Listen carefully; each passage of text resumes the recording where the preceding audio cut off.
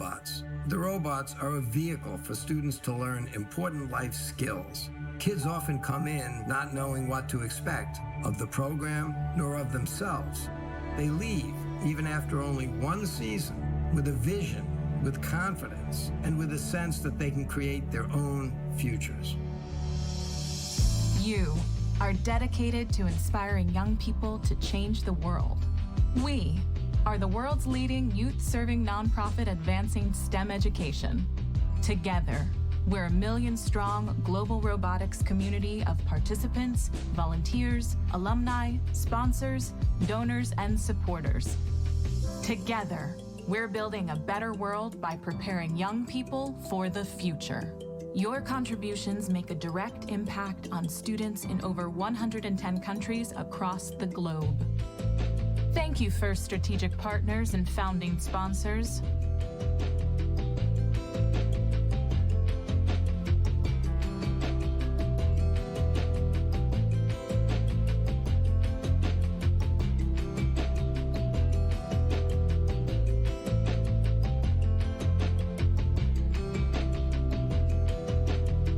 Your strategic partnerships help us grow and sustain our movement, advancing our goal of making FIRST programs available and accessible to every kid, everywhere.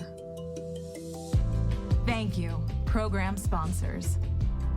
Your support helps break down barriers to provide more access to STEM programming, helping us reach more underrepresented communities.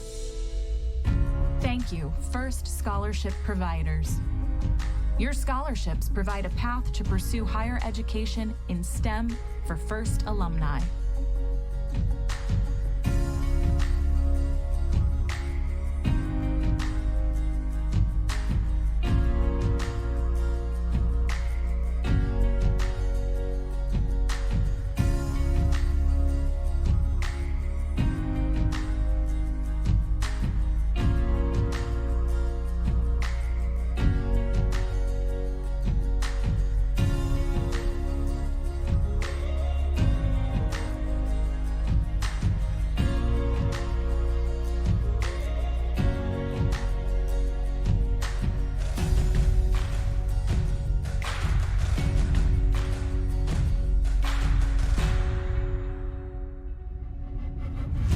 Thank you, FIRST Alliances.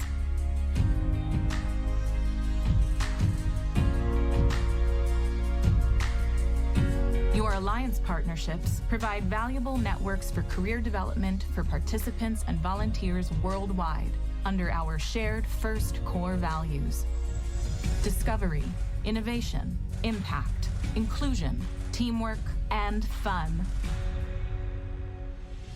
Thank you, FIRST donors, volunteers, mentors, coaches, educators, parents, alumni, and all who give their time and support. Your donations make transformative experiences possible for FIRST participants and inspire the next generation of leaders and innovators. Your volunteer hours give students direct access to community, mentorship, and inspiration, shining a bright light on all their possible paths forward. Your coaching helps FIRST participants develop skills in problem solving, teamwork, communication, and leadership. To all the organizations and individuals who help to advance our mission, together we are inspiring young people to find a sense of belonging and realize their own possibilities.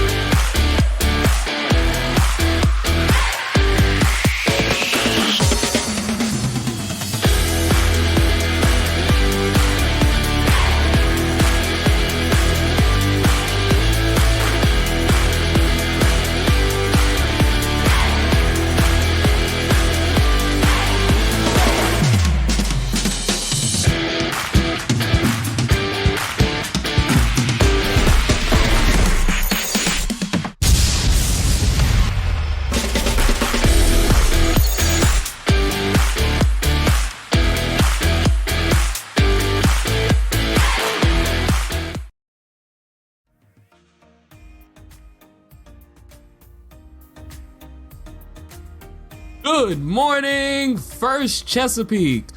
Welcome to the 2022 First Robotics Competition and this year's challenge, Rapid React, presented by the Boeing Company. Wow, it's so great to be back together. We missed all this. This single-day event is like a regular competition on Fast Forward. You won't have a lot of downtime, so buckle up and be ready to roll. This season, First Forward, presented by Qualcomm, challenges first teams to look to the future of transportation, taking lessons from the past and evolving transportation modes into something better for the planet and its inhabitants. You are the drivers of tomorrow's breakthroughs, and today we come together to celebrate you and your creativity, talent, smarts, energy, and spirit. And as we rethink the future of transportation and explore exciting new technologies, who better to step up as presenting sponsor of Rapid React than the Boeing Company? Boeing has been at the leading edge of the transportation space for decades. Here's their Chief Technology Officer, a first volunteer, and a big believer in our mission.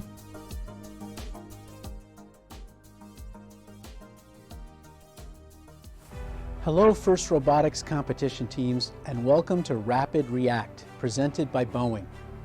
I'm Naveed Hussain, Chief Technology Officer at Boeing and former First Robotics competition judge. The skills you are developing today will be the skills you'll use to innovate a better tomorrow, and I've seen it firsthand. I've had the chance to meet many of you in the arena and see your teams in action, competing, creating, and building the confidence to go further. At Boeing, we know you are the generation that will propel us forward. People who were in your footsteps not long ago are now at Boeing. How will you be part of the future of transportation? All of us at Boeing wish you a safe and fun competition season as your innovation, creativity, and ingenuity continue to propel you forward.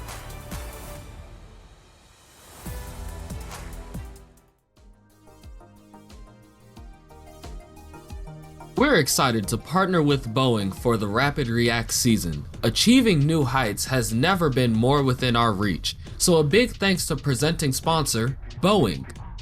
First has a great lineup of supporters cheering you on, including some you just might recognize. Let's hear from a few of your fans from Disney who really want to hear from you. Hello First Teams and fellow spectators. We hope you're having a blast at today's first competition. We wish we could be there with you. More than ever before, we need ambitious, creative, and optimistic minds to solve the world's greatest challenges. Through the power of science, technology, engineering, and math, today's students can face these challenges and create the futures they imagine, both for themselves and their communities. That's why this year, we are excited to showcase how FIRST teams are using their STEM know-how and creativity to be forces for good through Build the Future, powered by Star Wars, Force for Change. And we want to hear from you. We are here to remind First Teams to make sure that they submit their stories for the chance to be featured on the global stage. How are you and your teammates using your STEM skills beyond gameplay to be forces for good in your communities? Submit your stories at firstinspires.org/buildthefuture for the chance to be featured. We can't wait to hear your stories of hope and innovation. Have fun at today's competition, and may the Force be with you always.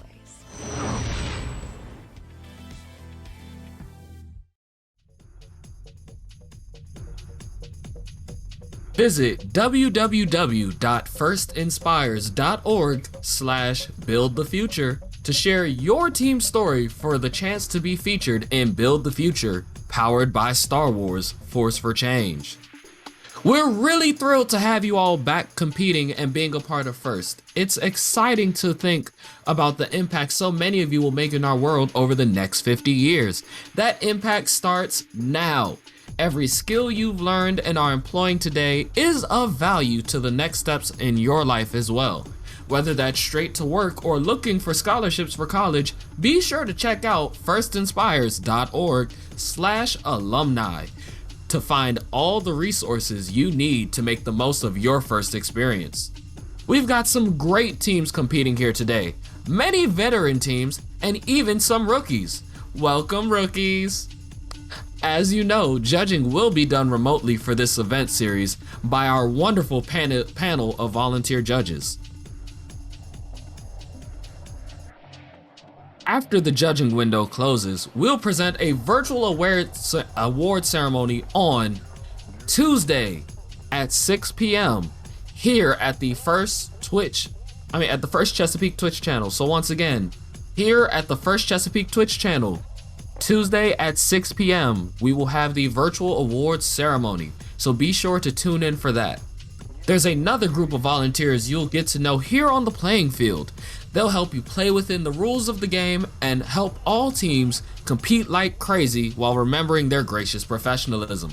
Their rulings are final, and there will be no video reviews. Please welcome your referees, led by head referee Jen Shaw.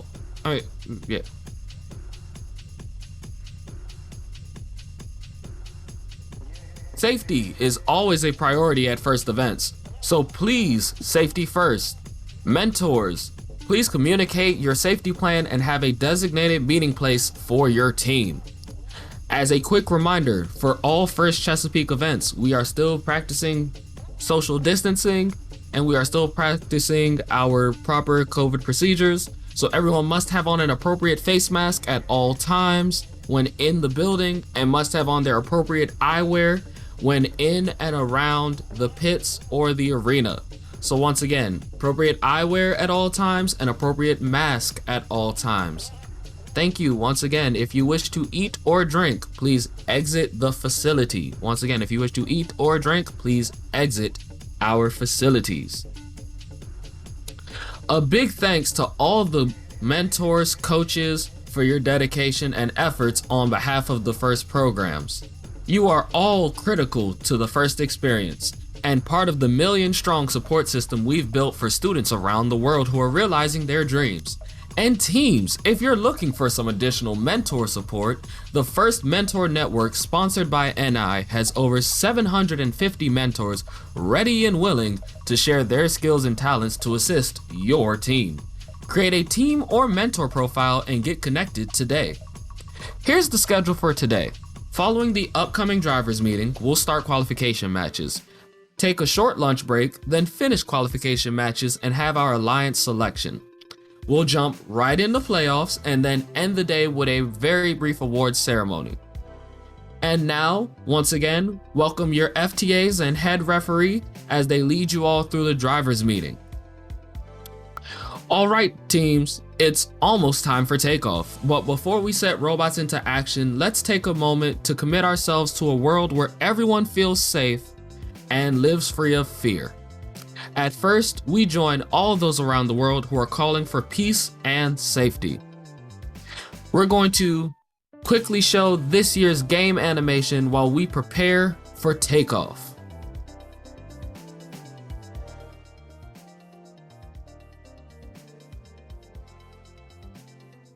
Welcome to the 2022 First Robotics Competition. And this year's game, Rapid React, presented by the Boeing Company. 2 alliances of 3 teams each compete to score their cargo balls into the lower hub and the upper hub. They earn additional points if the robots traverse the rungs of their hangar. Robots start each match on one of their tarmacs and may be preloaded with 1 cargo each. During the first 15 seconds, robots are autonomous. Without guidance from drivers, they leave their tarmac, score preloaded cargo, and collect and score additional cargo. During the remaining 2 minutes and 15 seconds, drivers control their robots. They continue to gather up 2 cargo at a time and score cargo in the lower and upper hubs. Cargo scored into either hub count towards the cargo bonus. Launch pads protect robots from contact by opponent robots. Robots may use either terminal, where their human players assist the robots with acquiring cargo. As time runs out, robots race to their hangar and traverse as many rungs as possible.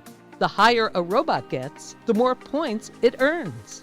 An alliance that reaches a hanger point threshold is rewarded with a ranking point. The alliance that earns the most points wins the match.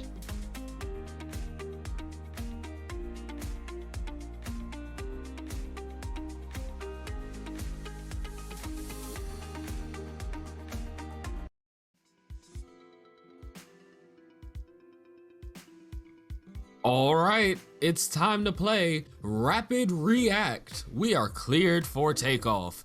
Teams, power up your robots as we prepare for competition launch. The other voice you all will be hearing is our on-site MC, Victor. Once again, please everyone welcome Victor. But before we kick off, we have to know where we are. So, good morning, Washington, D.C. Let's meet the teams in today's matches.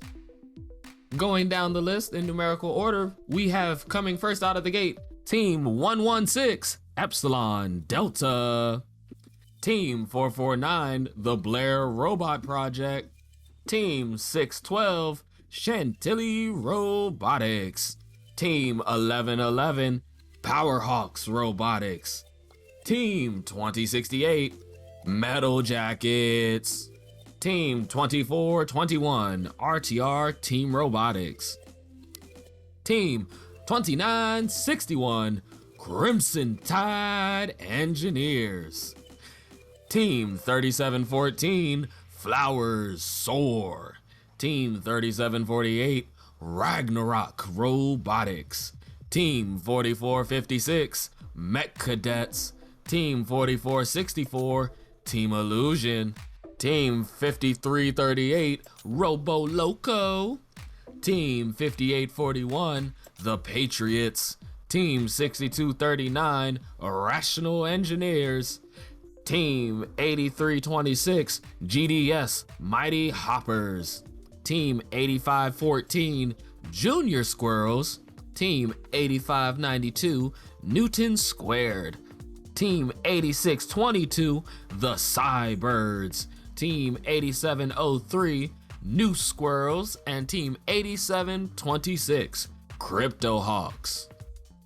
Once again, a big welcome to all of our amazing teams today. Can't wait to see everyone play and do great. Once again, it is always wonderful to see you all on the field, and it is a pleasure and an honor just to even make it to the field. So once again, teams, take pride in even making it to the field. Yes, scores help. Yes, awards make you feel good inside. But the honest challenge is making it to the field and getting to compete. And since we're here, you know I have to say hello to my friends in the chat. Hey, chat! How's everybody doing today? Chat, if you're here with a team, let us know. Say good morning to all of your teams. Let's hear it.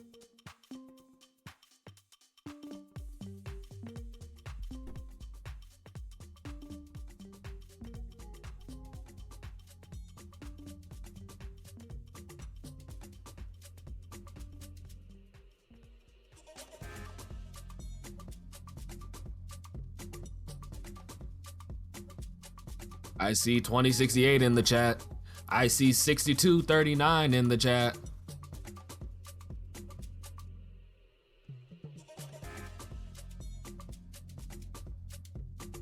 Okay, Blue Cheese tuning in. It's always great to have y'all back.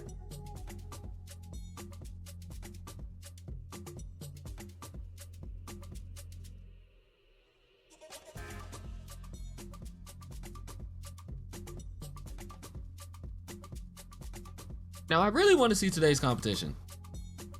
Not only because my alma mater is playing and my former team is playing, but also, you know, these are some wonderful numbers. I love some of these teams. Some of these really old teams, I love seeing them. Not to mention, there's so many teams here from the 8000 series. I want to see what they do. This is going to be a wonderful mix. And the Irrational Engineers talking about their robot, Rocky Road. Hopefully the road's not too rocky for you all when you all come to compete. Oh, of course. As always, this is Slick Smith, your MC for today and for most of the first Chesapeake chats.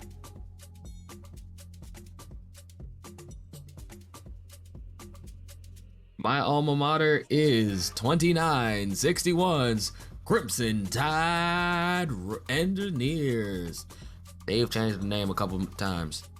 We used to be Crimson Tide Robotics. We've been the Tiders. We've been a couple of things.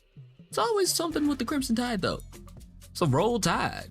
I do have one other alma mater, but they're not playing today. My other alma mater is 4821. And actually, if people see my background at any point in time, you might catch the painting that I did for my teams when I transitioned. That was a wonderful question. How did I become an MC? I became an MC by going to the First Chesapeake alumni events and by going through the volunteer channels. We went and did our volunteer trainings. We went through all of the different requirements, and it was fun to do. But yeah, so I was a part of 4821 at first, and so I made a wonderful painting as I transitioned into 2961 because they were the Crimson Tide. And at the time, I didn't know my team's number. I just knew the team's name. And so I drew 4821 getting washed away by the Crimson Tide because I was like, this is me now. I still talk to both of the teams quite often, and especially my coaches. I have to go back and say hi to my coaches. Now, if this wants to go back up on the wall, go back up on the wall. There it goes. And you said you're waiting for the puns? Oh, don't worry. You guys know I'm going to run up the pun counter. We decided yesterday we're going to count my puns in puns per minute. So I have PPM, all right? So you guys have to keep up my pun counter, see how many puns I can punning do. It's gonna be a wonderful day, full of puns. And all of my MCs are wonderful MCs. It's always fun.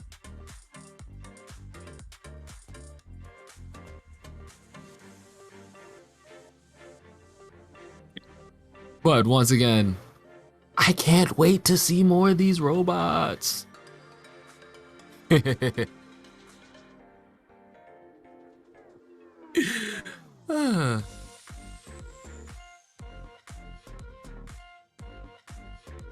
Well, you know, isn't blue cheese just a wedge out of the old block?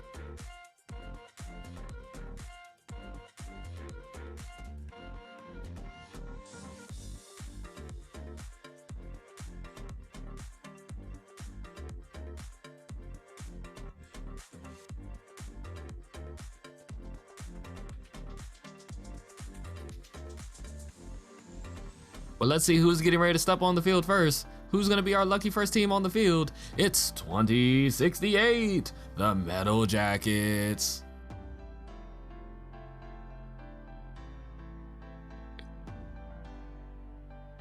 It's all right, blue cheese. As long as you don't cut the cheese, we're good.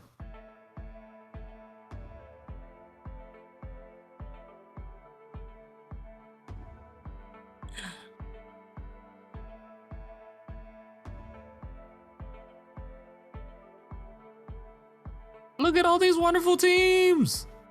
And can we stop and say once again, I love team uniforms and I love team outfits. Like look at these purple fedora. Look at the purple hats. Actually, I don't know why I say purple fedora. Those aren't fully sure. I can't fully tell which hats those are. Might be a fedora actually. Who knows? Purple hats. Fun. I see 449 taking the field with their red. Oh, the tutus are always awesome. I don't care. It's a wonderful thing to see. It's always so much fun. It's super fun. And then I especially love when people try to gender the tutus, and I'm like, no, anyone can wear the tutus. We have MCs that dance around in kilts. There's all sorts of wonderful things that people have worn at events. I've worked events wearing a whole wearing my whole work swimsuit because I'm a lifeguard and everything sometimes. Like I'm a lifeguard and swim instructor and everything else. So like I've literally walked around the field as a lifeguard. Was wonderful as a field reset. got me confused with the safety manager pretty often.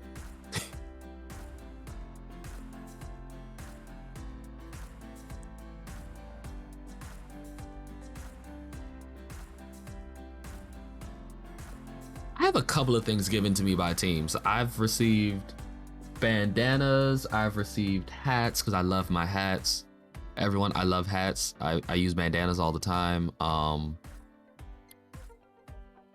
I've gotten the honor and privilege of waving a few teams' flags because, you know, flag time. Buttons.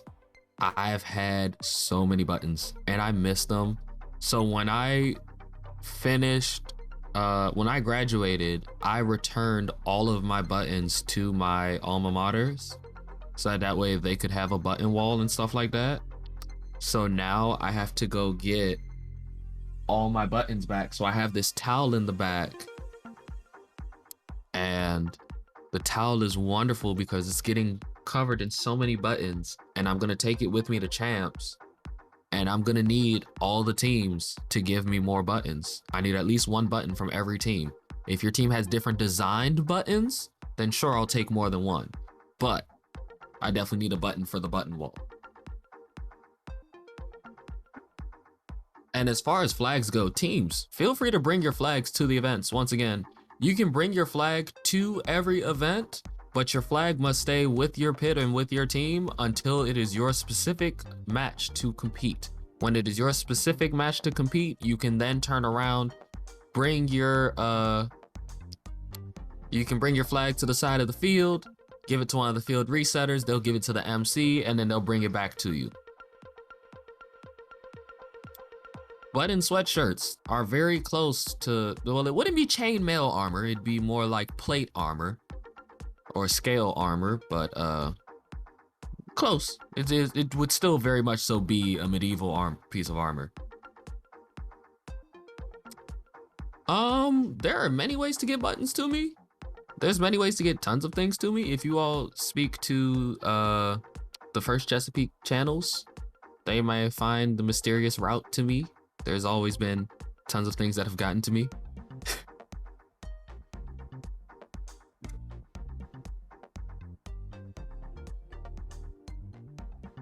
I've definitely had teams get things to me, even through COVID, which is also amazing. Like, I've had things appear while I'm broadcasting, and I was like, oh my gosh, it's a box! It's a package! And while we have this wonderful little quiet while we wait for the team list to come up, once again, another big shout out to all of our volunteers.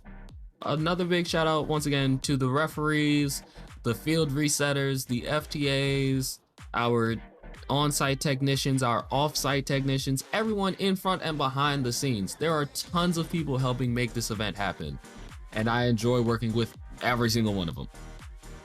Some of them more than others, but just don't admit that yet.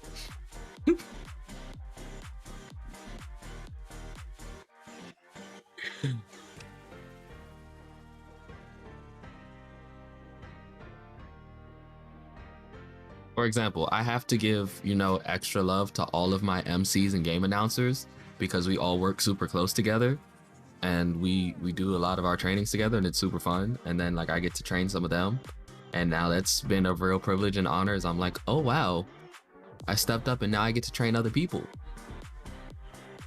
Or let's see, give credit to anyone who does production work, because as technologically savvy as I am, I still don't do it.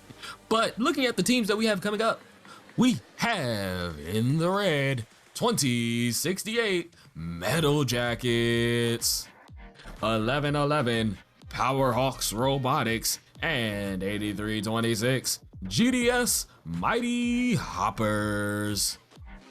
And in the blue, coming to you, we have 5338 Robo Loco, 449 The Blair Robot Project, and 8592 Newton Square.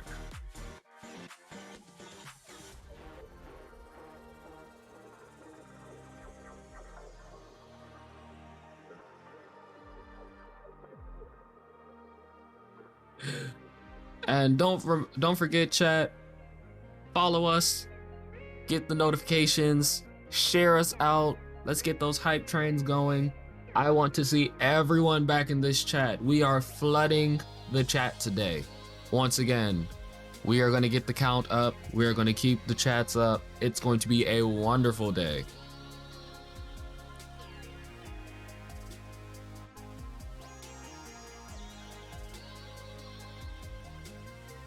All right, the gate's getting closed. We're getting prepped for takeoff. Ooh, I'm on the edge of my seat. It's the first match of the day. It's so much fun. Time to see what tricks all of these teams have brought out.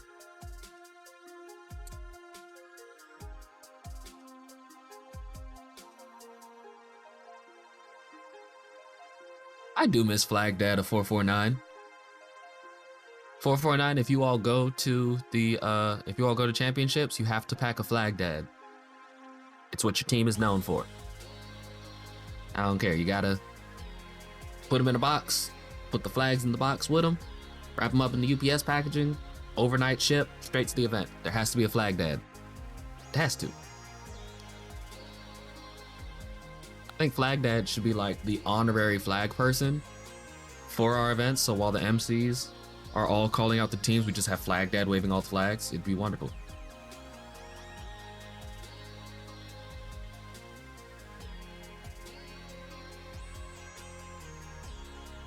But not to mention, I love all the different logos and such that come with the teams. For example, Robo Loco logos, amazing. Blair Robot Project logo, amazing. All these, the designs that y'all come up with are just wonderful in general with most of you guys' teams.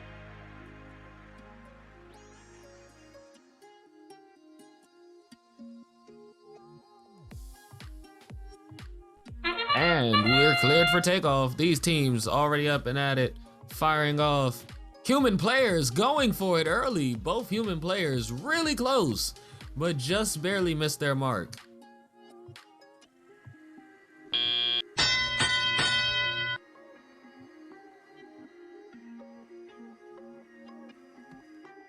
And with a current start at 10-8 in favor of the Red Alliance. Blue Alliance looking to make it 10-0. They want to fight for the finish. They said if we're going to start it off right.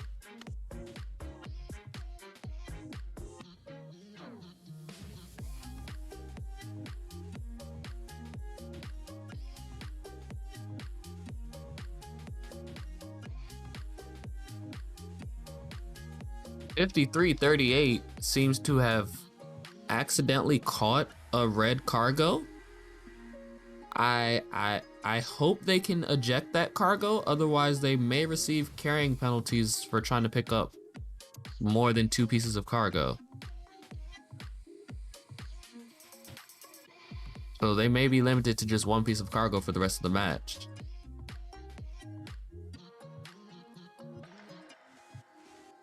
And as we have a little bit more than a minute left, the score now is 15-18 in favor of the Red Alliance. Oh, and that floppy thing looks to be a waving hand man. It's one of them hand wavers. It's the little blow up things. It looks wonderful.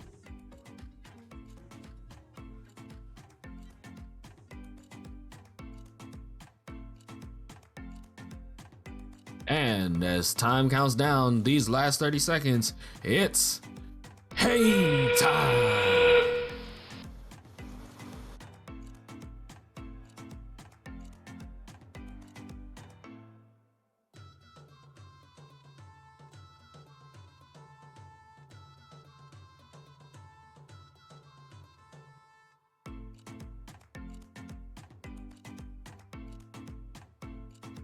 Are any teams going to take off?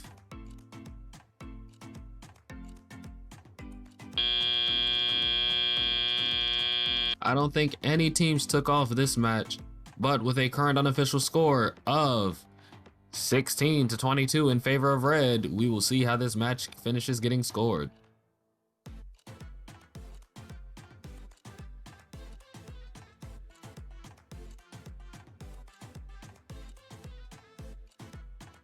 The chat knows where it's at. In those last few seconds, when we know what time it is, it's hang time. And flying in on the back of the Boeing jet, it's the Red Alliance. With a score of 16-22. With a point breakdown, that will be a 4-point taxi to a 6-point taxi, a 12-point cargo across the board, a 0-point hanger across the board, and an unfortunate blue penalty for Earth 4 points. This first match will give 2 rank points to the Red Alliance.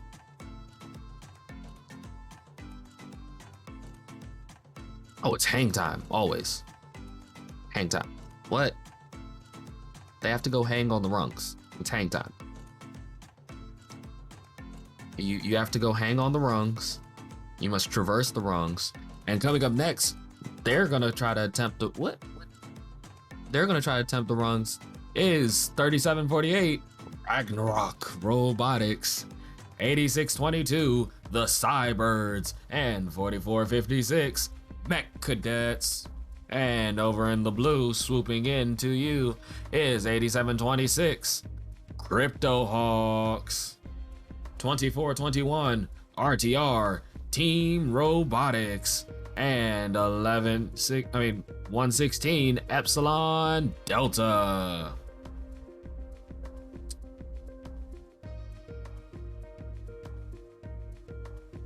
And you hang and traverse on the rungs. You're not climbing on ladders or monkey bars, so it's hanging. The robots are hanging. It's hang time. Might be a climbing feature, but it is they are hanging from the rungs, which is a feature that hopefully none of our humans attempt to do, because once again there is no human or non-robot entity hanging allowed on the rungs.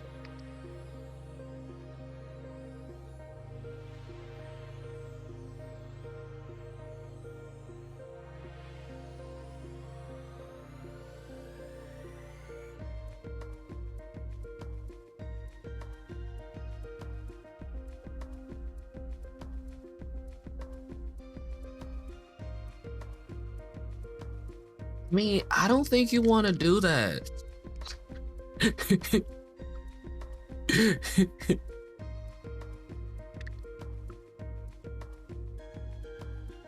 This isn't BattleBot season. I don't think we can do that.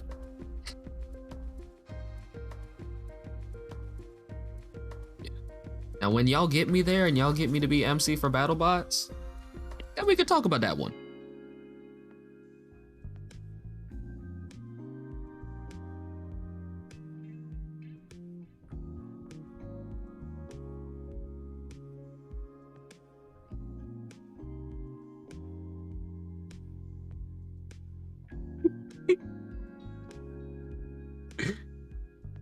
You really don't want that race. You really don't. You really don't. You don't want that race.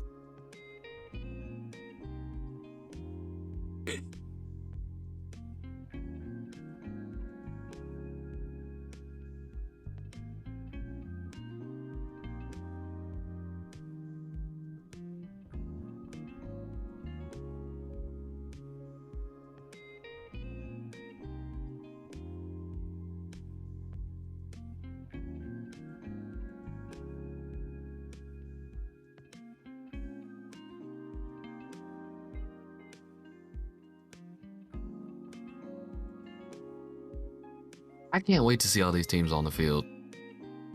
Look at all these wonderful bots. Ain't they pretty?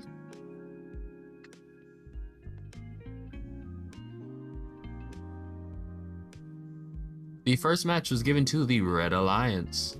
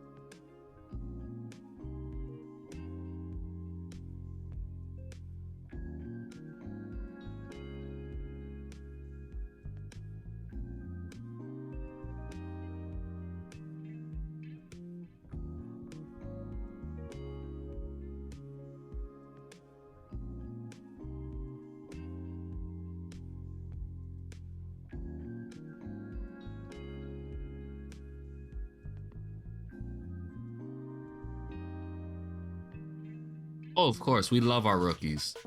And there's so many 8000s team this year. It's just wonderful. Also, any team from the 2021 or the 2022 season is considered a rookie. In addition to all of those teams that met the other rookie requirements from the gap year rule or whatever that, however that rule works. You all know which one I'm talking about. The you can take a break and come back. That one.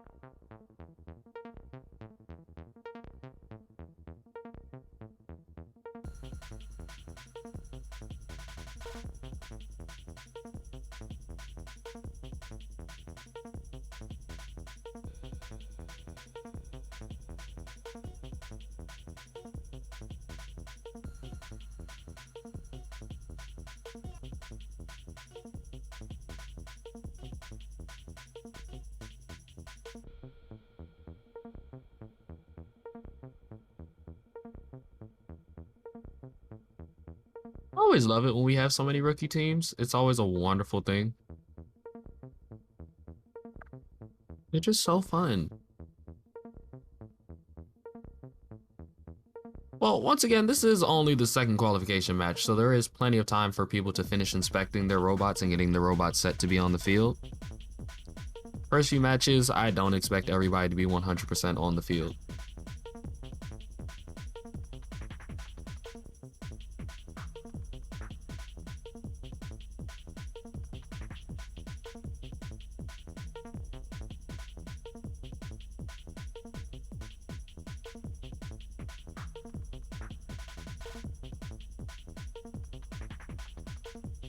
Yeah, that wonderful cross-court blind spot that hides Red Alliances from time to time.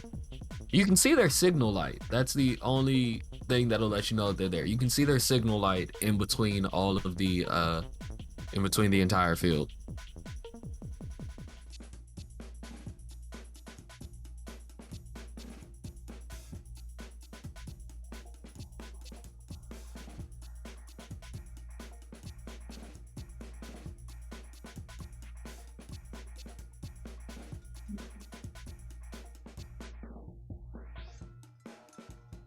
The field is clear. The field is set. I see thumbs up. It's time for takeoff.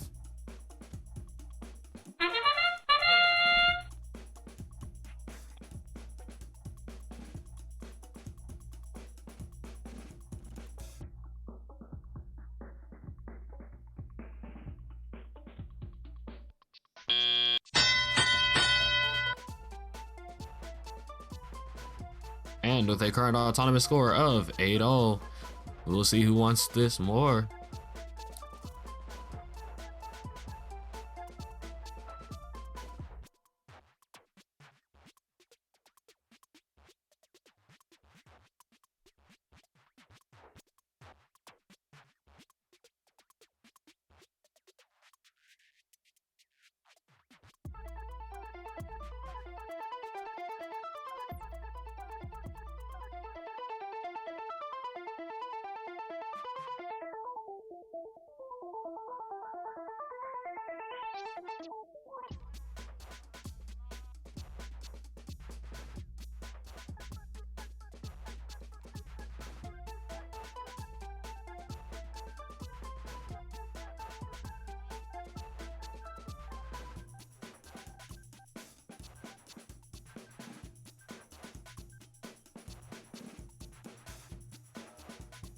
And as we count down with a little bit more than a minute to go, the score is currently sitting at 12-11 in favor of the Blue Alliance. Both teams keeping this match very close. Red Alliance already starting to hang. Will they traverse? How high will they go? 44-56, trying to climb up.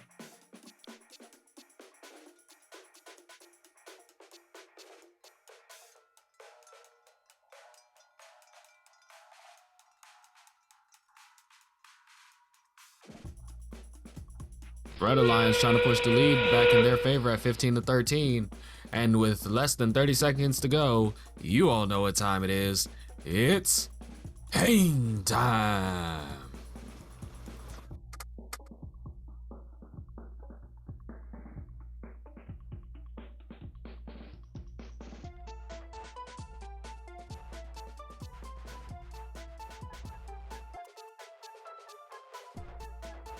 And I do believe 4456 is all the way up. They may have hit the top rung this time.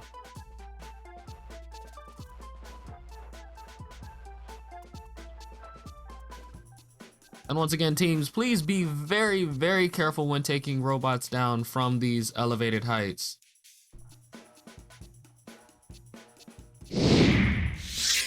And the win goes to the Red Alliance with a score of 13-30. 8-point breakdown of 4-point taxi to 2-point taxi, a 9-point cargo to 13-point cargo, and a 0-point hanger to a 15-point hanger.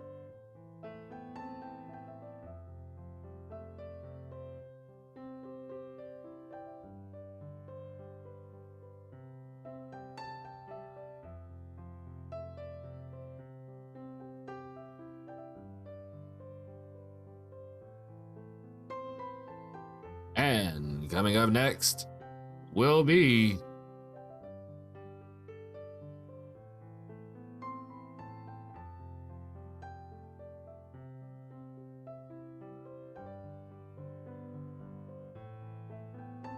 X12 Chantilly Robotics alongside 8514's Junior Squirrels. And they will be paired off with someone just as nutty as them, 8703's New Squirrels. And in the blue, we have 8592 Newton Squared, alongside 5841 The Patriots. And they came riding in on a rocky road. It's 6239's The Irrational Engineers.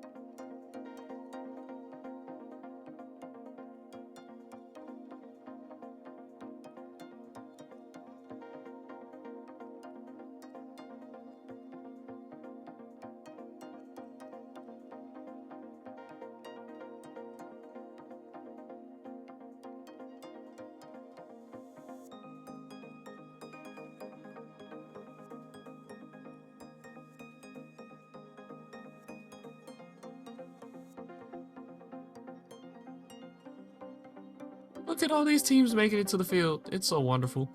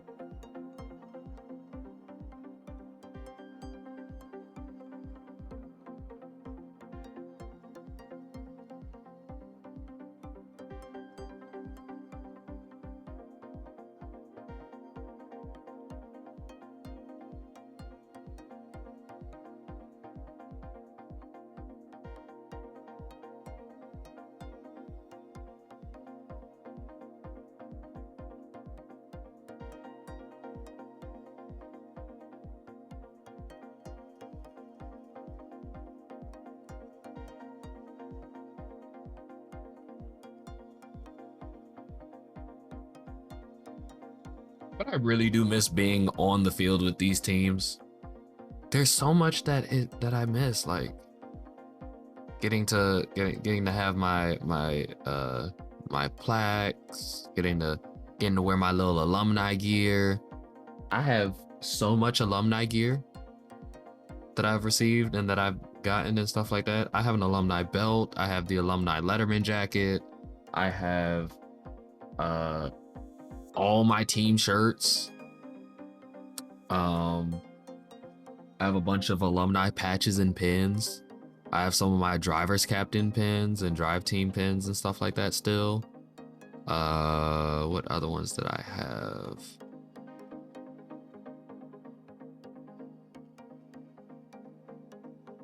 What else? Oh, the lanyards. I have my team lanyards and stuff like that.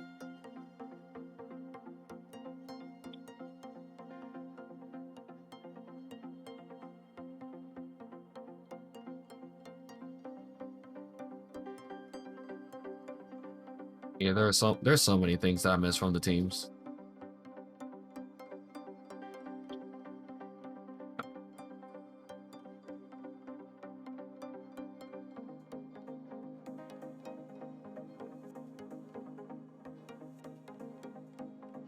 Yeah, we're trying to get that back. Don't worry, give us a second. It'll be back in a second.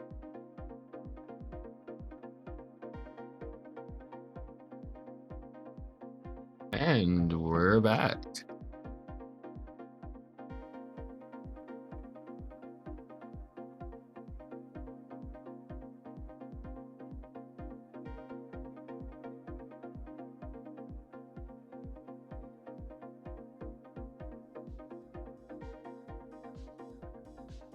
Another thing I miss is all the spirit and cheer that happens on these fields, whether it be coming from the sidelines, from the actual teams, whether it's in the pits, or even just up in the stands. There's so much stuff that gets to happen up in the stands. It's just amazing.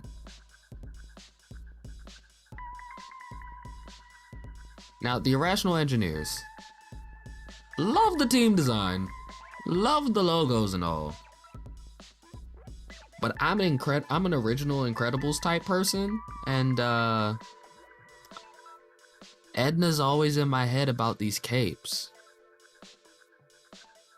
They look great, but y'all know what Edna said. I know fight copyrights.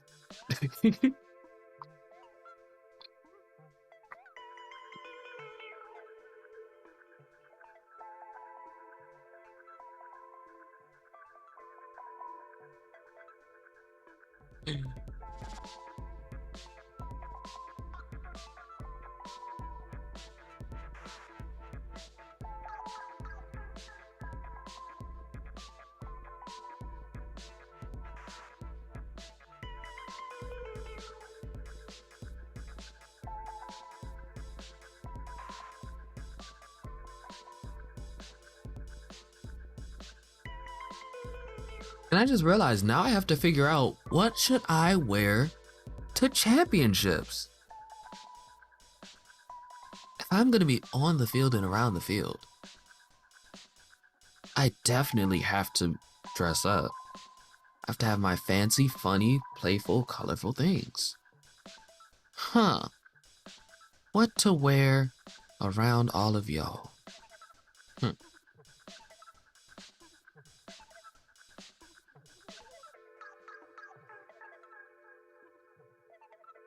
I have so many options.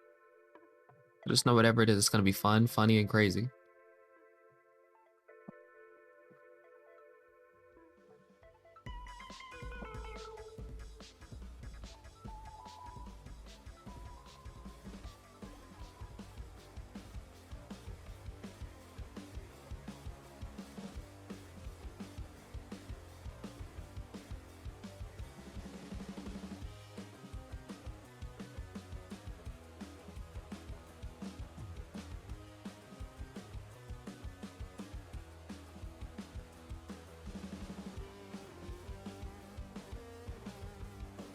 But now, another thing that I really miss though about competing in actuality is I miss my team.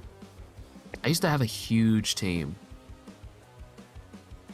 I had a team that was 40 strong. We were a huge team by comparison to most other teams in the region. And we used to do so much. And because we were such a big team, I got to really individualize and personalize what people would do. But the field is locked. I see thumbs up. You know what time it is. It's time for takeoff.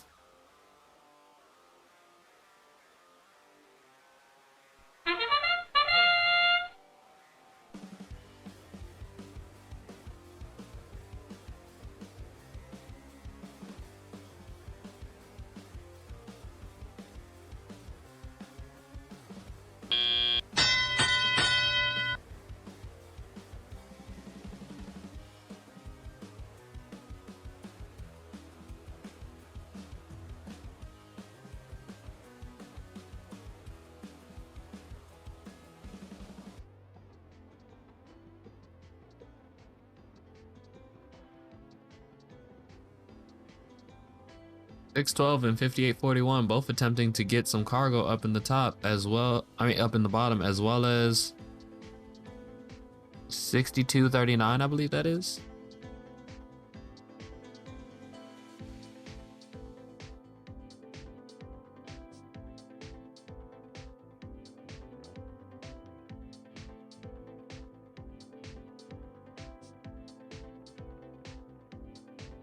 I wonder what 85.14 is doing.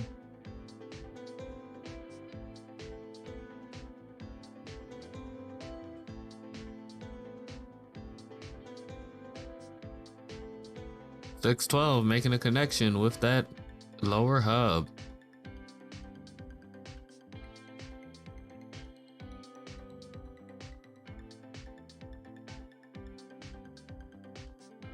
And with a little bit less than a minute to go, blue team still has yet to get on the board. Red Alliance on the board by 4. And 612 is starting to traverse. They're hoping to hang.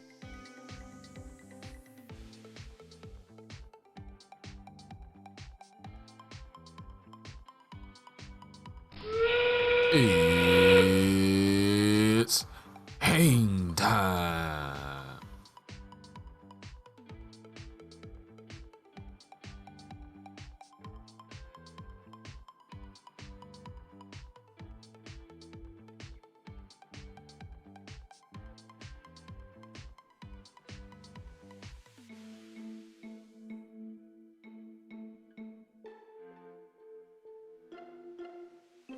And with that, it is time.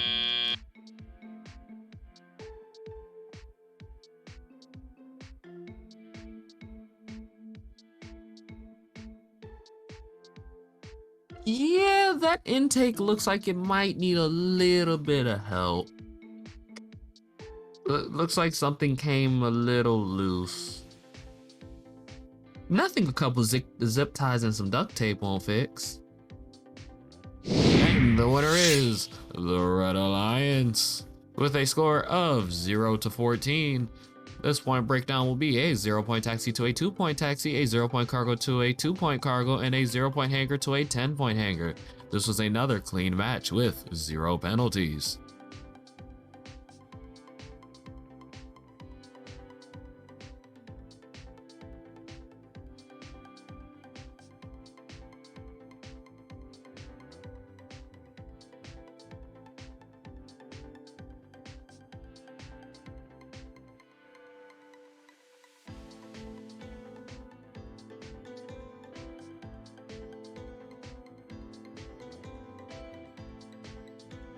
I can't wait to see who we have up next. Coming up next will be 5338 Robo Loco, 6239's The Irrational Engineers, and 8514's Junior Squirrels. And in the blue, we have 4556 Mech Cadets, 116 Epsilon Delta, and 2068 Metal Jackets.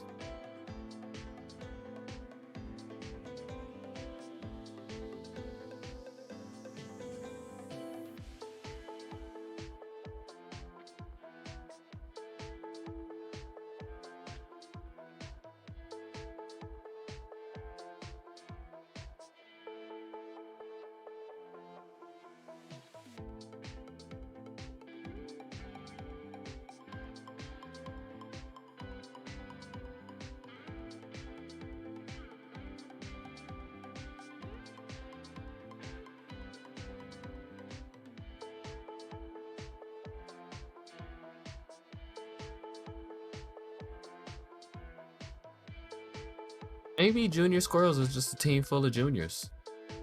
Who knows?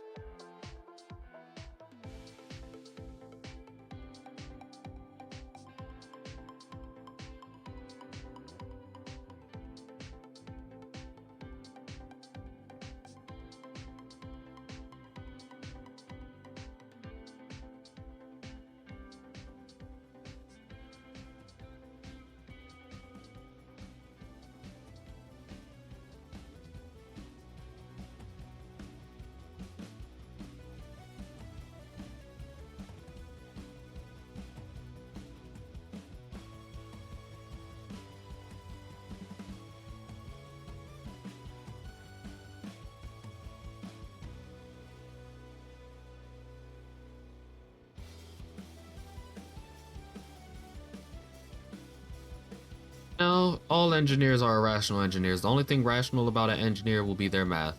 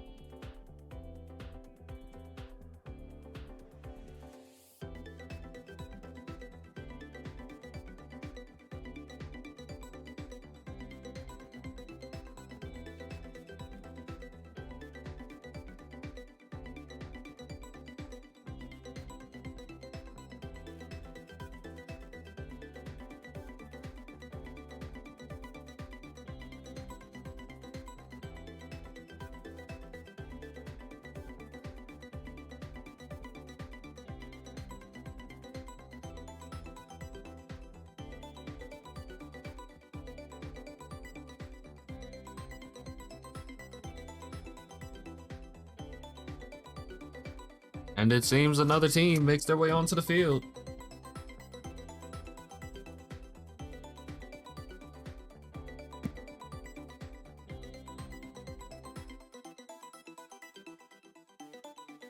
$62.39 after their quick repair, they're back.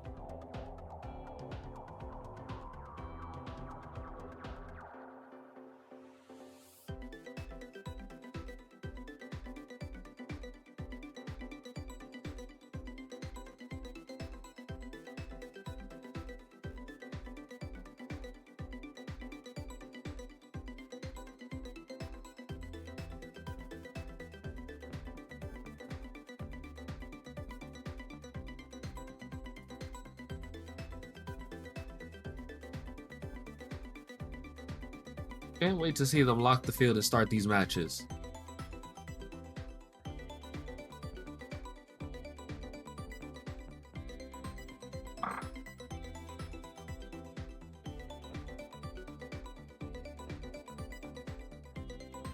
That's what you're supposed to do, is keep moving. We don't give in, we don't give up. We never surrender.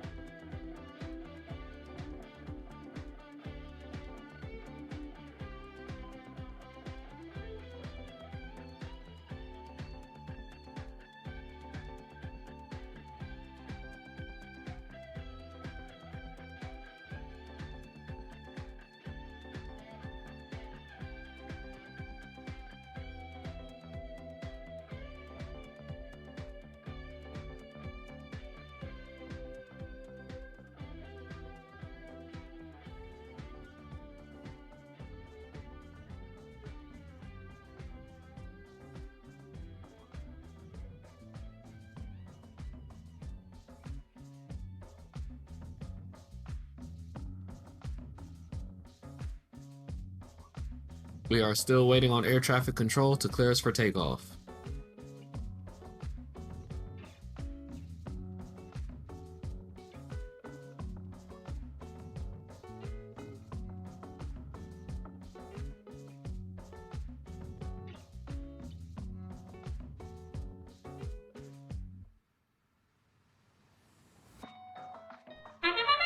And these teams are cleared for takeoff.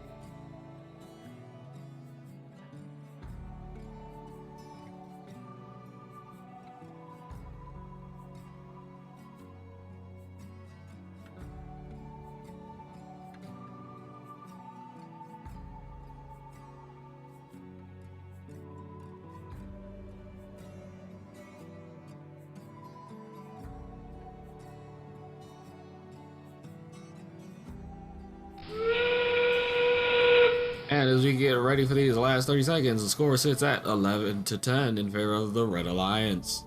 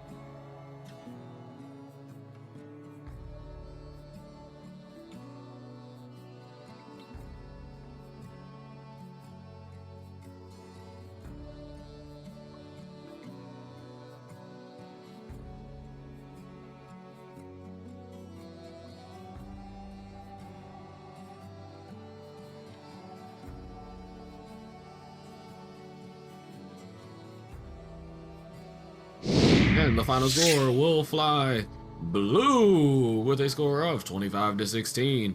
8-point breakdown of a 2-point taxi across the board, an 8-point cargo to a 10-point cargo, and a 15-point hanger to a 4-point hanger.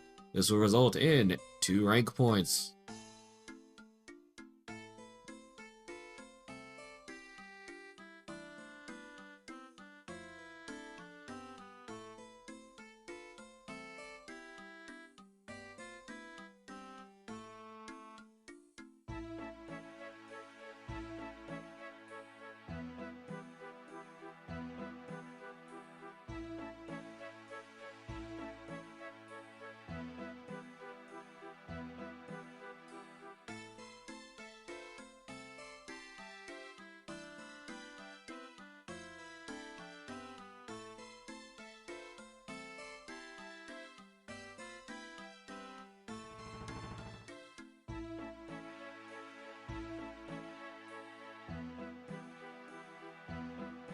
And coming up next will be, in the red, 1111's Powerhawks Robotics, 8622's The Cybirds, and 449, The Blair Robot Project.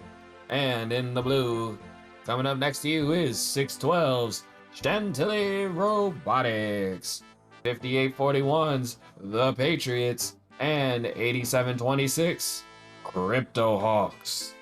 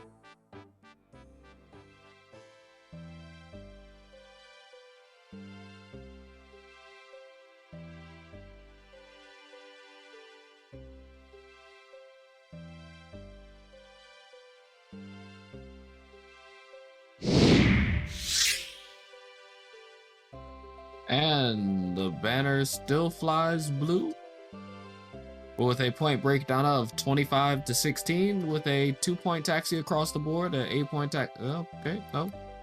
Maybe they just wanted to replay the score.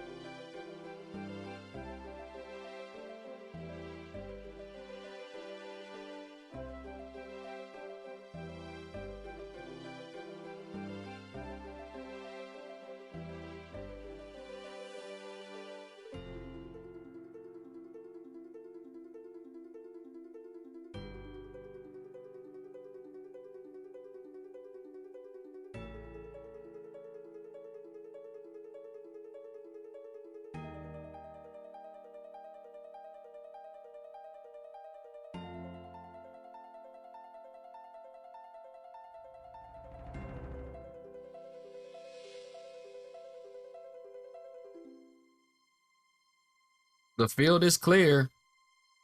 Thumbs are up. We are clear for takeoff.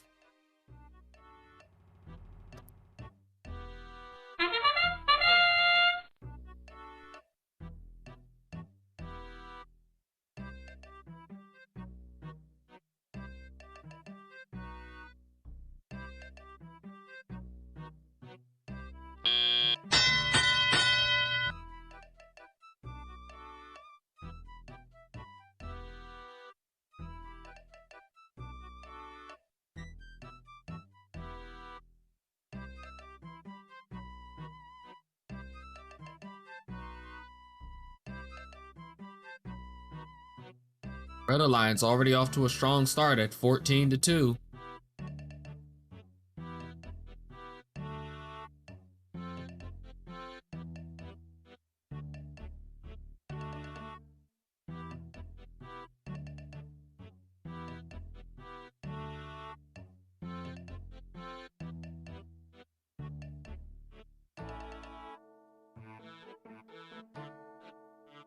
Red Alliance extending their lead at 21-7.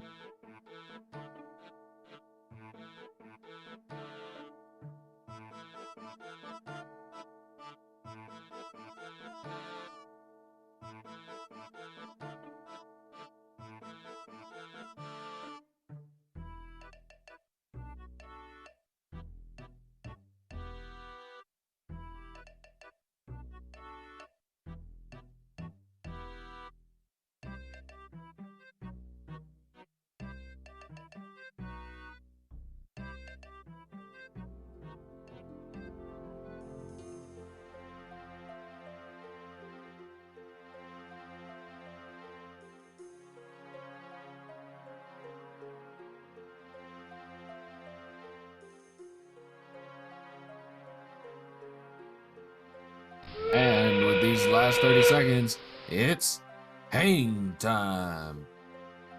Will the Red Alliance hold on to their lead? Or will the Blue Alliance sweep them off their feet?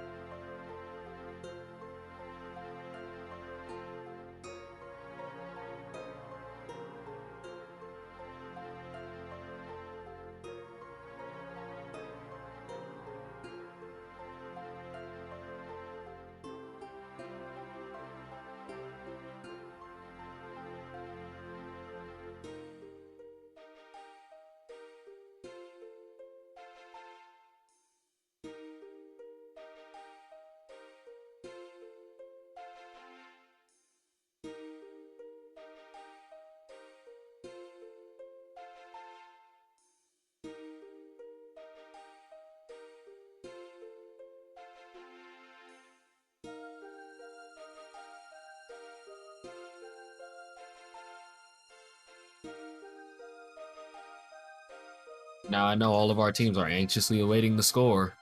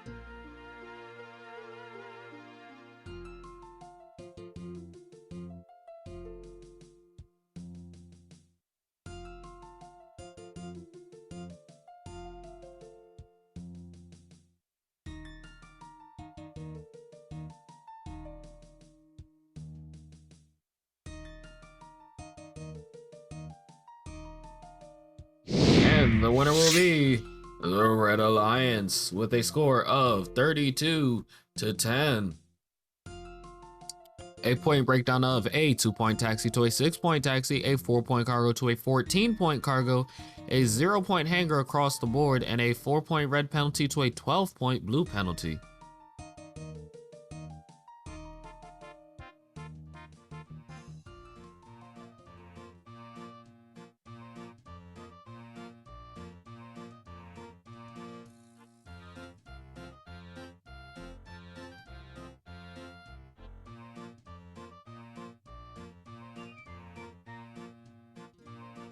And coming up next, in red, we have 8326 GDS Mighty Hoppers, 1111 Power Hawks Robotics, and 2421 RTR Team Robotics.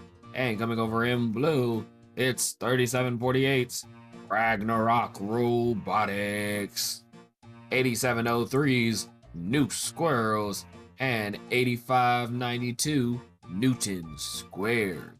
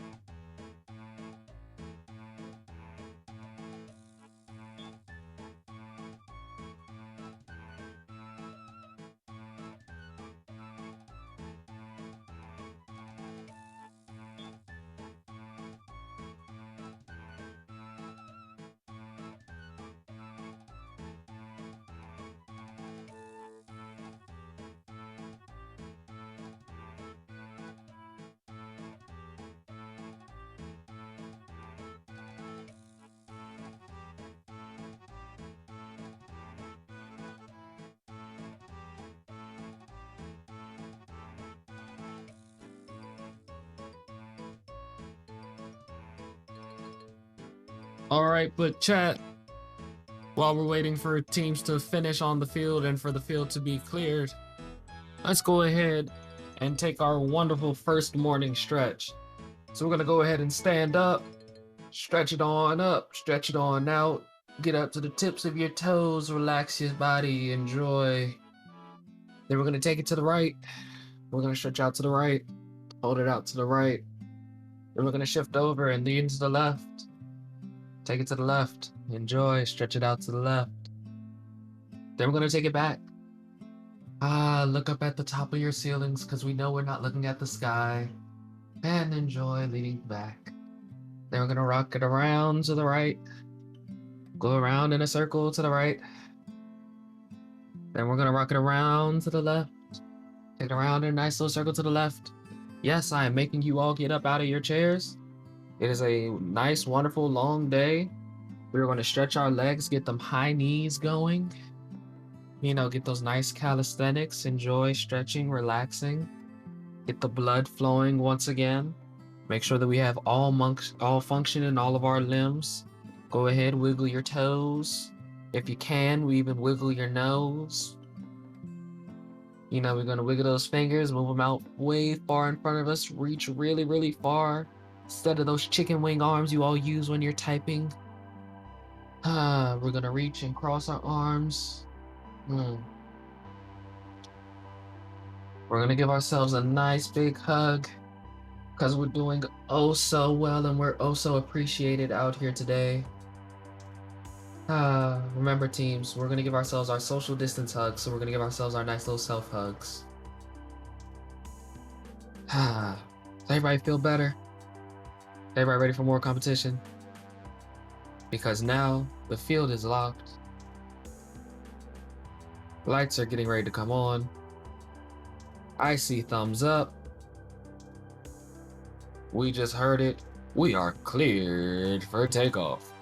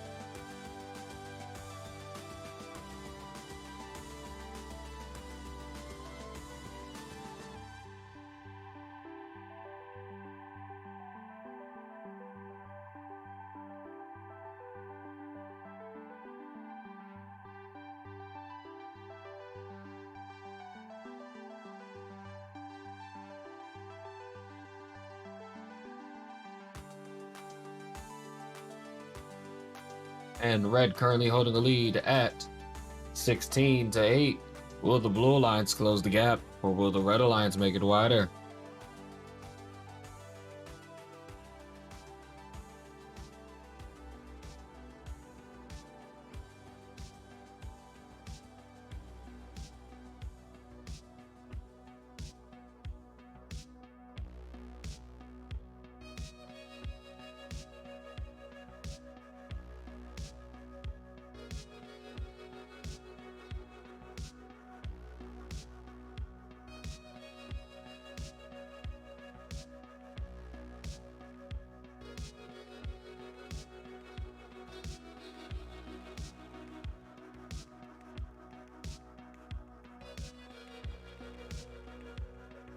And as we get into the last 30 seconds, you know what time it is. It's game time.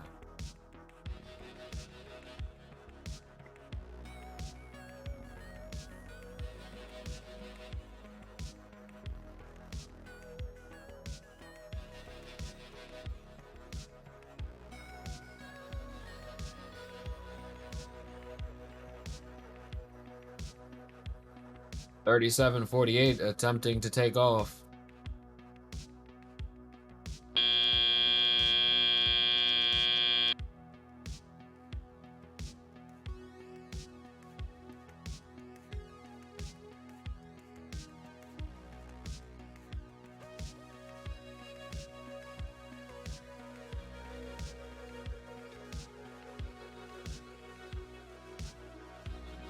and with a current unofficial score of 8-25 in favor of the Red Alliance. Let's see what our referees have to say.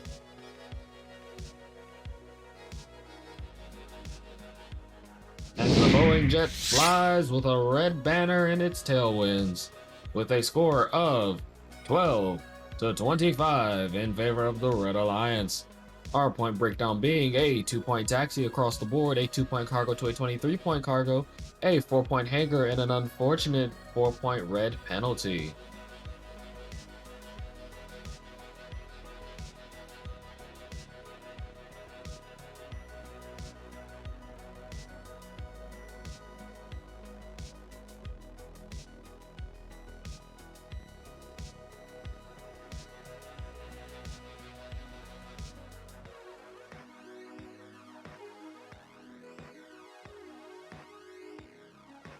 And coming up next, in red, 87-26, Crypto Hogs, 53-38, Robo Loco, and 116's Epsilon Delta.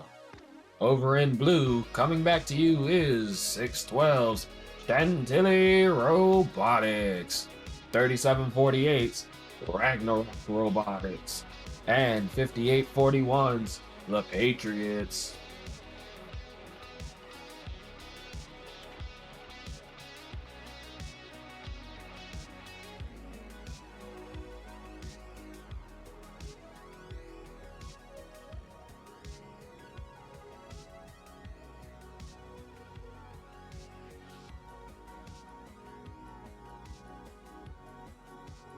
Also, I hope everyone did enjoy those stretches. I did them with you all as well. We all gotta wake up and enjoy ourselves. Stretch it on out, move it on out.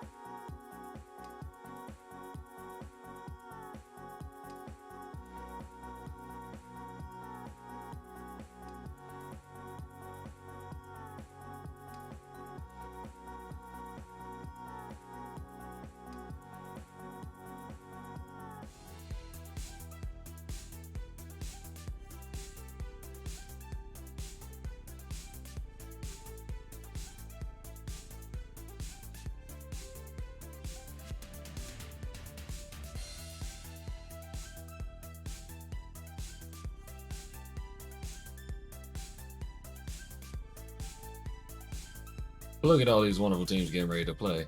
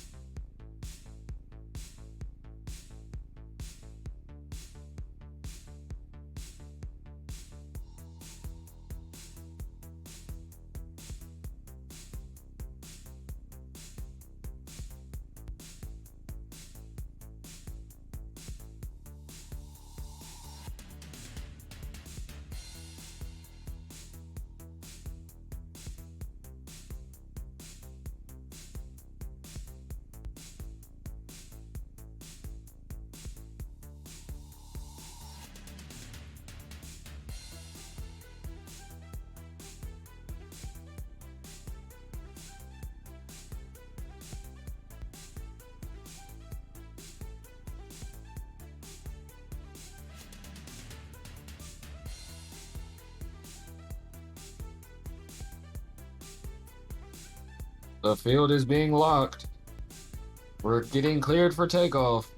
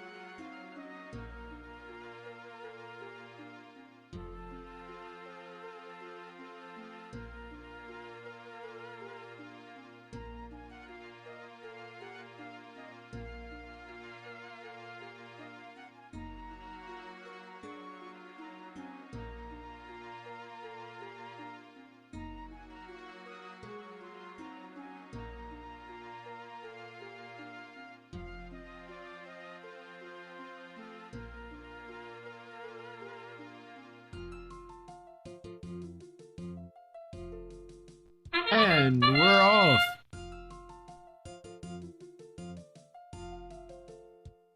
Both alliances attempting that shot. Blue Alliance going in and coming right back out. Current score sitting at 6-8 in favor of the Red Alliance.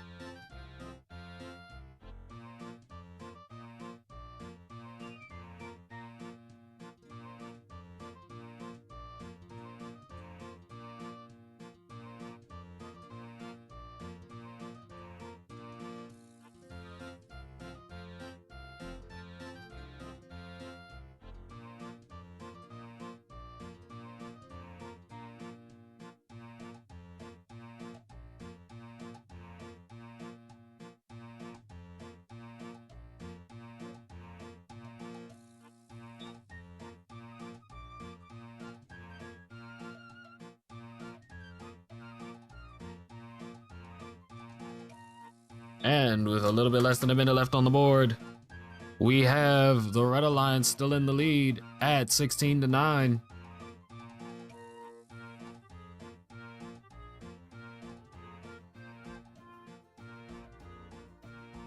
As we get into these last 30 seconds, it's hang time.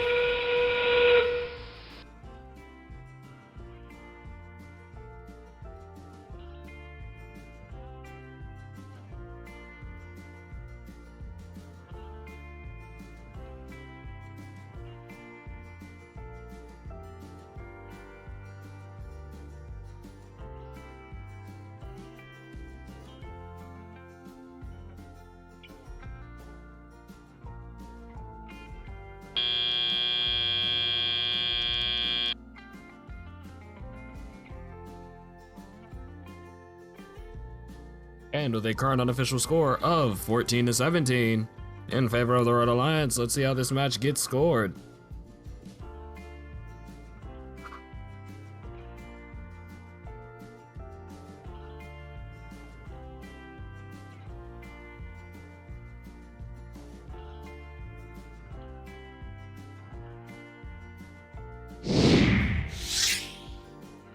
And the Blue Alliance takes this victory at 24-21. With a point breakdown of a 4-point taxi across the board, a 6-point cargo to a 9-point cargo, and a 10-point hanger to a 4-point hanger, both alliances receiving 4 points worth of penalties. Now, teams, just as a quick note, if you see a star next to a team's name, next to a team's number, once again, if you see a star next to a team's number, that means that they played as a surrogate. That means that their score will not be positively or negatively affected by the outcomes of that match.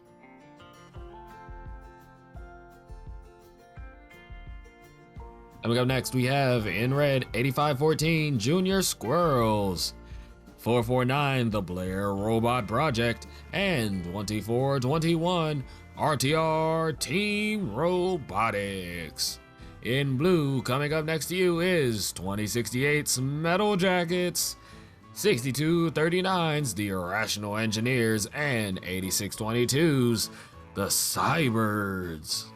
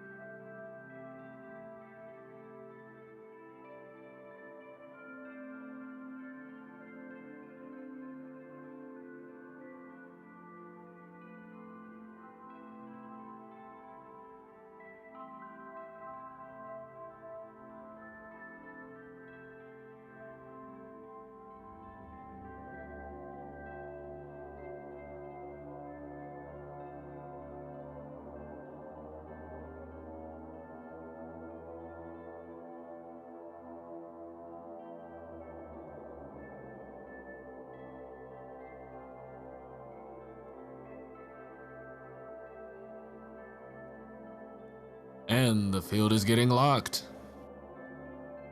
We're getting set to go.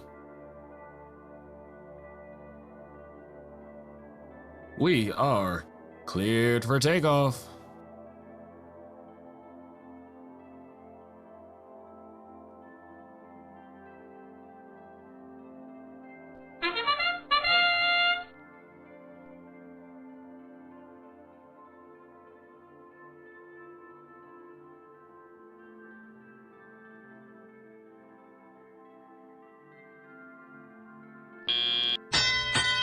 And the score will currently sit at 8-2.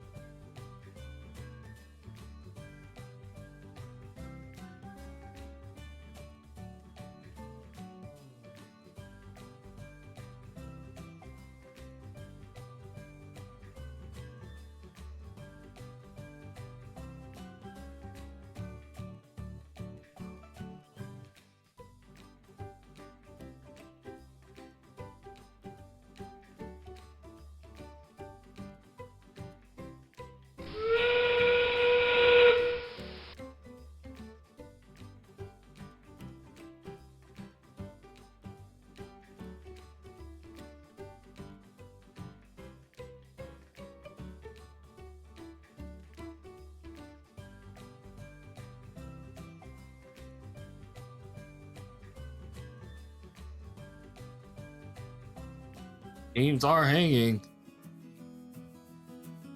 And that will be time, with a current score sitting at 16-6 in favor of the Blue Alliance.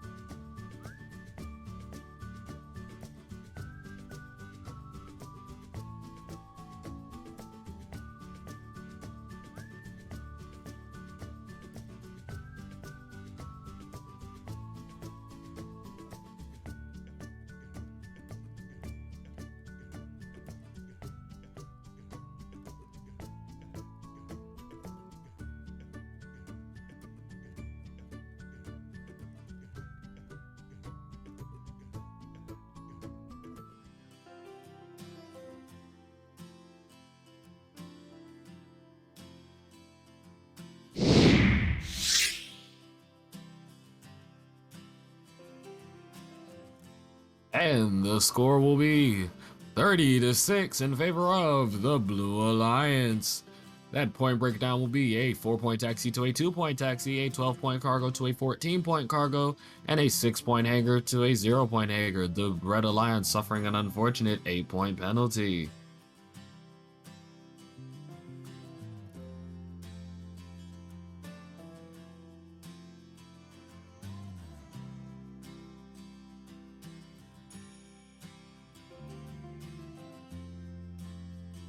Coming up next, we have in the red 4456, Mech Cadets, 8703, New Squirrels, alongside 8514, Junior Squirrels. They will be facing off against, in the blue, 5338, Robo Loco, 8326, GDS Mighty Hoppers, and 3748, Ragnarok Robotics.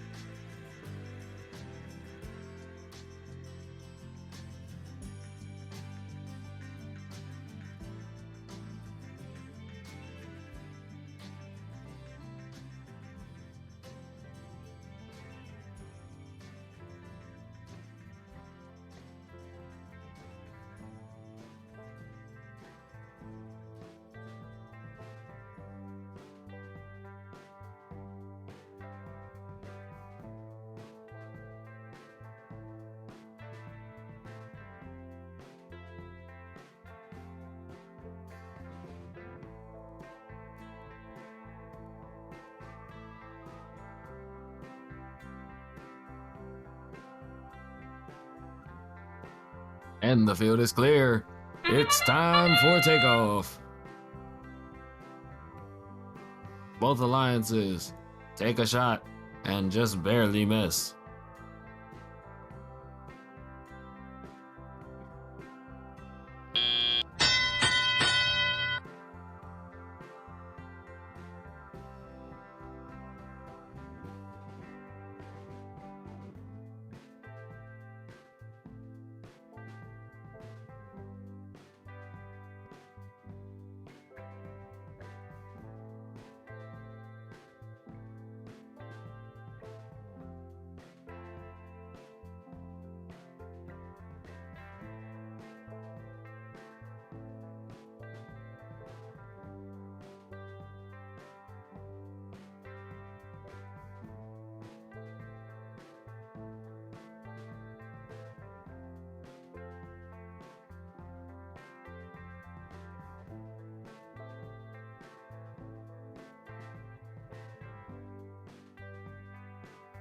And currently in the lead, the Blue Alliance with 10-4.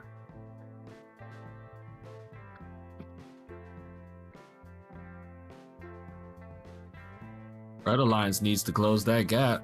Blue Alliance keeps widening it.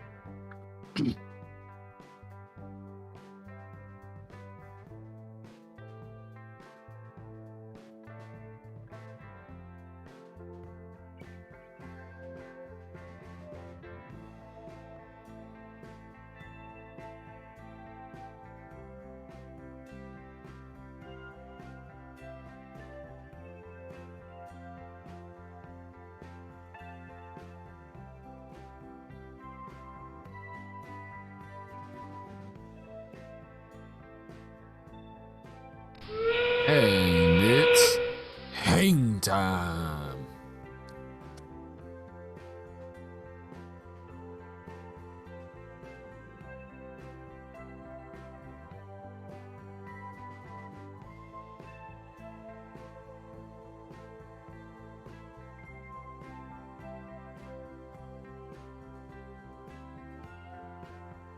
I don't actually know, so we will find out about that later.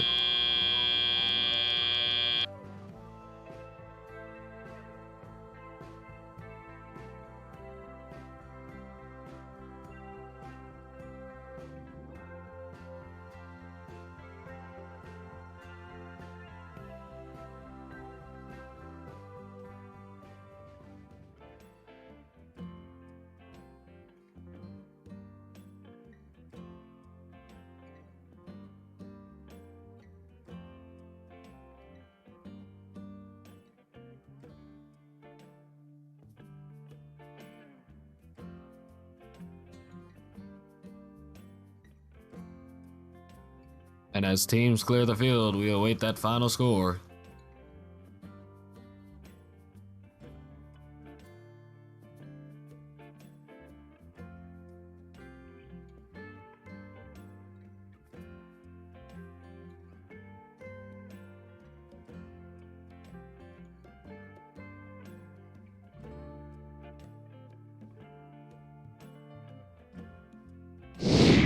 And the banner will fly, and it will fly blue with a score of 39-14, with a point breakdown of a 6-point taxi to a 0-point taxi, a 13-point cargo to a 4-point cargo, and a 8-point hanger to a 10-point hanger. Red Alliance unfortunately receiving 12 points worth of penalties.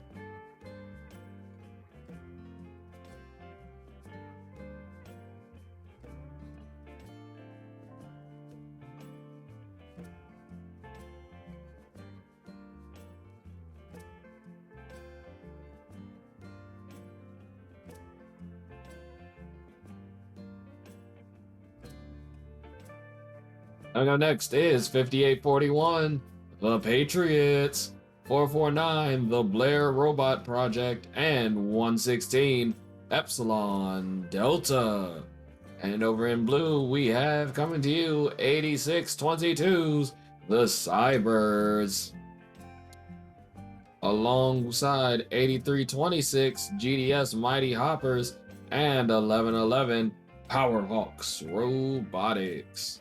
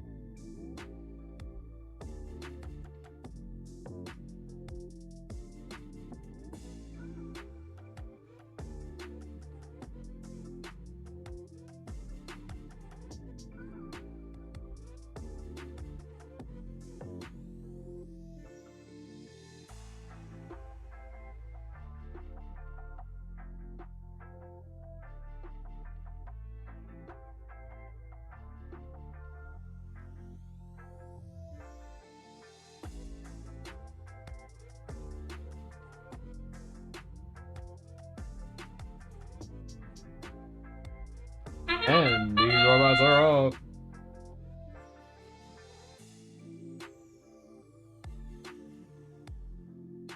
And with shots all the way from the far corner, the Blue Lions has the lead currently set at 12-2.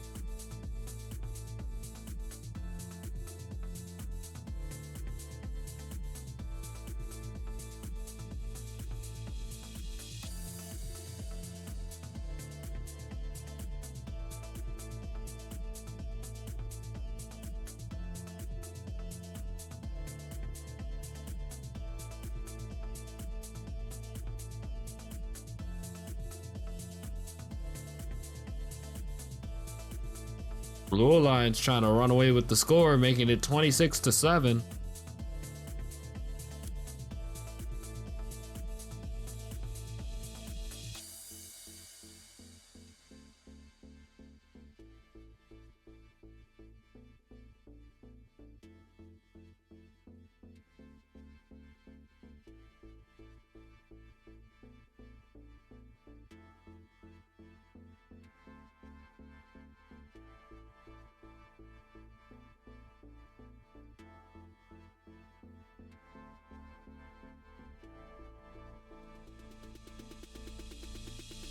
And it's hang time. Red Alliance, they made up some points. Blue Alliance trying to keep that gap open.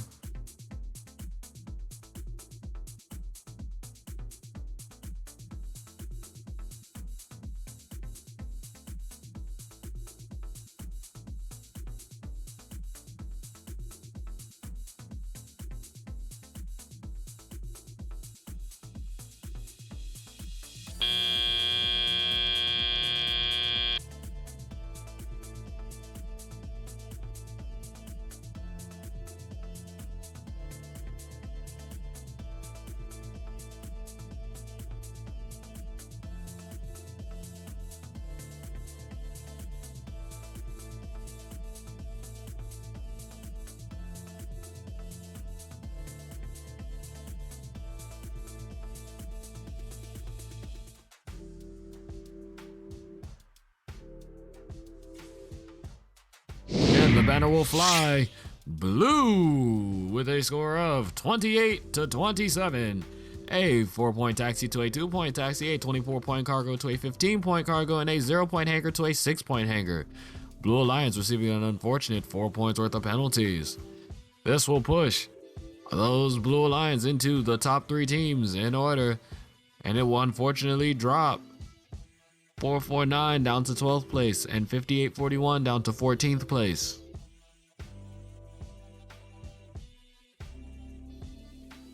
Coming up next, we have 8726 Crypto Hawks, 2068 Metal Jackets, and 8703 New Squirrels. They will be battling it off against 4456 Mech Cadets, 8592 Newton Squared, and 6239 the Irrational Engineers.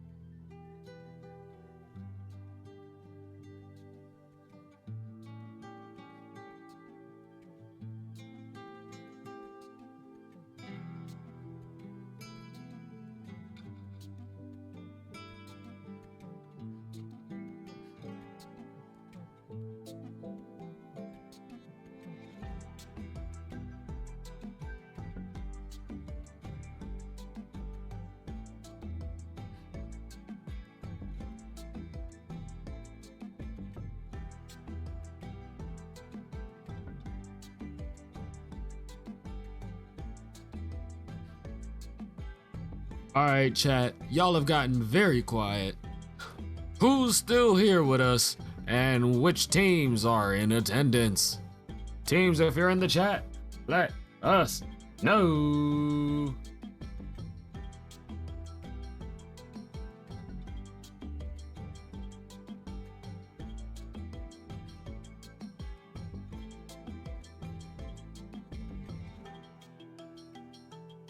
We got the Crypto Hawks in the chat.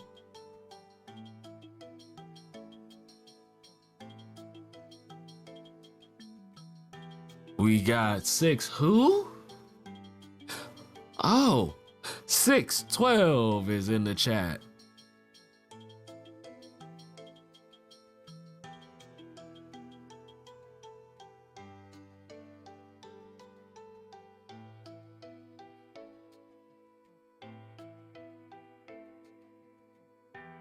We got 2068 in the chat.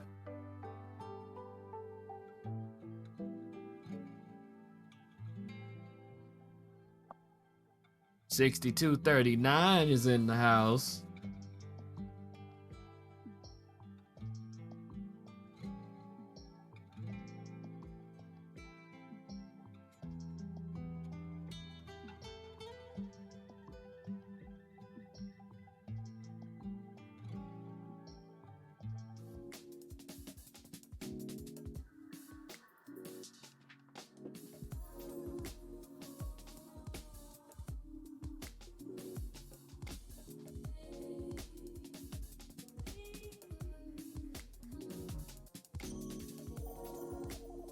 We got 8326 in the house.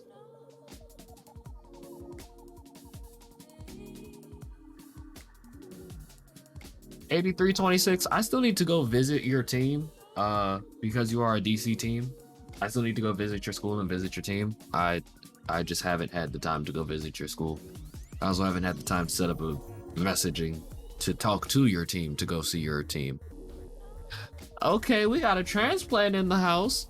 We have 4213 coming out from Illinois, so we got the Midwest region out here.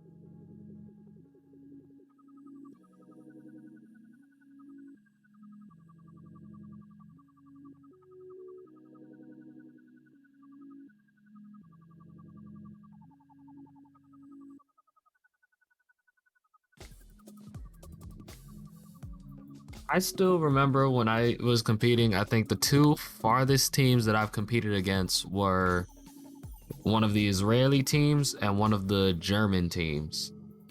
They had actually competed at Chesapeake.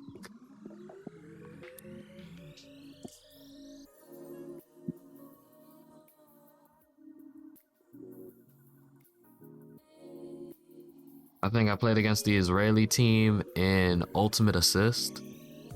So that's 2013.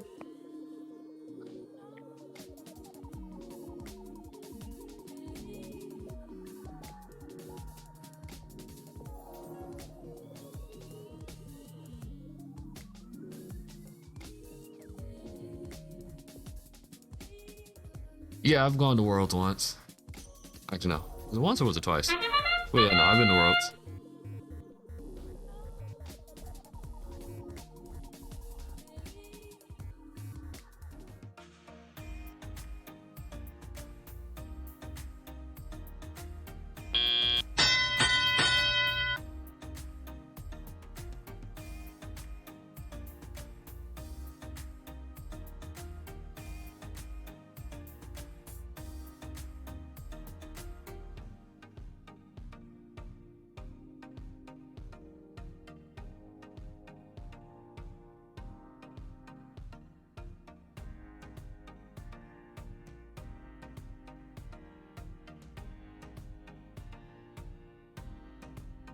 Whoa.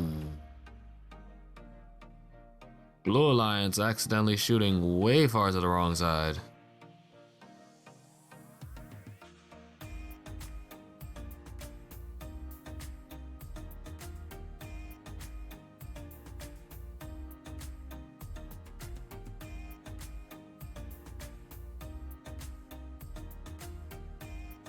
$85.92 might need to dial down the power a little bit.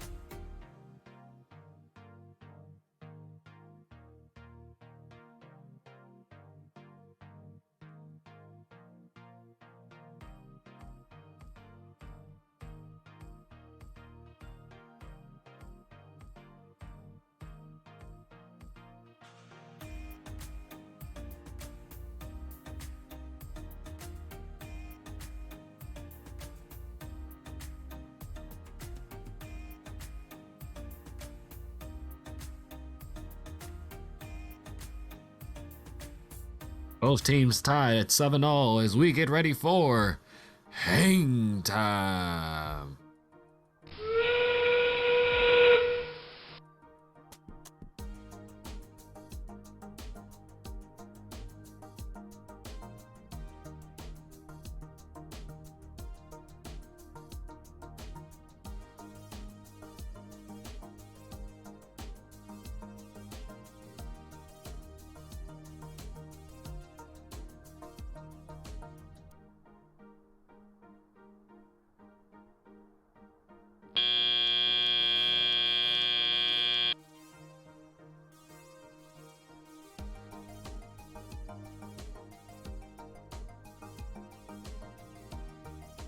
And with a current score sitting at 11-8 in favor of the Blue Alliance, it's time to see how the referees judge the end of this match. The banner is flown in and it flew red with a score of 11-14 in favor of the Red Alliance. The point breakdown being a 2-point taxi to a 4-point taxi, a 5-point cargo to a 4-point cargo, and a 0-point hanger to a 6-point hanger with an unfortunate 4-point red penalty.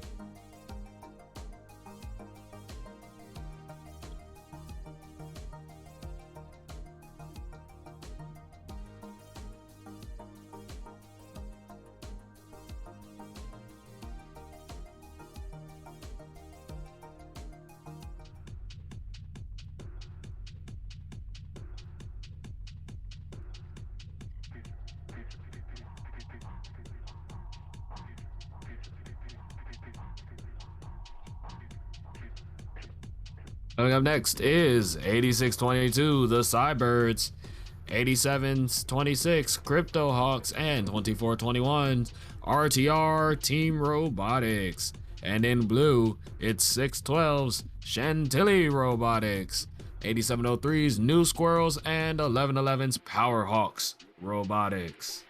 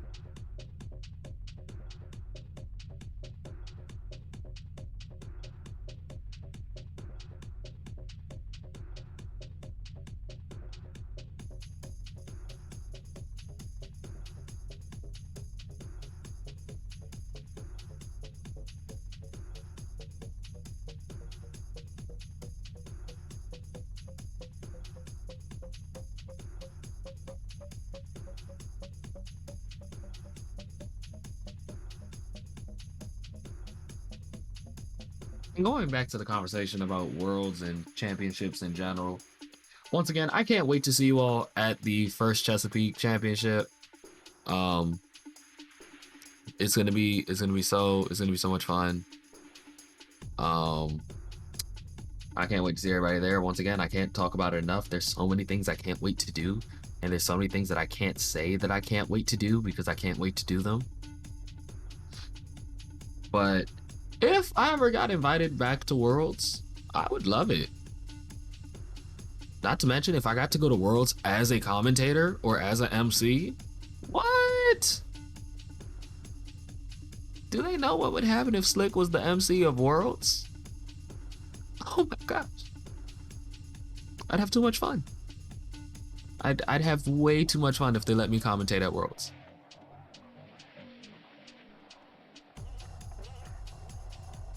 First always invites the most wonderful people to volunteer and to work at their events, especially when it comes to the bigger ones like Worlds and some of the championships. I was like, it would be just amazing to go and work for Worlds.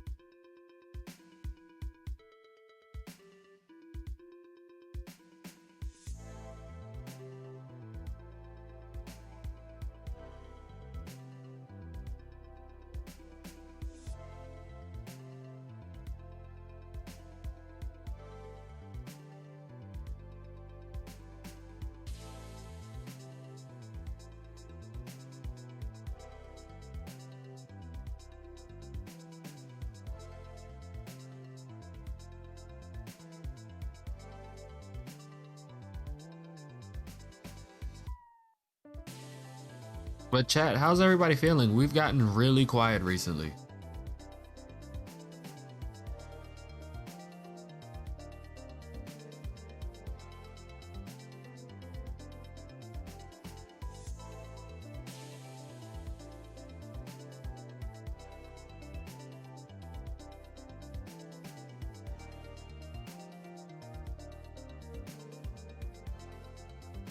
You're feeling 612? Hey, if that's how you feel, leave it out there.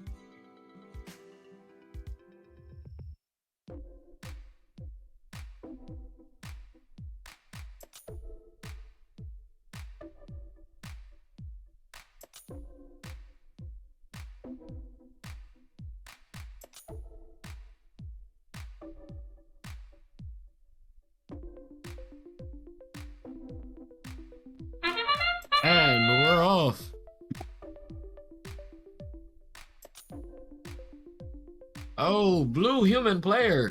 Shot in and it jumped right back out.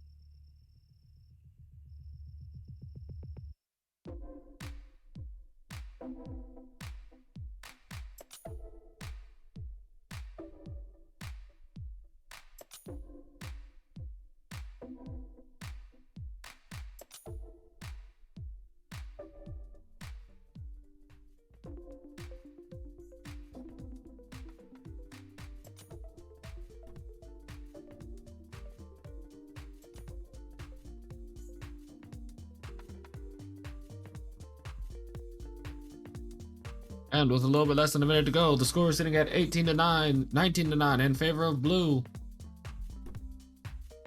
24-21 is attempting to traverse and hang. 6-12 is attempting to traverse and hang.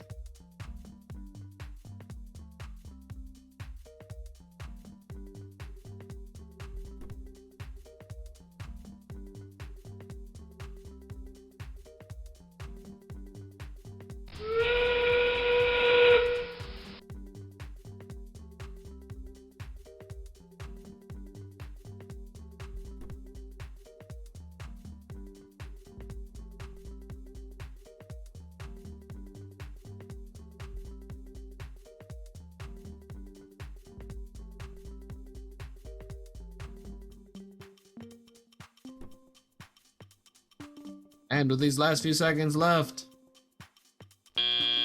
the score will currently rest at 24-10.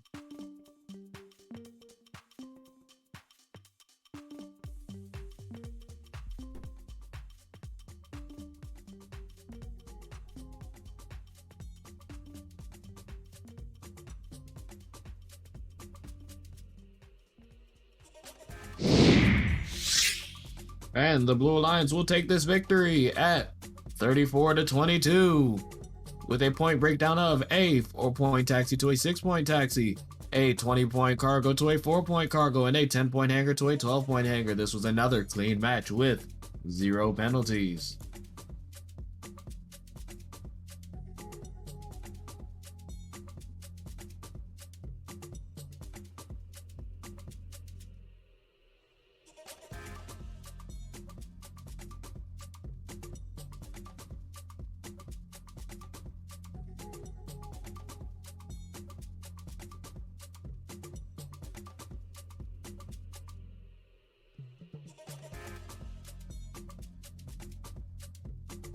Coming up next is 5338 Robo Loco, 449 The Blair Robot Project, and 8514 Junior Squirrels. They will be facing off against 116 Epsilon Delta, 8592 Newton Squared, and 3748 Ragnarok Robotics.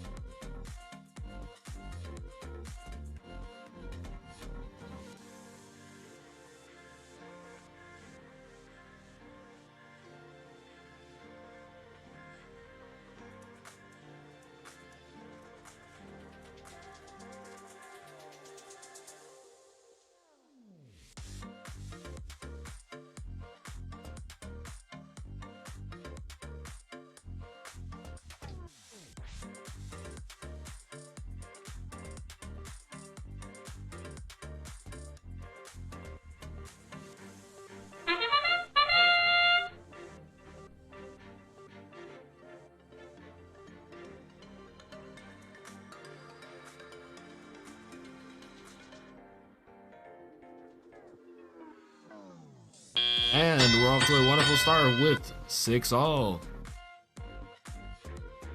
Blue Lions widening that gap to 10-6.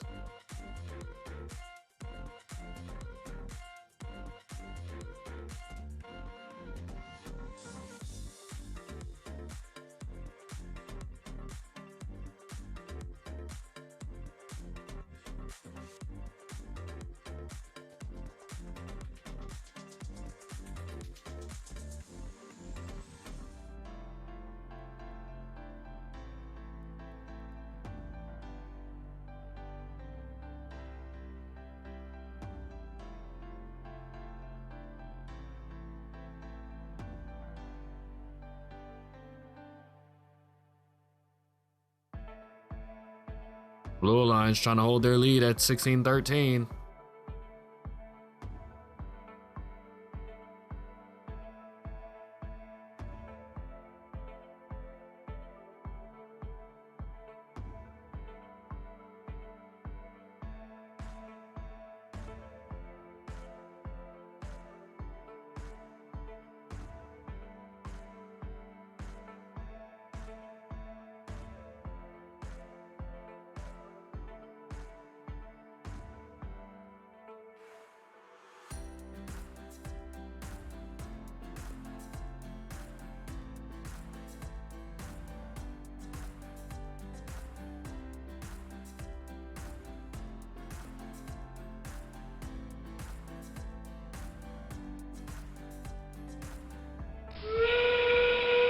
And at 21-24 in favor of the Red, can the Red Alliance hold out for these last 30 seconds?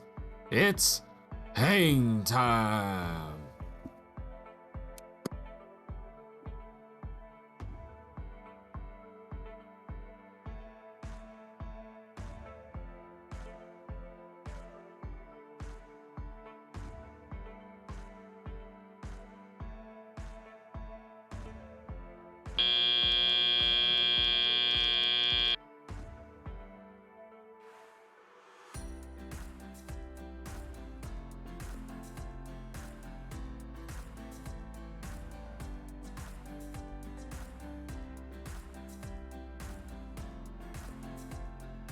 And with the current unofficial score sitting at 21-24 in favor of the Red Alliance.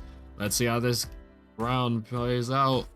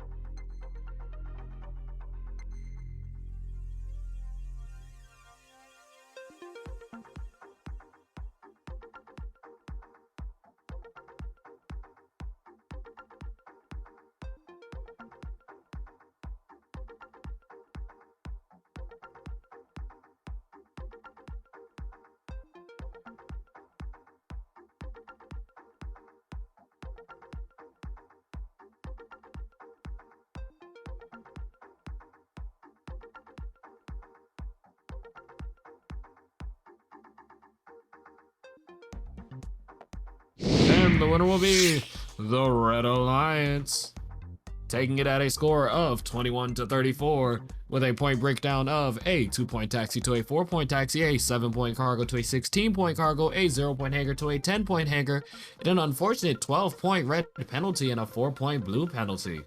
I wonder what the Red Alliance did to earn all those points.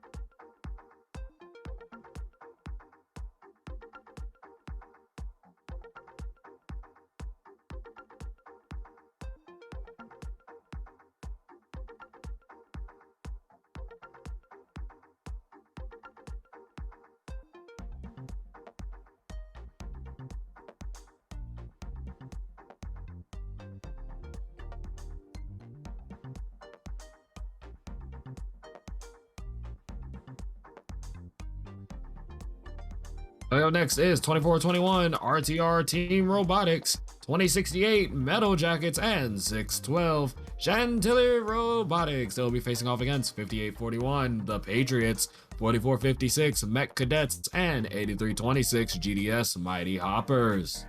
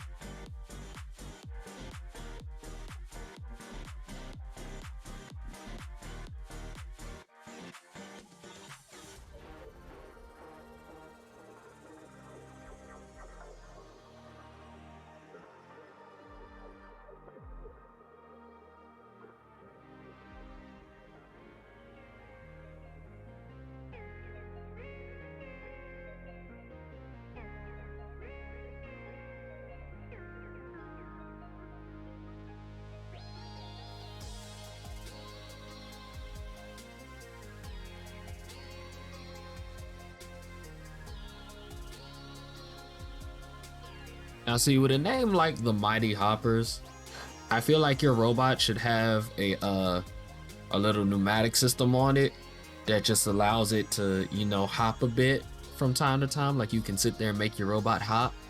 I just feel like that'd be a wonderful feature. Just, we're the Hoppers! Boink!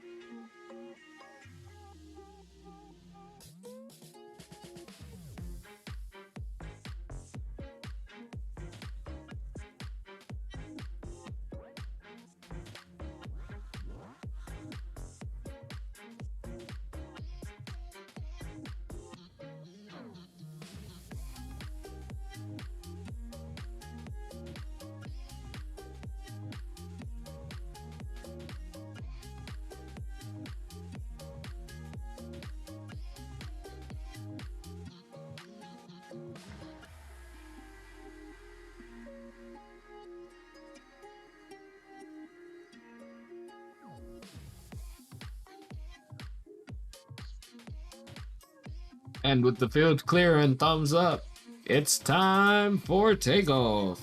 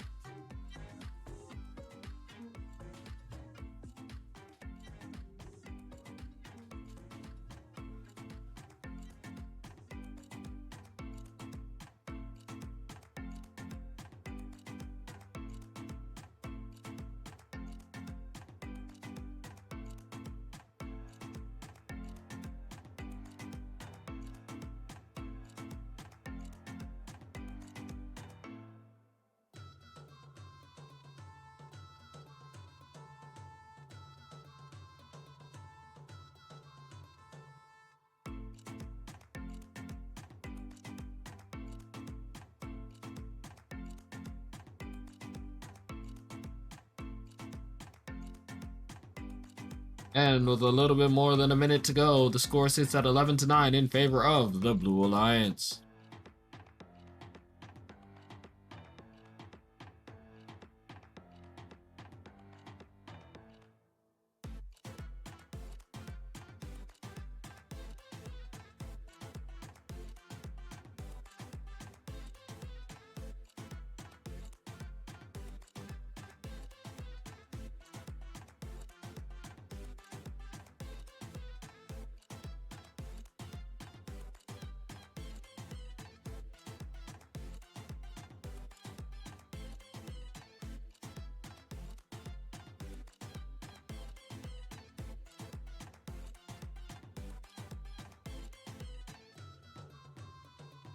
And as we get into these last 30 seconds, it's hang time.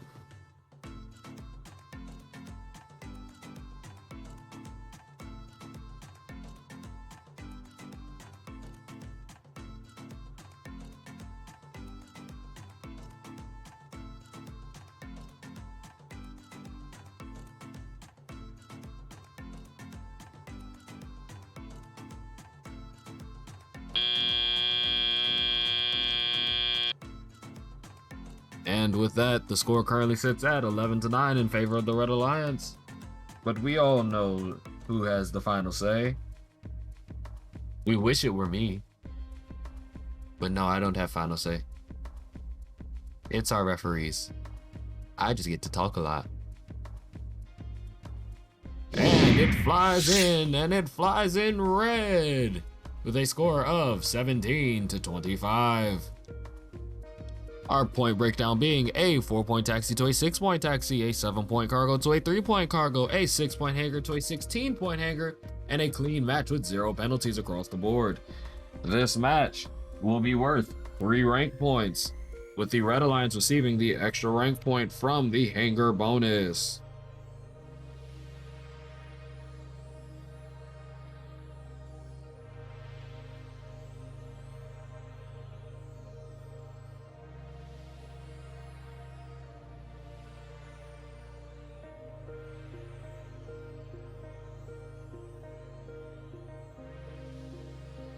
Coming up next, we have the GDS Mighty Hoppers of 8326, Newton Squared from 8592, and the Cybirds of 8622. And facing off in the blue, we have 6239's The Irrational Engineers, 5338's Robo Loco, and 4456's Mech Cadets.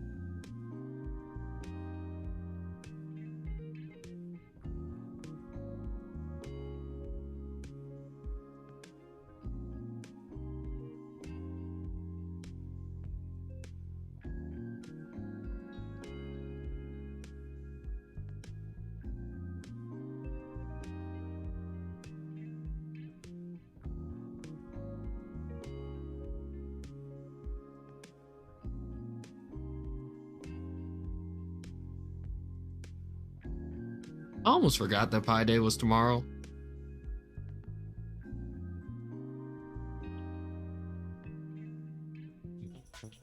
This means it just gives me more of an excuse to go eat pie at work tomorrow, though.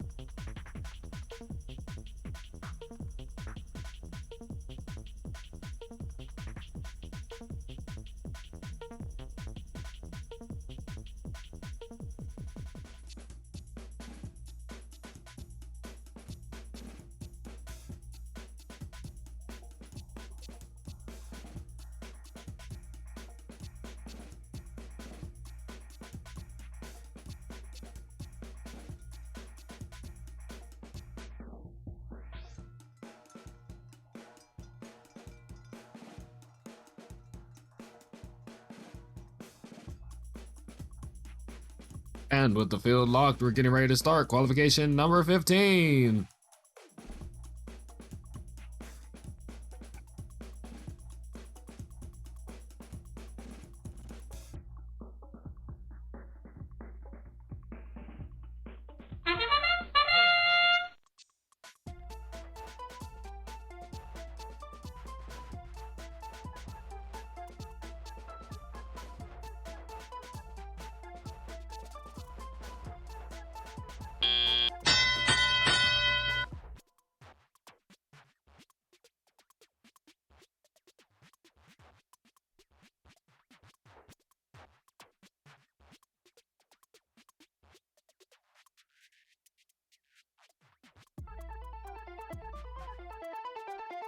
This is how I know it's almost lunchtime, as the whole chat turned around into pie.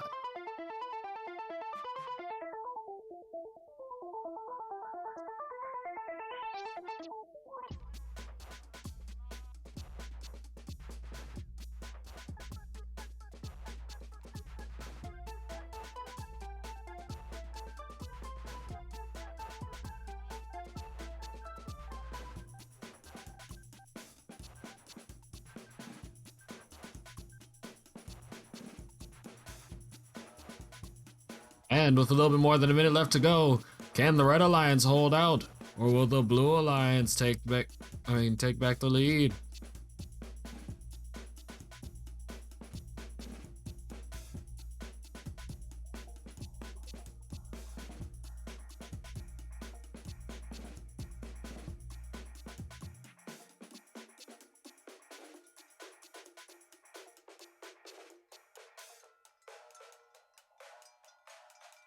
And as we get closer, chat, you know what time it is.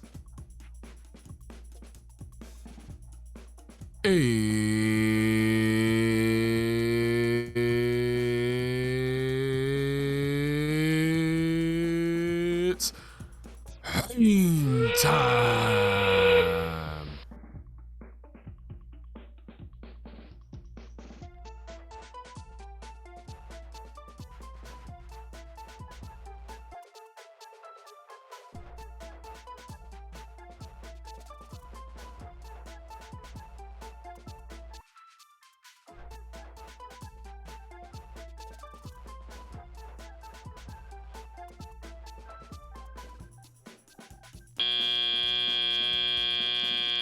And that will be time. Did the Red Alliance do enough, or did the Blue Alliance take it back? We will find out very shortly. And teams, just as a friendly reminder, with this being our 15th match, this is our halfway point. But there was no halfway about this score. It's the Red Alliance with 22-28. A point breakdown of a 4-point taxi across the board, a 10-point cargo to a 20-point cargo, a 4-point hanger for blue, and then both alliances received 4 points worth of penalties. But once again, this is our halfway point at qualification 15 out of 29. Because it's our halfway point and because all of you all are salivating at the mouth after a wonderful long conversation about pie, we're going to give you all a nice, wonderful lunch break. So, teams, if you are set to play in qualification number 16, please have your robot ready to be on the field at 12:50. Once again, please have your robot ready to play at 12:50. Chat, due to this lunch break, we will play a few videos. We will have a little bit of relaxation. We will enjoy ourselves and let you all calm down and prepare for another round of robots. So, once again, we will be back at 12:50. See you soon.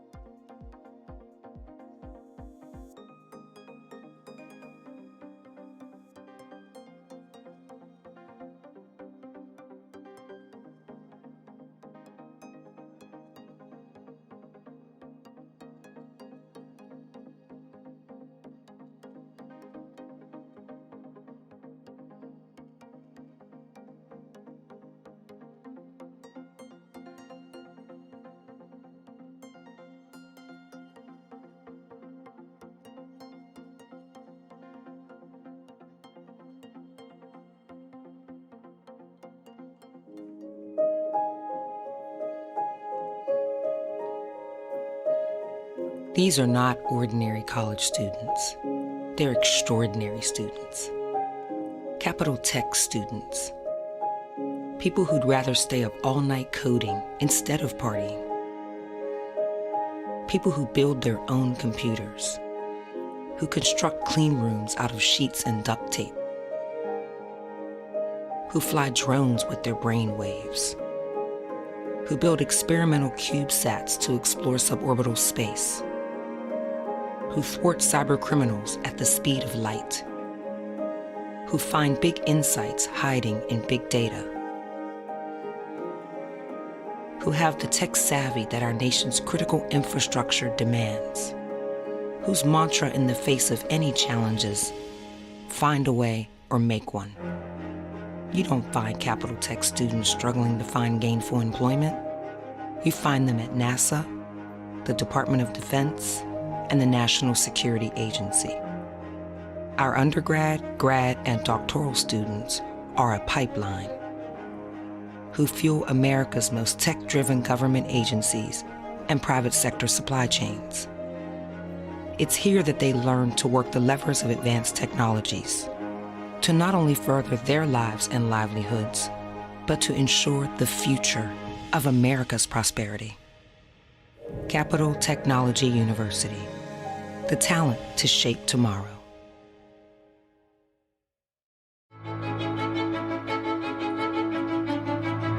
Leidos.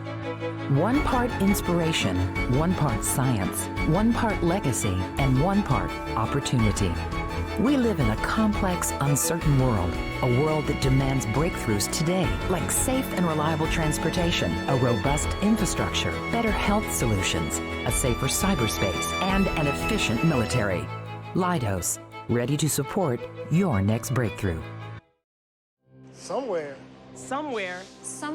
past the edge of convention, beyond the boundaries of tomorrow, lies a special kind of impossible. A kind of impossible. Where pioneers forge ahead. Where no idea is too bold. And no challenge too great. Because making a 200-ton airplane disappear is impossible. Until it's not. Predicting cyber attacks before they happen is impossible. Until it's not. And solving the mysteries of the universe is impossible. Until it's not. It's our job to break free from what is to what could be.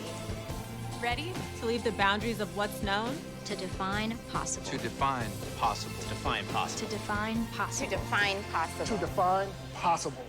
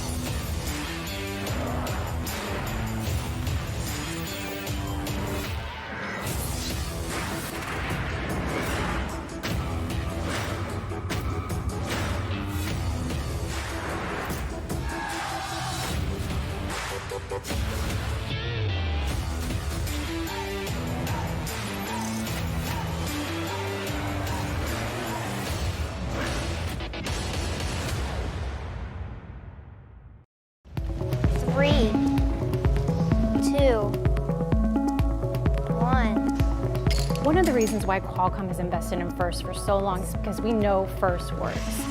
That worked. Perfect. We see these students coming through the program not just learning about engineering, but also those 21st century skills that are so important. FIRST is probably like the biggest reason why I'm confident at all now. 4 years ago, I was the shyest, quietest child on like the face of the planet, and FIRST definitely changed that. Part of this Rube Goldberg machine is sort of fostering the relationship between Qualcomm and FIRST.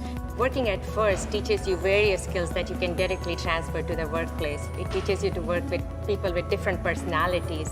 It teaches you to respect ideas that you don't necessarily agree with. Most of all, it teaches you to meet aggressive deadlines that you will necessarily face at the workplace.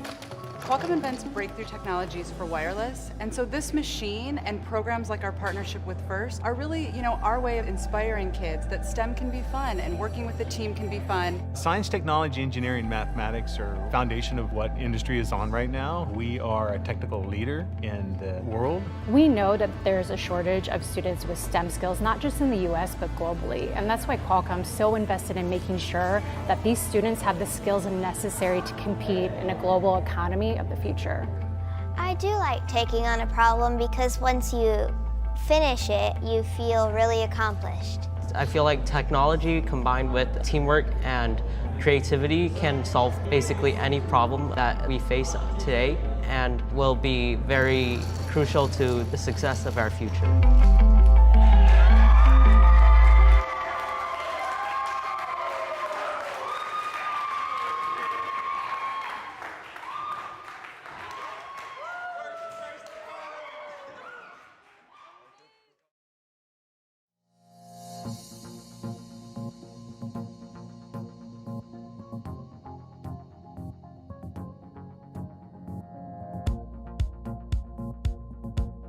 Here at Canton, Virginia, we take pride in the products we manufacture and the services we provide.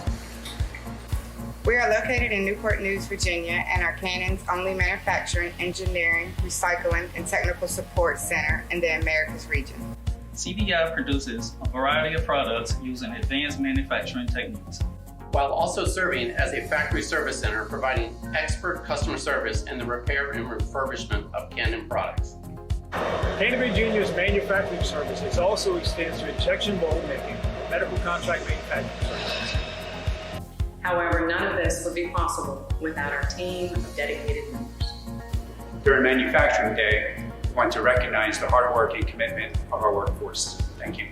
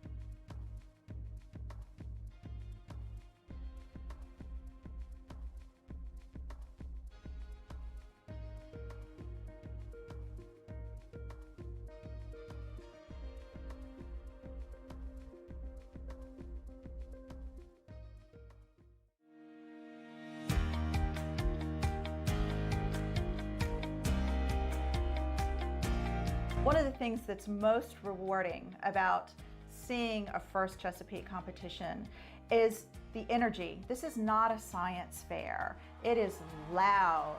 There is cheering. There are mascots. It is something that you have to see to believe. These kids have really found their bliss. They found a goal, and they all are working towards this. And we see this as they graduate, as they go on to college, and as they enter their careers. We feel that FIRST has really been their first step in a successful future for them and also for us. First Chesapeake obviously teaches STEM skills for building robots, but it's also about more than robots. And I learned so many more things that really made me well-rounded as a person.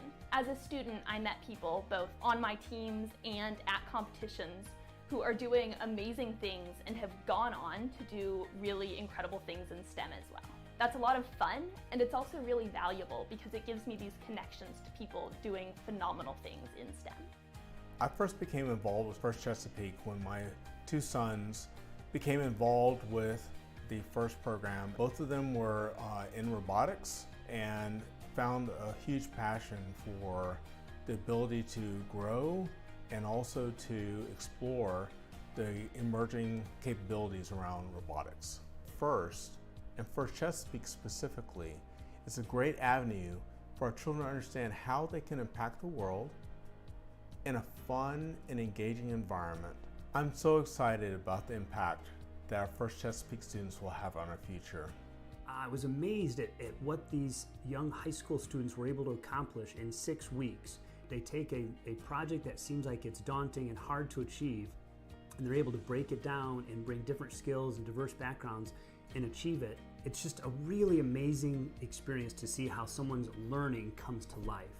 And even more so, having been, both a mentor and a judge, also seeing what these students bring to the table and the amount of thought and strategy and through to execution that they have is truly profound, and it's always a pleasure to see what they come up with. When we think about robotics and when we think about the future engineers, the future doctors, the future astronauts, the future educators, as well as the future trades and craftsmen, those individuals are going to have a strong math and science background. So First Chesapeake being the training ground in order for these new leaders to emerge is going to be very valuable, is very valuable. So we have to continue to nurture them, continue to give them the guidance that they need, continue to give them the mentoring that they need in order for them to be able to dream about what it's going to take for us to continue to be competitive as a country in this global world. Our First Chesapeake students are going to have a tremendous impact on our future. They are already making a difference today. They are working in companies such as NASA. They are working for the military. They are working in film. These are creative, smart, driven young people, and they are tomorrow's technology leaders.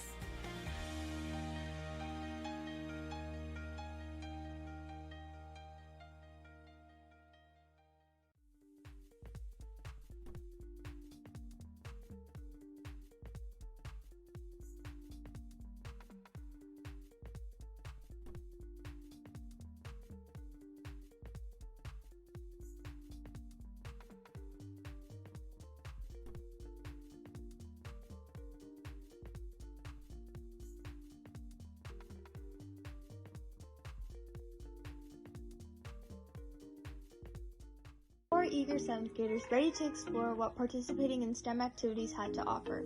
From unboxing their first kit of parts and learning how to program Hello World using Java, to building their first drivetrain and qualifying for states, this like-minded group of students learned far more in 4 years than they could have ever imagined. We are Team 12847, and this is our story. The FIRST community is unlike any other we have ever been a part of. Never have I seen so many individuals in one room, all driven by the same goal: to innovate, engineer, and lead. Participating in FTC taught me to be a gracious professional and work hard while giving back to my community. I apply the knowledge I have acquired from being a part of FIRST in my daily life, and it continues to shape who I am as a person. Even amidst a global pandemic, FIRST Tech Challenge inspires and motivates so many individuals around the world. FTC provides students with the skills necessary to become the leaders of tomorrow.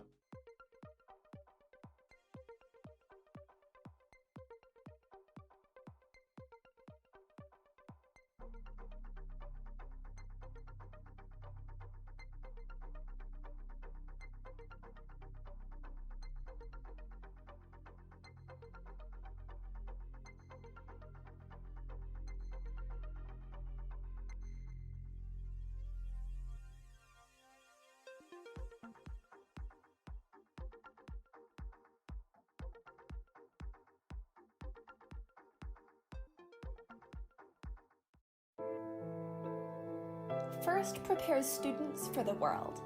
When students participate in FIRST, we develop skills in science, technology, engineering, and math, as well as communication and collaboration. We are innovators, creators, and community builders. We are equipped to handle any challenge, and because of FIRST, we have become confident in our abilities. We know that we can work together to solve the world's problems. If every student participated in FIRST, we could set foot on Mars in a matter of years. We could solve world hunger, provide clean water to everyone, and cure deadly diseases. We could engineer solutions to the world's problems and achieve things we had previously only dreamt of. If every student participated in FIRST, we would not just have more engineers. We would have more collaborators and more dreamers. We would have a world prepared to handle anything.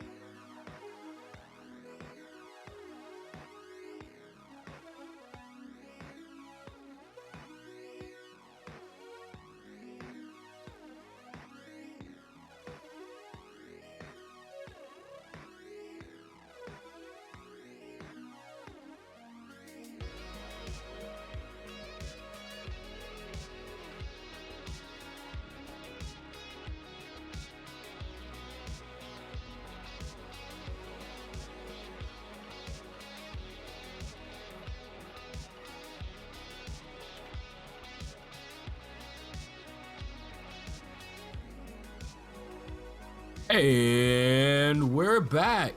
How is everybody doing? Has everyone missed me? Because I missed y'all. I hope everyone else got to have a wonderful, fulfilling lunch. I also hope you guys gave your robots a wonderful lunch of putting those batteries on the charger so they can get some more juice. Please, always make sure have spare batteries and keep them on the charger. Well, joining me in my wonderful space in the box of mystery and voices from the great beyond is another voice and another wonderful commentator. We have Kyle joining us today. Kyle, if you're here, say hi to the people, let them know who you are.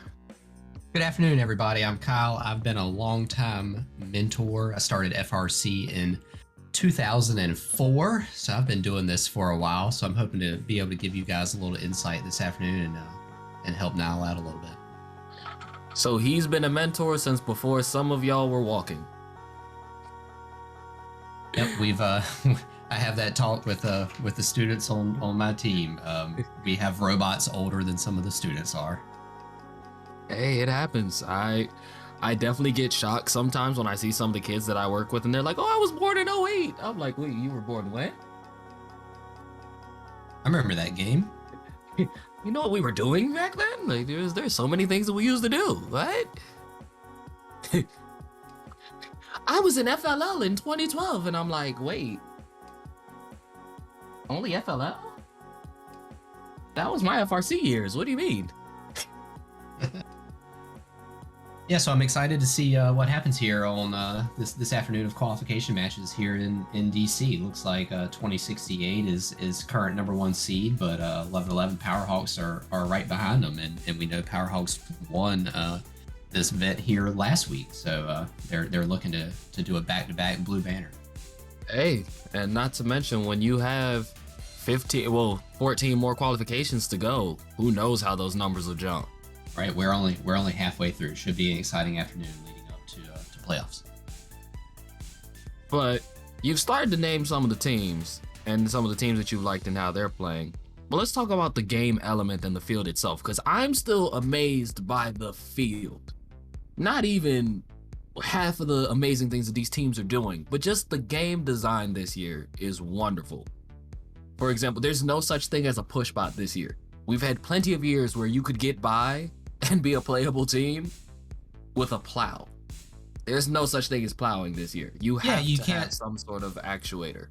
Yeah, you can't score with a plow this year. Plowy just wouldn't work. You can get your cargo over to your human player, but that's about all you can do. But this is also one of the first years recently that a human player can directly score points. So that's a long way from my rookie year in 2004 when the human player was the only thing that could score points. The robots couldn't score. The robots were just to get the balls to the human player way back then. So we've come kind of full circle here.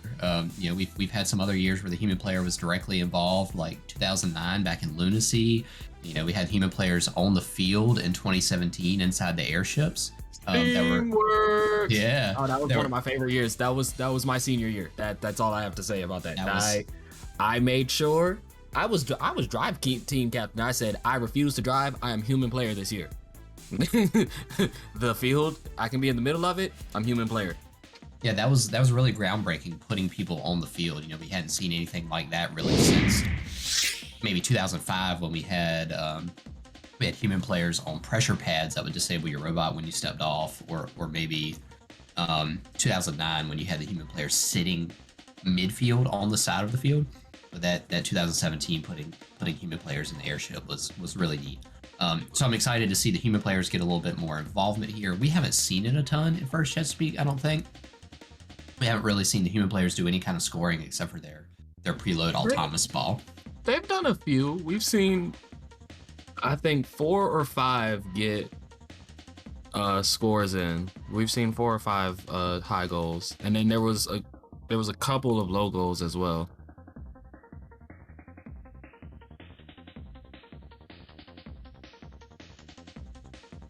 But, yeah, I saw some good bank shots last week. Ooh, look at these numbers. Do you want to take it or should I? Go ahead. All right, coming up next, we have in the red 449, the Blair Robot Project, alongside 5841, the Patriots, and 2068, Metal Jackets. They will be facing off against, in the blue, 8703, New Squirrels, alongside 116's Epsilon Delta, and 2421's RTR Team Robotics. Will the Metal Jackets hold on to that first place seed? That's going to be a big question. Yeah, this looks like a pretty even matchup. Epsilon Delta down there, 116, along with 122 for oldest team in our district. It's pretty neat.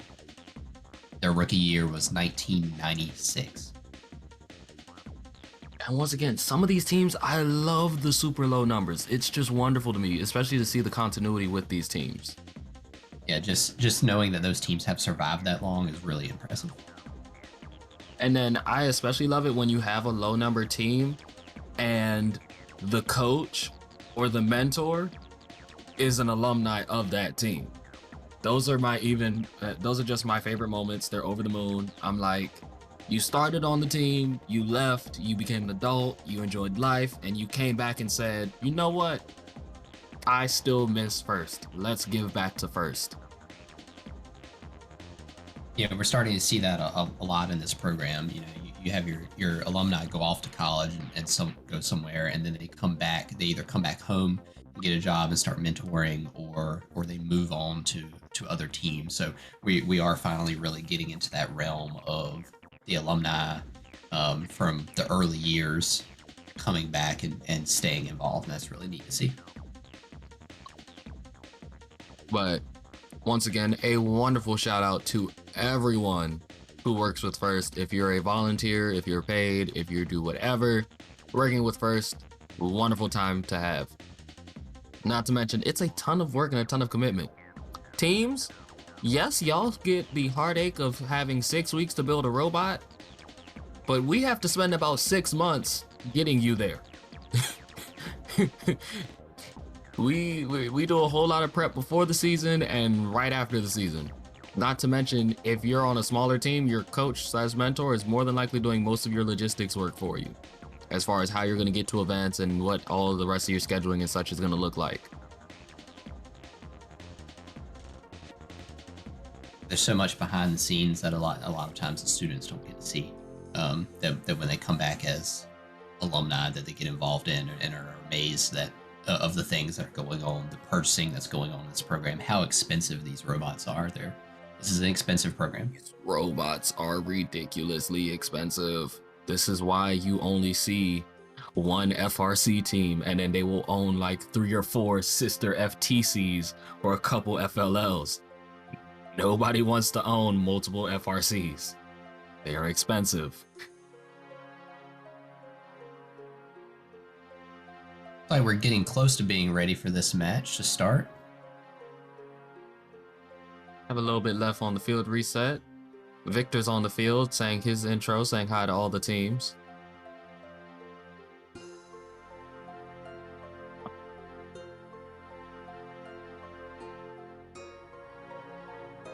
But I do miss being on the field. And I keep saying this. I really miss being right up next to these teams. I miss... almost got hit by a few cargo last week, so I'm good for this weekend, but I'll be back on field next weekend. I mean, but like, for example, I miss having all the fun times in the pits with teams, the great budding collections that everybody would have and be giving away, all the other little trinkets, all the different chants and cheers. Since 449 is here and on the field right now, we talked about them earlier, I miss Flag Dad. Here we go. It's time for takeoff. 2068 getting a little low goal there. 449 getting a low goal as well. And Blue Alliance getting some low goals. That's pretty good autonomous modes there. Wonderful autonomous. Look at that score, 8-4 in favor of the Red Alliance. Red also got some of those taxi points. You get 2 points for taxiing off the tarmac in autonomous. And we've seen some teams get really huge scores in autonomous. We've seen some teams get up to 22, 24 points just coming out of autonomous. It's like we got a blue foul on the far side of the field. 116. Blank maybe. Can't tell what it was for. Red Alliance continuing to score there in the low goal. They have 8 total cargoes scored in the match so far out of that 20 that they need for the cargo bonus. And that's one thing we haven't seen today so much, is a lot of teams going for the cargo bonus. They've gone for the hangar bonus. They haven't really tried to go for the cargo bonus. I think the cargo bonus is arguably easier to get. cargo bonus, you gotta run a lot of cycles. A single robot has to run a lot of cycles, but two good scoring robots could probably do it pretty easily. Oh no, it looks like 8703 is their losing a bumper bumper. is flying off. Yeah, if that comes off, the head ref is gonna disable them. Yeah, that's a tricky one right there. And this also goes into just the rules of the bumpers this year, because this is a year where you have to do a lot of low ground intakes. They let you do the 4 corner bumpers instead of the full body bumpers or the 2 side bumpers.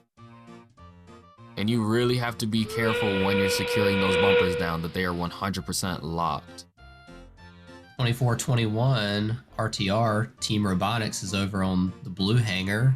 They've gone from the mid bar. They're on the high bar now. No, they're almost on the high bar. They're on the second high bar.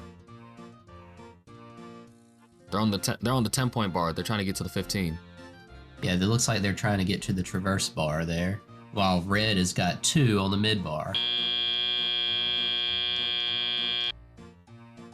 I also like how all the robots just slowly power down and slowly release. Yeah, so the refs are looking for where those robots are with 5 seconds after the end of the match. So they've got, as long as they stay up off the ground for 5 seconds, their score will be counted. I thought they just had to be up when the time hit 0. I think it's 5 seconds. I have to check on that. Yeah, I thought they just had to be up when time hit 0. But I think Power Up was my favorite hanging gear because of the balance beam. Wow, that student just picked up that robot all by themselves. Yeah, I mean, if you have a light enough robot, it looks very light. Yeah, that's impressive. Now, there are some robots that aren't very light. There are some robots that are super light but are just built bulky. And the winning alliance will be the Red Alliance, with a point breakdown of 18-44. This will go with a 2-point taxi across the board, a 2-point cargo to a 21-point cargo, and a 10-point hanger to a 21-point hanger. The Red Alliance suffering an unfortunate 4-point penalty. But the Red Alliance will receive 3 rank points for this win for the hanger bonus. All right, tell us who we got next. So next for qualification match 17 on the Red Alliance, we've got team 6239, the Rational Engineers, currently ranked 15th. Team 3748, Ragnarok Robotics, and team 612, Chantilly Robotics, currently ranked 3rd. On the Blue Alliance, we have 11E11, the Power Hawks, ranked 2nd coming in this match. Team 8514, the Junior Squirrels, and team 8726, Crypto Hawks. Looks like a pretty evenly balanced match here as far as rankings right now. And Kyle, if you go look in the chat, you can see the techno jargon of the hanging rules and the cargo rules and stuff like that. Yep, hanger points 5 seconds after match timer is 0. But read the rest of it. Obvious or a conclusion of the match, yeah. So you need to make it obvious that you're up. No, it's 5 seconds after the arena timer displays 0, or when all robots have come to rest following the conclusion of a match, whichever happens first. Yeah, that's so right. If everything happens to stop before 5 seconds, then it doesn't have to be full 5 seconds. But if your robot is actively moving when timer hits 0, then yeah, you have 5 seconds to figure out what's going on. Making it unambiguous, I think that's the key to me down there in the blue box. Yeah. Be up high enough that it's not a question.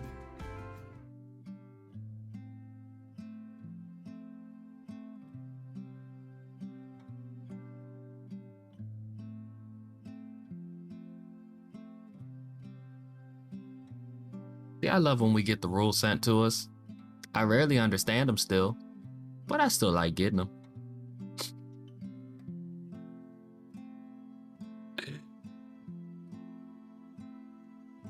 Should be a good matchup here between red and blue. You've got the current number 2 rank versus the number 3 rank. Well, we just saw number 1 hold on to their rank, so we know they're not moving, but the question is to see who's going to be number 2 and who's going to be number 3. Yeah, they could stay the same. They could flip-flop here. 1111 is currently have an even 2.0 ranking score with their 5 wins. And 612 has a 1.75 ranking score with a record of 3-1. For 5 straight wins, that's a wonderful score. Impressive. I'm trying to remember what year it was, but during a regular event, this one team, which had passed inspection, but the robot was still non-functioning, put just the robot on the field, and they got to like 2nd rank. And you can actually get credit for, as long as you're past inspection, you can get credit for matches just from sending a human player. You don't even have to put your robot on the field. But they kept getting the rank points because their alliances would keep winning, and we're like, this is a robot that has not moved a single centimeter the entire competition, and they're ranked 2nd.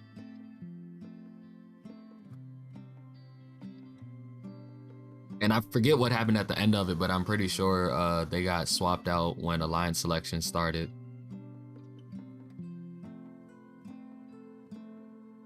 So we had a little field repair going on down there by the Red Alliance gate. It happens, you know? These robots get a little too rough by the gate. Gate takes a little one too many hits and it doesn't align properly anymore.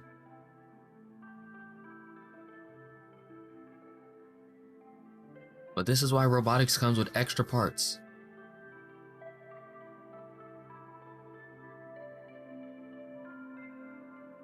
This is also...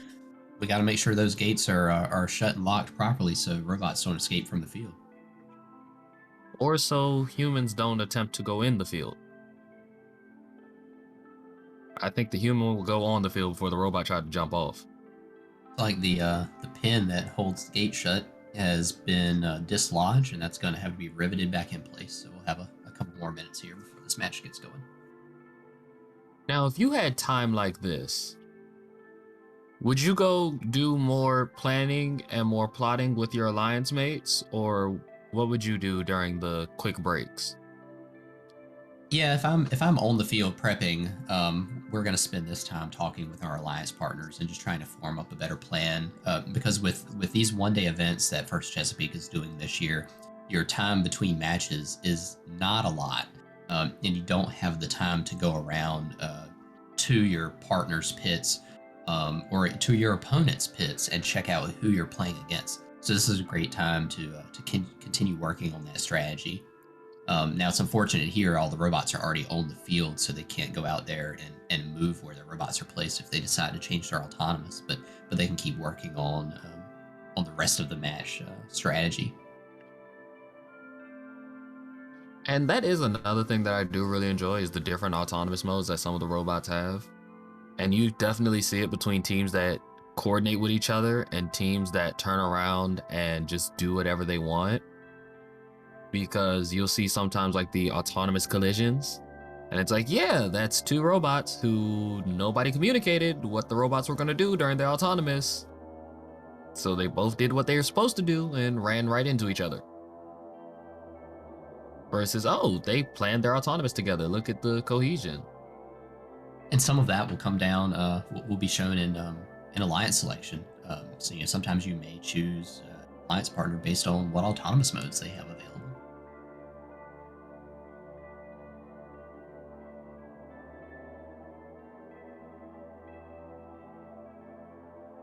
Our gate is repaired. Isn't it wonderful when most of the people that volunteer with First are First alumni, so they all know how to fix things? Yeah, we have a good group of experienced volunteers up there in DC. So we're getting the thumbs up, and there we go. It's time for takeoff.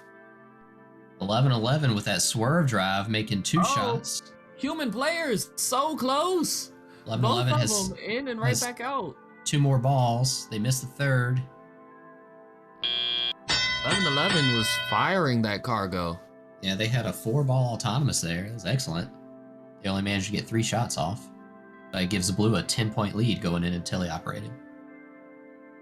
Blue coming out of that autonomous at 16-6. Red Alliance quickly trying to close that gap, however. Powerhawks with another 2 in the high goal. 1111 just like that one spot. That's their Goldilocks zone. That is their shooting box. 612 with another in the low goal. Very interesting manipulator there on 612. I like it. They're already lining up with a hanger to start climbing. The plate manipulators? Yeah, it's like a claw. Very neat. I said it was like the you remember the one-man band monkey? The monkey with the cymbals, and drum on the back, and it's like, yeah, it was just 1111 put some in the low hub there. 8726 taking a high shot. Now with all this cargo jumping out the field, I'm surprised we didn't get higher barriers this year. Yeah, the only time we've seen First do that was the Frisbee game, because the Frisbees were super dangerous. Ultimate Ascent had the nets, but then also Recycle Rush had a higher wall, and a couple other ones had a higher wall. 612 is up on the mid bar. Stronghold had a higher wall. But is that 85? Which team is that just lost their entire blue bumper and went red? Or is that a red team that went blue? That's a red team that's going blue. How did we go blue? they've got a flip bumper. All right, here goes 612. They're up on the high bar now. Are they going to go for the traverse? Oh, of course. Look at that arm extension. Nope, not quite. It's still good for 10 points there on the high bar. Now, I'm also surprised that a lot of these teams don't have faster cycles when it comes to climbing.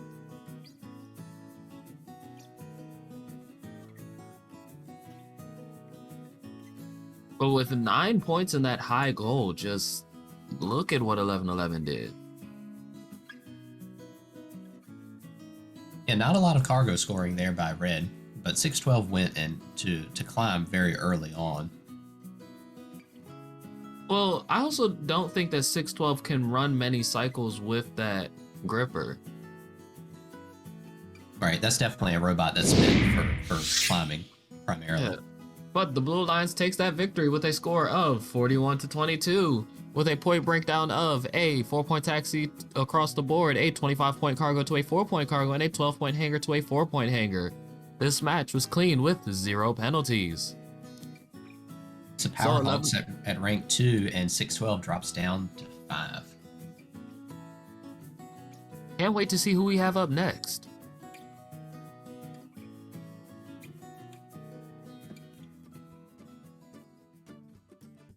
Now, Kyle, do you get to go to championship with us?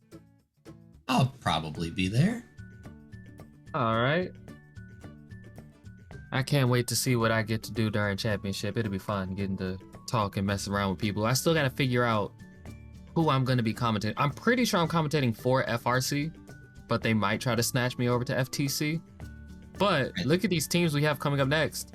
We have in red 8592 Newton Squared. 612 Chantilly Robotics said you can't get rid of them yet. And 8514 Junior Squirrels rounding out the pack over there. Over in blue, you aren't seeing double, but there is more trouble. 8703's New Squirrels are coming on scene with 4456's Mex Cadets and 449's The Blair Robot Project. Yeah, so 612 just played in match 17, so they'll get at least a 6-minute field timeout here in order to get switched around. Well, they're staying red, so they at least won't have to change bumpers. Now, being in actual competitions when you used to have those back-to-backs, that used to be super funny because you'd come out of they'd make you exit and go around the entire pit. I mean, go around the entire arena, go back in. And I'd be like, why'd I have to leave? still here.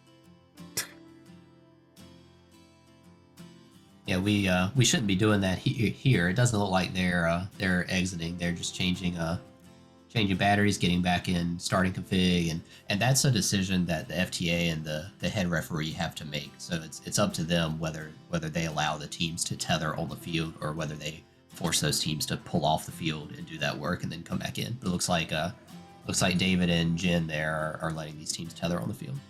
Pretty cool. And once again, teams always have those spare batteries. I've definitely seen plenty of competitions where you run 2-3 events and you went through your entire checklist, but you never changed your battery, and now your battery's dead. We found a team at an event a couple of years ago that their fuse had blown in their battery charger, so they were trying to charge, but they weren't getting any charge. That was unfortunate. I think the worst charging accident I've seen with one of the teams was they were on the practice field and had their battery on when they were on the practice field, came off the practice field, and they had about 2 hours before their next match. Nobody realized that the robot was still on. And so their battery was completely dead and they thought that it was off. And so when they went to go cut it on, they were like, oh, it's not doing anything. And I was like, y'all left the robot on, didn't you? Do y'all have a spare battery? Batteries were really hard to come by this year. A lot of teams had trouble. You know, these teams that may have not played for 2 full years, these batteries are typically only good for around 2 to 3 years. So a lot of teams weren't able to get new batteries and might be playing with a handful of 2 and 3 year old batteries here. I had a team, my team, I think we still had the same batteries from my freshman year. We played all 4 of my years with the same 4 batteries. And then we kept buying more, but we also did the electric car race, which also happened to use the exact same battery, but they doubled up the batteries for theirs. So we would just take the batteries apart and put them on the robotics robots when we needed them. We would just change the adapters. Here's 612. They're all set and getting their robot pushed into position.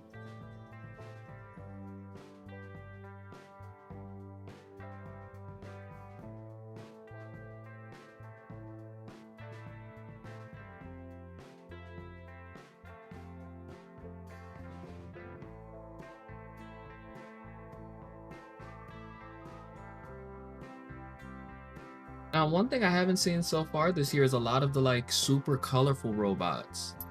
The robots that are going for the like design awards and such. Yeah, I just think we haven't had teams haven't had enough time.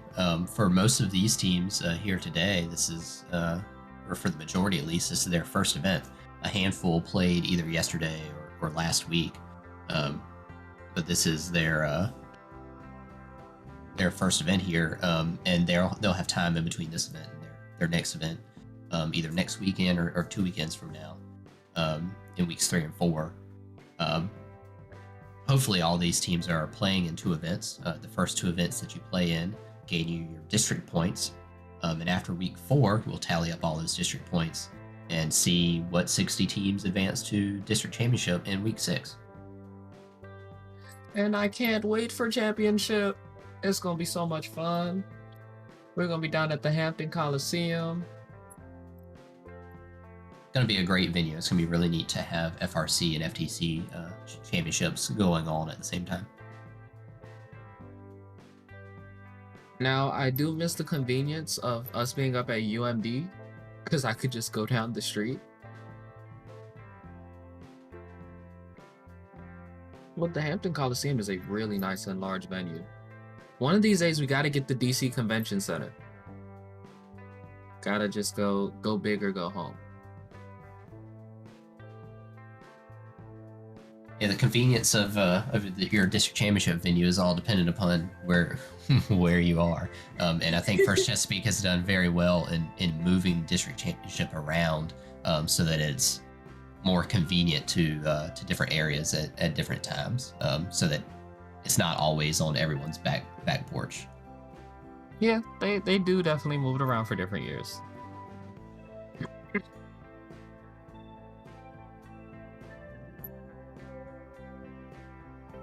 The Twitch chat is commenting on my convenience, and I'm like, yes, I live in DC.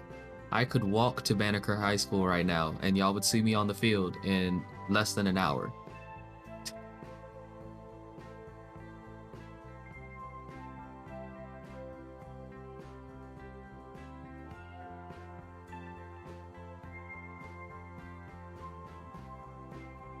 We should not be down in Richmond. The perfect place for a district championship would probably be in Fredericksburg, but I don't think there's any venues that we've looked at that can handle it there in Fredericksburg. Like I said, I will always offer up DC as my perfect venue. 1, because I'm here. 2, because I'm here. And 3, because it's DC. Who doesn't like coming to DC? Plus, there's tons of things to do in DC, even if you're just coming for the event. So we're closing up the gates, almost ready to go here for qualification match 18.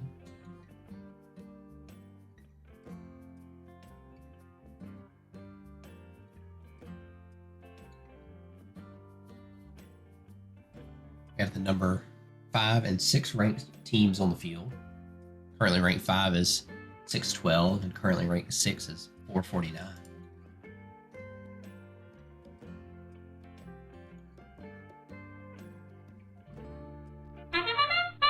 Going autonomous, Blue's already got 1 in the lower hub.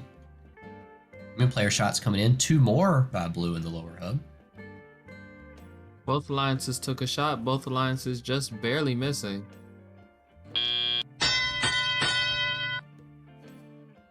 Blue taking a 4-point lead coming out of autonomous.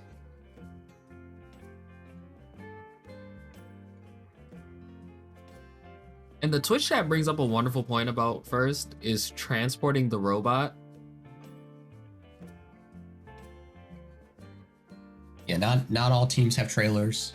Blue between 44.56 and 4:49 just put 4 balls into the lower hub. 8703, those bumpers.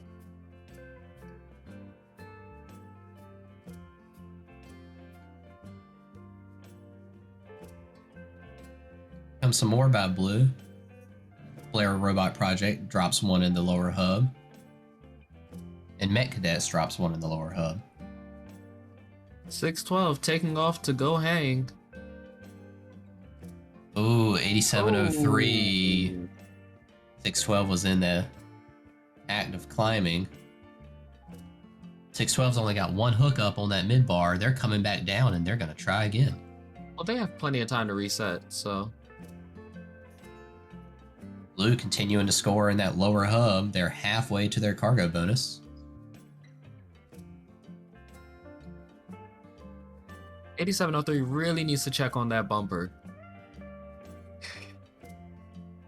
As long as it doesn't fall off there. But speaking of things getting ready to fall off, let's hope none of these bots fall off because it's hang time.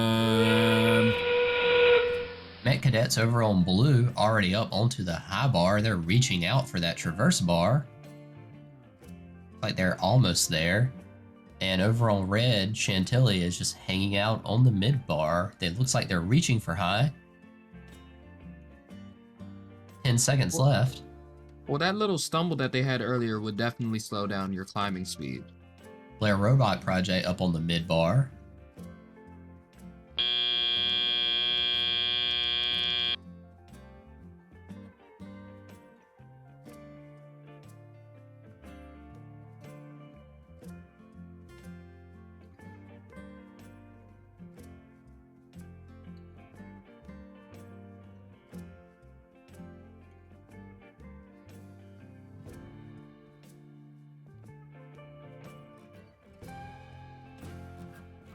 Blue was showing a 5-point lead there at the end of teleoperated period. Let's see what the results are.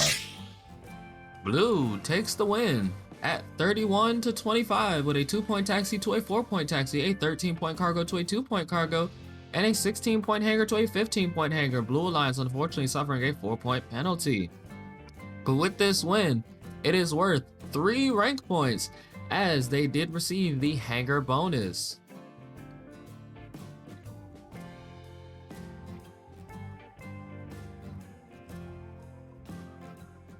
And once again, I'm loving the Twitch chat right now.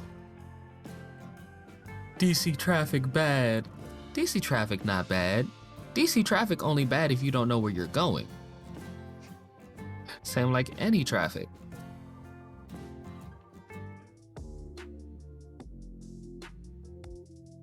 I'll agree, I'm not a fan of DC traffic. I'm not a fan of traffic. Yeah, but my thing is, at least on a DC street, there's so many blocks that you can turn off on to go through a side road that it doesn't really matter what the main roads look like. But all roads lead to this next match with 116, Epsilon Delta, 5338, Robo Loco, and 8622, the Sidebirds, coming in red. And over in blue, we have 1111, Powerhawks Robotics, 3748, Ragnarok Robotics, and 2068, Metal Jackets. Could we possibly see a new alliance selection coming up with Powerhawks Robotics and Metal Jackets sitting on the same side? Can the Cybirds take themselves up from number 3 and possibly knock down the number 2 and the number 1? Yeah, that's a lot of firepower on the Blue Alliance for this qualification match. Hey, let's see if Ragnarok lives up to their name and brings the end of days to the Red Alliance.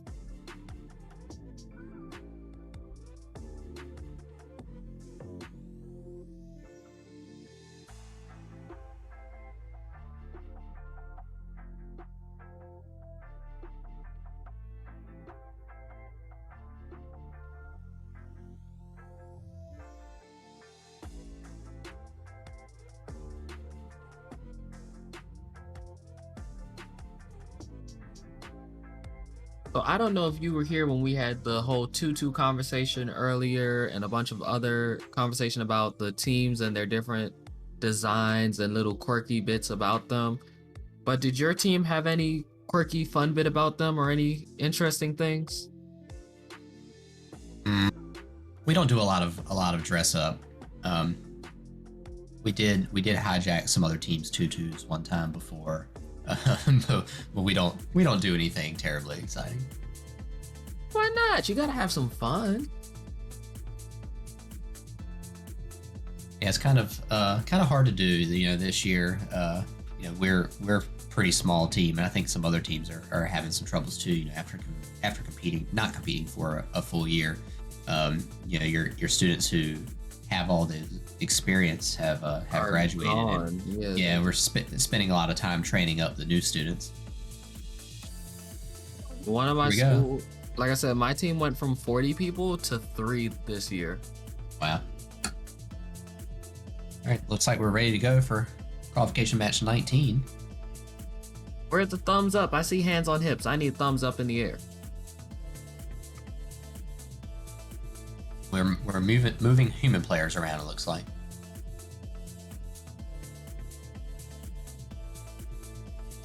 Both alliances have to have human players at both terminals. But what if you don't have enough players on your team? Like, what if you do, like I was saying earlier, the team with 3 people?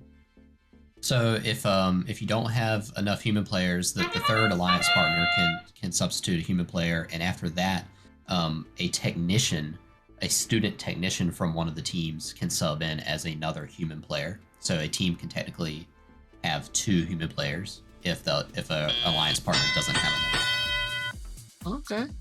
That's a new rule this year. Blue Alliance taking a 10-point lead after autonomous, but Red looking to catch up with a high goal shot there. 2 up by Blue and 2 out for Blue. They both bounce out of the upper hub. With a score of 20-14 in Blue's favor, this is going to be a very tight match.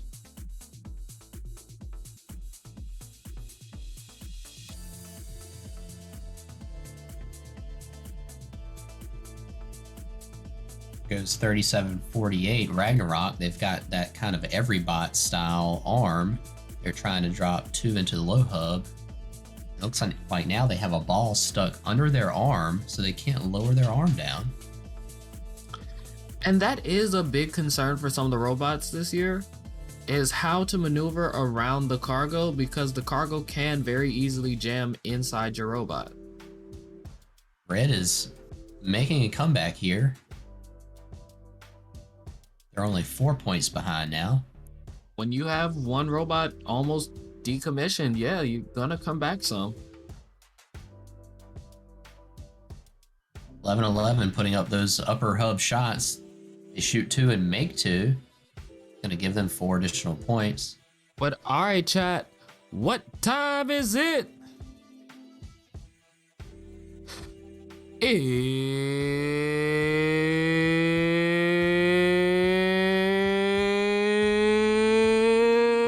It's hang time. Epsilon Delta is already up on the mid bar, with Robo Loco coming up right behind them on the Red Alliance. Nobody from Blue is hanging yet. Chat, like I said, we have all these weeks to practice this. So come week 6, when I do this on the field, we all know what we're gonna do. We already got 3 seconds left. I don't think 11-11 has time, and they don't.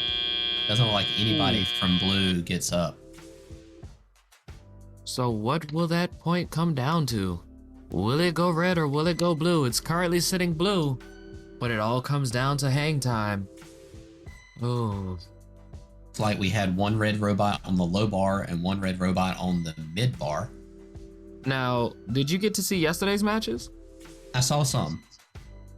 Yesterday's finals were so interesting with all the tiebreakers. And the Red Alliance sweeps this victory at 32-40 with a 6-point taxi to a 4-point taxi, a 26-point cargo across the board, and then a 10-point hanger for the Red Alliance. This was another clean match with 0 penalties. Surprisingly, the top 3 teams do not shift positions. Yeah, the Climbs decided that match. That was impressive by the Red Alliance. Impressive comeback.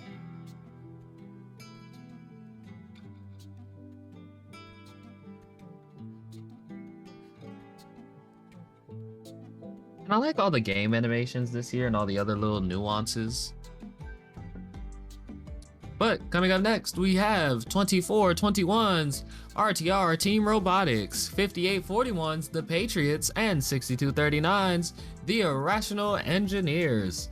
Coming up in blue, we have 87-26 Crypto Hawks, 83-26 GDS Mighty Hoppers, and 449 The Blair Robot Project. That is definitely going to get confusing when it comes to seeing which bot is which on the field. Is looking for the difference between a 3 and a 7.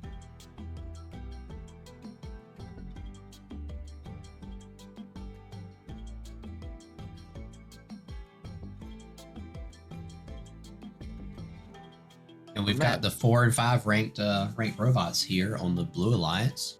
See if they can hold on to those positions or if the Red Alliance can pull off the upset. I don't know which one I like more, upsets or like a strong lead throughout the entire match.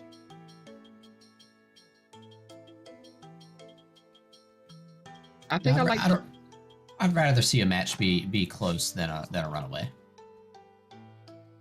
Oh, I'm not talking about like a flat out runaway. I'm talking about as far as like your match points, your rank points. So you started as number 1, you stayed number 1 the whole time. You were just king of the hill. Or like the underdog story where after lunch you just climbed the bracket and made it all the way up to the top. Lunch was so good that your robot just performed better.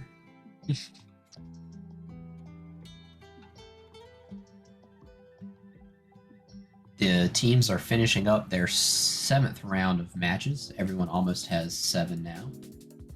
We're playing 10 total matches per team here.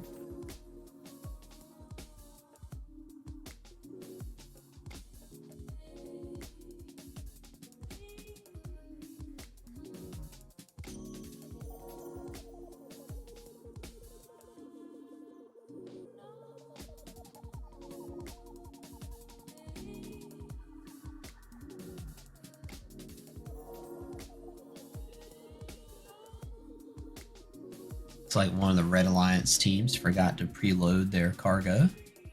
Coming back out to get that straight. Sometimes it happens, you know, you got it in your hand, you're in the heat of the moment, you hear that the field, it's time to clear the field, and then you turn around and have to just get up and walk away. So teams can preload one cargo, and if they don't preload, that cargo stays on the field, but it moves to the opposite driver station wall. Looks like everybody did preload. We're going autonomous. 83-26 shooting high and missing, but 87-26 shoots high and makes one. Both human players took a shot and just barely missed. Blue comes out of autonomous with an 8-point lead. They got 1 in the high and 2 in the low hub. Looks like 83-26 is immobile. Did move in autonomous, not sure what's going on there. Could be a slight connection issue. They could also just be, nope, there they are. There they go. All right, they're back up.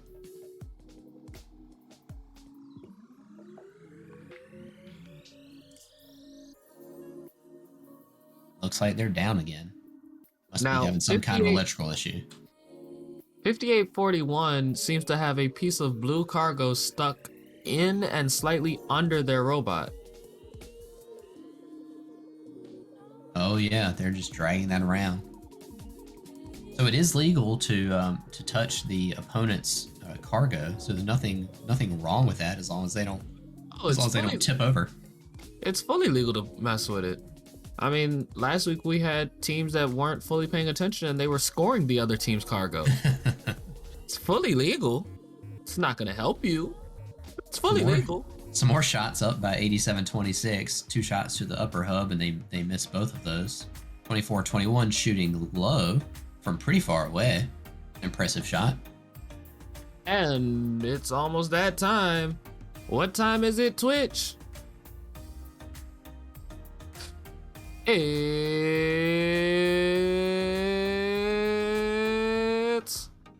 hang time. 24-21 is already up. Looks like they're on the mid bar. I want to see who's gonna jump up in blue. 449 continuing to score. They're 449 making that run.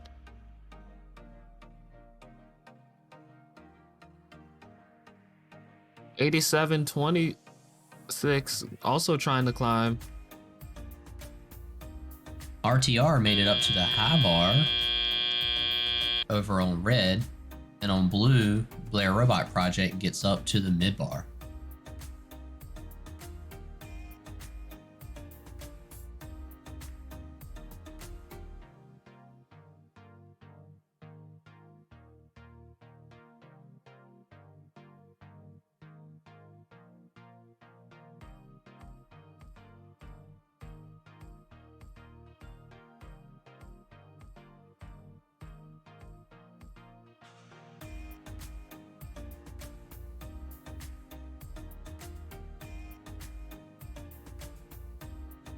FTA there, David, helping 83-26 diagnose what happened to the robot in that match. I mean, once again, sometimes you just gotta go back and just wiggle every single wire. And the score will fly blue with a score of 48-13 with a 2-point taxi across the board, a 22-point cargo to a 1-point cargo, and a 12-point hanger to a 10-point hanger. The Red Alliance suffering 12 points worth of penalties. I really wonder what these penalties are for. And those penalties push this to a new high score for this event.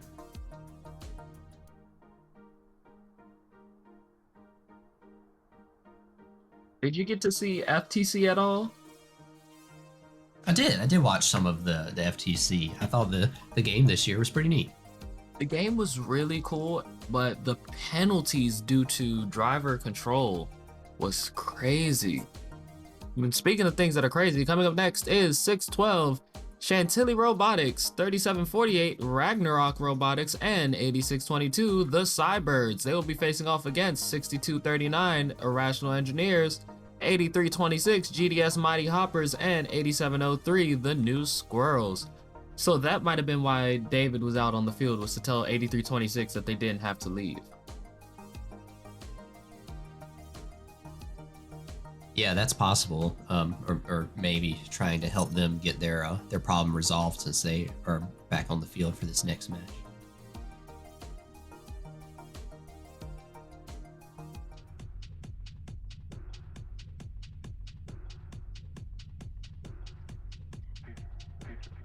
As they're playing back-to-back matches, they get at least 6 minutes between their matches.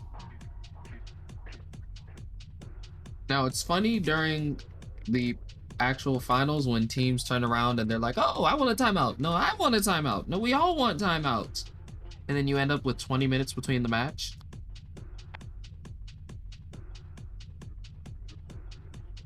Yeah, I don't think the timeouts stack, but also calling a timeout only gains you an additional 2 minutes over the 6 minute field timeout that you already have.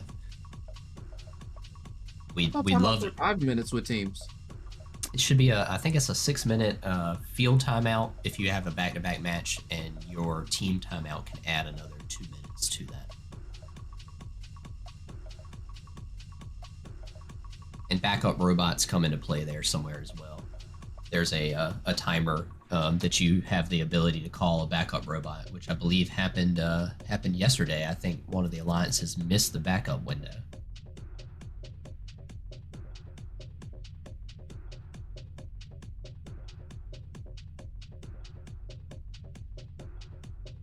Yeah, it looks like team timeouts are 6 minutes as well.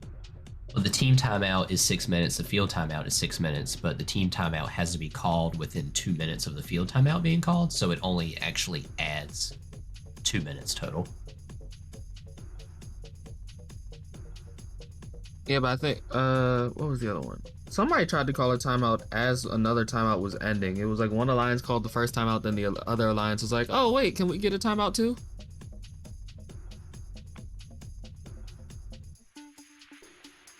But during alliance selection yesterday, I'm still confused by 2912.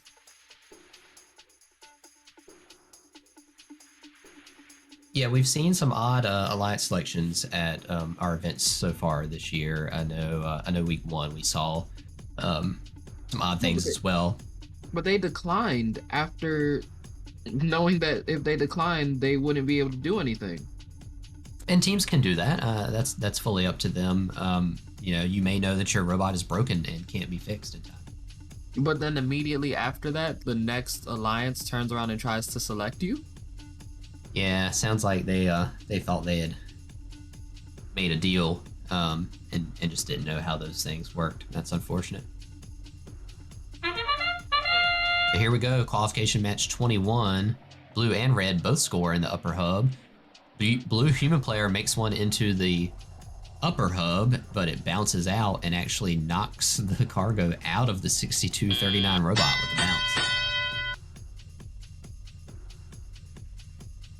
Red Alliance taking a 2-point lead, moving into the teleoperated period.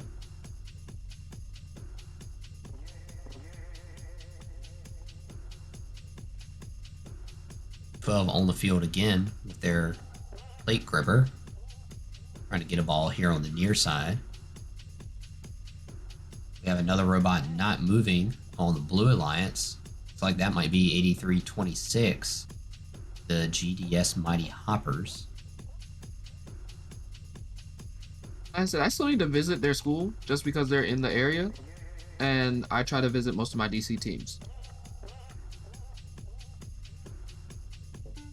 It looks like 8326 is having some bad luck. They played last week, week 1, here in DC, and were ranked 8 in their event. Oh! I can't tell who that is. I just shot in the wrong direction, shooting towards their driver station. The red robot. 22. The red robot 3748. Ragnarok just had 2 blue cargo that they went and deposited at the terminal on the opposite side of the field. Looks like they're playing a little keep away. Said, oh, well, if you want to come get it, you got to go all the way to the other side to go get it. Yeah, they're just having fun with the blue cargo at this point. They're just moving it as far away as possible. But look at the red cargo that got stuck up on the return.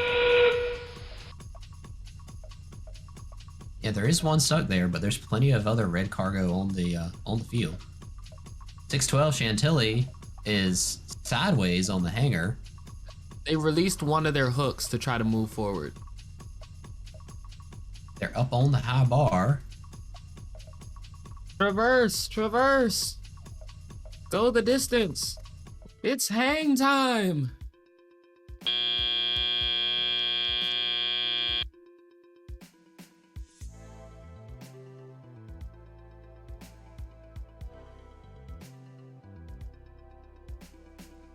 Red Alliance has a pretty large lead there on the live score. We'll see what the final score is.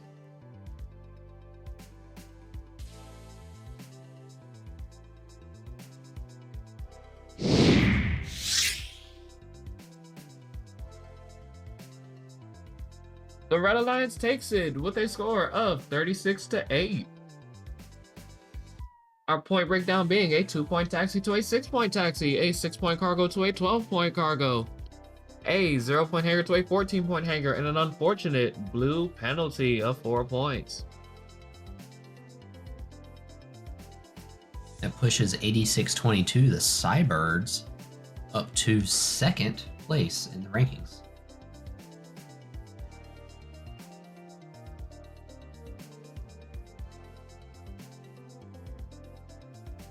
Coming up next, we have in red 58-41, the Patriots, 11-11, Powerhawks Robotics, and 53-38, Robo Loco.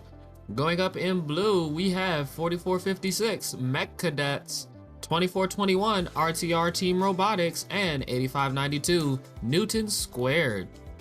Will Powerhawks Robotics reclaim their 2nd place seat? Also, I think that'd be funny if Powerhawks Robotics got first, because they'd be team 1-1-1-1 in spot 1. Somebody would think that we broke the system. It's definitely a lot of ones. They definitely have a shot at taking the number 1 seed away from 2068. Nobody is averaging a ranking score higher than 2 right now. All it takes is either that cargo bonus or the hangar bonus to get that 3rd ranking point and catch you up real fast. Oh, they gotta go for 4. They gotta go for the full 4. They get both bonuses. And that's just the guaranteed win right there. I think this Red Alliance has got the chance to get the cargo bonus. We'll see if they can squeak it out. 20 balls is hard to get in these qualification matches if you don't go all out in autonomous. You can get that quintet in autonomous by scoring the 5 cargo in autonomous, and that lowers your level for the cargo bonus down to 18.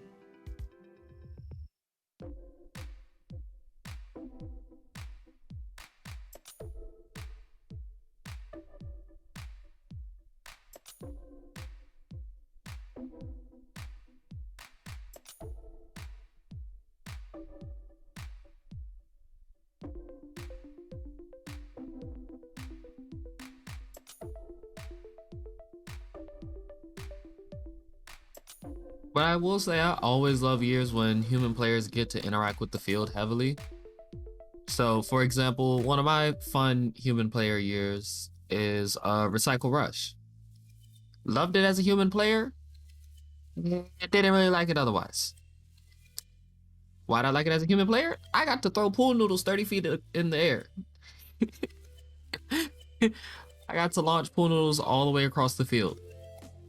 Now, one time I may have messed up with the pool noodle and accidentally got the pool noodle into the other team's trash can, giving them the bonus points for it.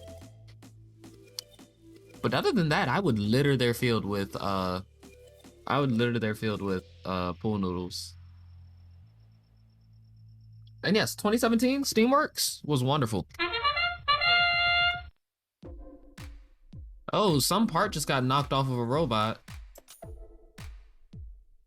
I think when the human player threw the blue cargo, something got knocked off. Looks like we're tied up coming out of autonomous period. 10-10.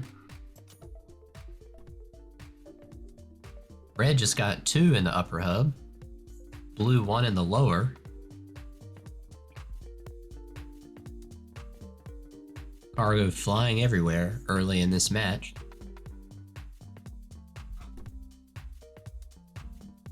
Nice shots from Powerhawks, 2 more in the upper hub. Red extending their lead to 8.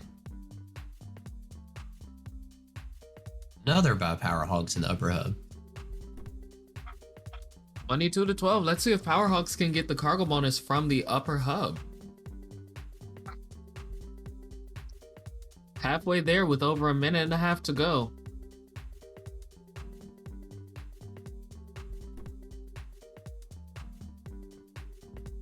(24-21) scoring in the lower hub, and Powerhawks on the Red Alliance scoring 2 more in the upper. That's up to 15 of the 20 they need for the cargo ranking point.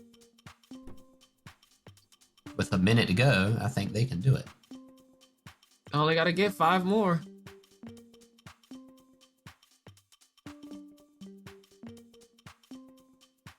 But teams, you know what time it is.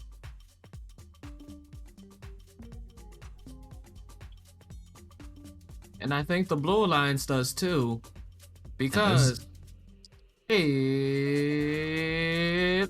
hang time. Red Alliance has made their 20 cargo. Make that 21 now. So they will get that extra ranking point. Now let's see if they can get the 4 rank points like I said. Come on, I need a total climb. I need a total climb. 24-21 over on blue is up to the high bar. And over on red, looks like we do have 3 robots up. No, it looks like 2. Oh, I see the one in the back corner. 41 doesn't seem to have taken off. Yeah, I see them in the back corner now. I don't think that'll be enough for the 4th ranking point, but that'll be 3. And the winner is the Red Alliance. With the new high score of 45-52, the point breakdown will be a 4-point taxi across the board, a 12-point cargo to a 38-point cargo, and a 25-point hanger to a 10-point hanger, with an unfortunate 4-point red penalty. The Blue Alliance doesn't go home empty-handed as they receive 1 rank point for that hanger bonus, and the Red Alliance receiving their 3 rank points, 2 for the win and 1 for the cargo bonus.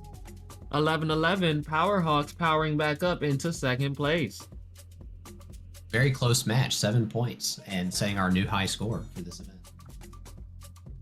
Coming on to the field next, we have 85-14 Junior Squirrels, 116 Epsilon Delta, and 58-41 the Patriots. In the blue, we have coming to you 2068 Metal Jackets, 87-26 Crypto Hawks, and 85-92 Newton Squared. Can the Metal Jackets hold on to that 1st rank?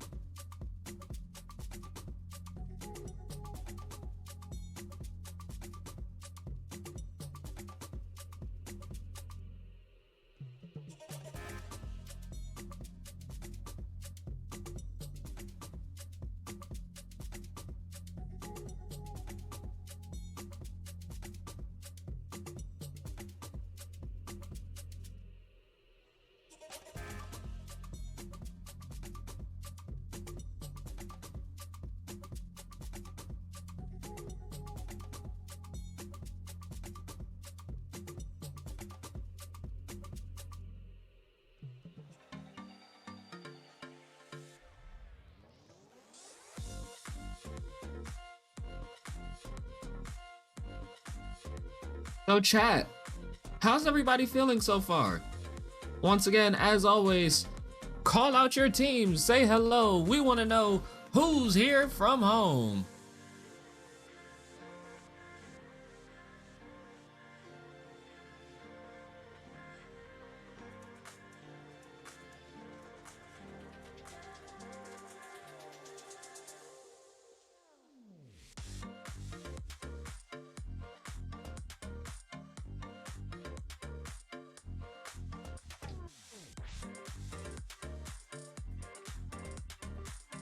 Honestly, that number isn't the highest views that we've had. We have 1111 in the house.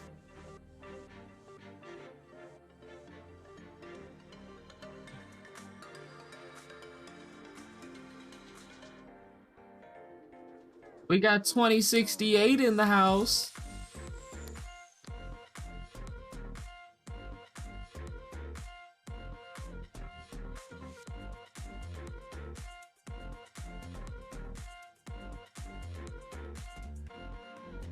Is that all we have? We only have 2 people in the house?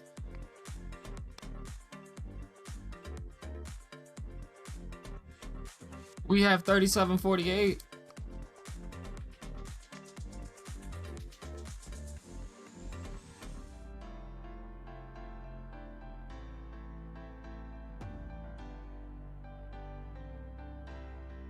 We got 612. And we got 5587. I don't even think, wait, who's 5587? Y'all just starting to spit numbers.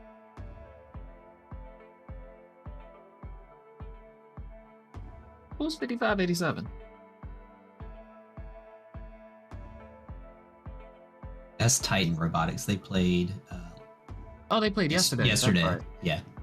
I was like, what? I was like, numbers mean set. I was like, numbers make sense. That's the right number category. But now I was like, I don't remember.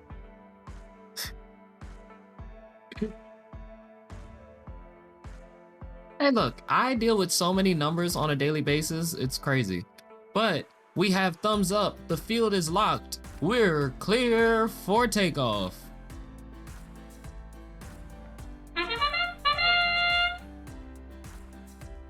.2068 Metal Jacket's taking those long shots in autonomous. Red human player attempting to make that shot.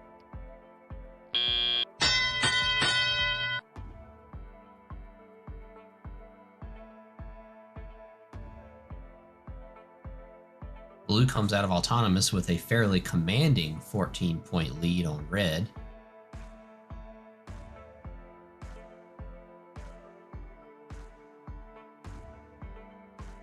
And so the person said that they would love to mentor a team. Once again, feel free to go check out the first mentor portal hosted by NI. You can go find that on the first website.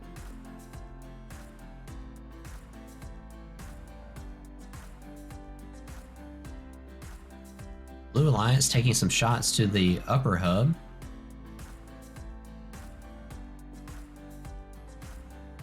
Scoring has kind of stalled out here after autonomous.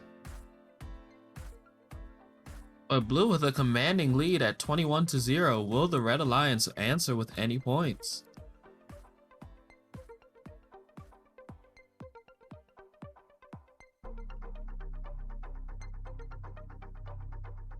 I can't fully tell who that is in the background sitting there waving pom-poms and jumping in tutus. But once again, I love the team spirit. That's one of the 2068 mentors.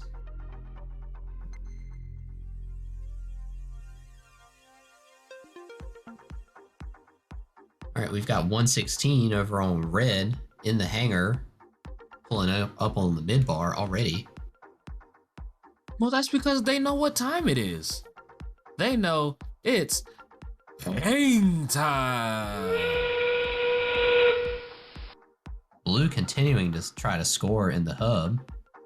They have 11 of the 20 cargo they need for the bonus.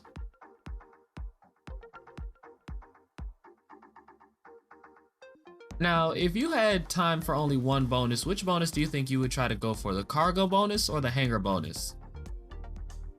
Depends how close I am on the cargo bonus. If I'm only 2 or 3 balls away, I definitely continue playing for the cargo bonus. Because the hangar bonus, there's just so many things that can go wrong. Like over on blue right now, looks like 8726 got jammed on the carpet. So you can't always count on alliance partners. So it's a control your own destiny type of situation. I can appreciate that.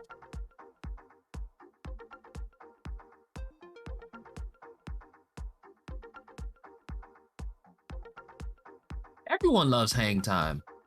It's so much fun. Same like how I love saying it. Like, watch this, Kyle. You try it once. You gotta say it from real down low when you do the hang time. Come on, let's hear it. All right, I got you next match.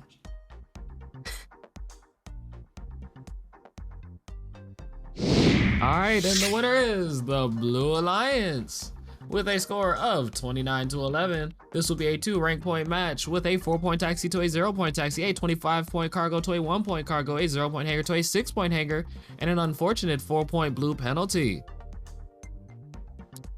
This will still keep 2068 in that first seat.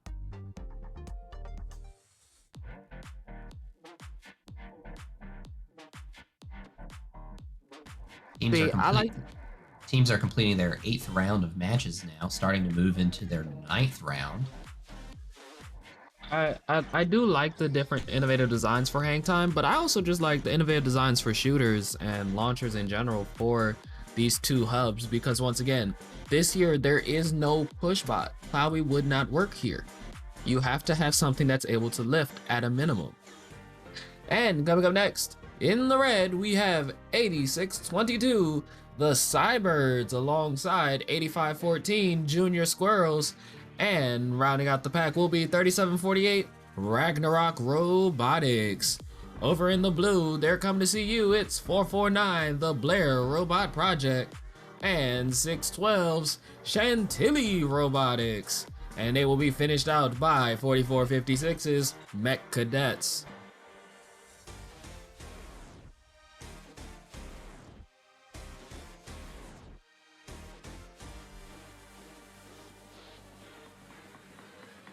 And yes, it definitely does depend on your cycles. We've seen tons of wonderful cycles. This is shaping up to be an interesting match. We have 4 of our top 10 ranked teams here. But remember, only the top 4 ranked teams will be Alliance captains at the beginning of Alliance selection. We will only have 4 alliances when we go into our finals, or our elimination rounds. 6 more qualification matches to go. The top 4 are only separate, or the top 5 teams right now actually are only separated by half of a ranking point average. So anything can happen here in the last as we close out these qualification matches.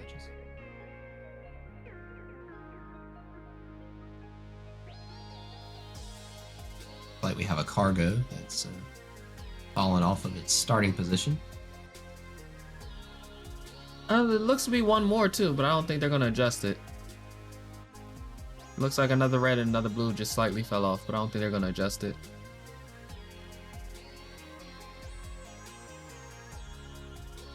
Well, they went to get the ones on the red side. Are they gonna touch the ones on the blue side? Be a camera angle thing. I can't tell. No, it's fully off. Look at the circles.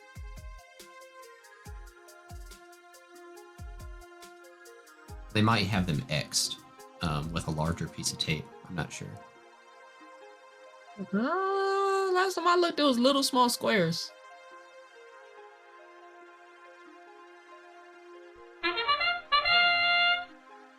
$612 accidentally dropping one of their cargo. We've got 3 in the low goal for the Blue Alliance. That's good autonomous there.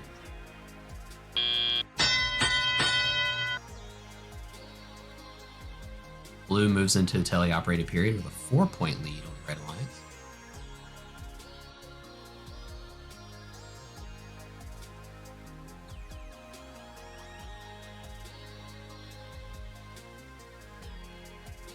Comes 612 with their claw. Going to try to put a cargo into the low hub.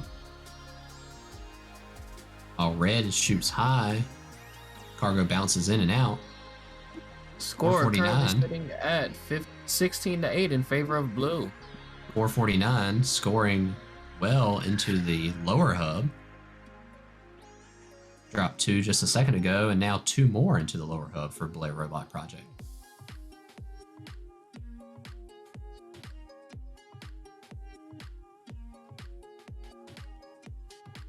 It's like Ragnarok has a cargo stuck in the bottom of their robot again.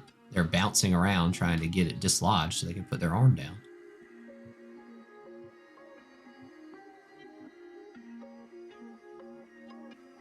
They do get it dislodged. And once again, I think these are little things that just have to be worked on in between weeks. Just trying to figure out all the little pinch points in your robot and all the little stall points. I don't know what I was looking at, but blue has scored 17 cargo in the lower hub. They're only 3 away from that cargo bonus. What you were looking at was 4456 loading up the back of that hub where it was just out of our view. 612 just dropped 1 in. Blue is only 2 cargo from the bonus. 449 put in those last 2. They got it. Impressive. Come on. You got it. Oh, it's hang time. I'm 15 seconds late. Sorry. It's okay. Chat won't blame me for it. Chat is 15 seconds behind us, so they'll say it at the 0. 612 trying to get out of 449's way so they can climb. I'm not sure that anyone got up. No. Oh, there's a blue robot. 4456 is back there up high. Definitely up. They're up there. I was busy looking at the ground. They were way up there in the air. They are towering over every single robot. Looks like they're all the way up there on the traverse bar. And the winner is the Blue Alliance with a point breakdown of 42-40. The Blue Alliance receives 3 rank points for getting that cargo bonus with a point breakdown of a 4-point taxi across the board, a 23-point cargo to a 12-point cargo, a 15-point hanger, and a 4-point hanger. So somebody in red was up in the air. But yes, the Blue Alliance did manage to make it onto that traverse bar. This will allow 449, the Blair Robot Project, to climb up to the 3rd rank position. This will also allow 612 to climb back up to the 5th rank position. And 8622 slides down from 3rd down to 4th.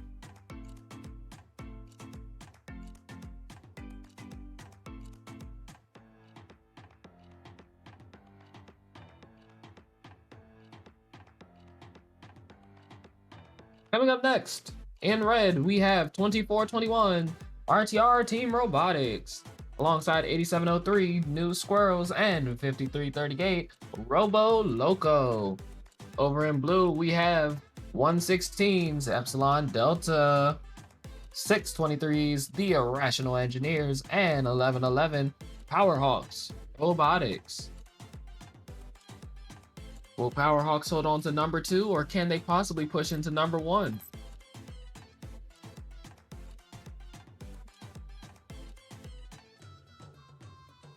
Yeah, Powerhawks are just barely within reach of the number 1 seed. I think they'd have to have a 4 RP match here, but they can pull it off. We know there's enough firepower for cargo and enough hang points available on that Blue Alliance. Also depends on how your teammates play with you. That hanger bonus is definitely a cooperation bonus.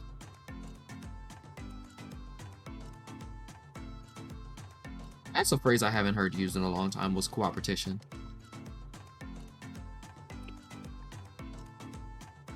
When did that come out? 2010? With the balancing on the bridge for the soccer game?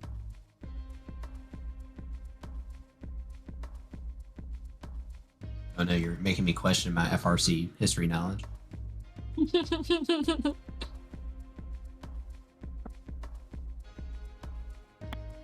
Trust me, I'm questioning myself, and I came up with the answer of I'm old.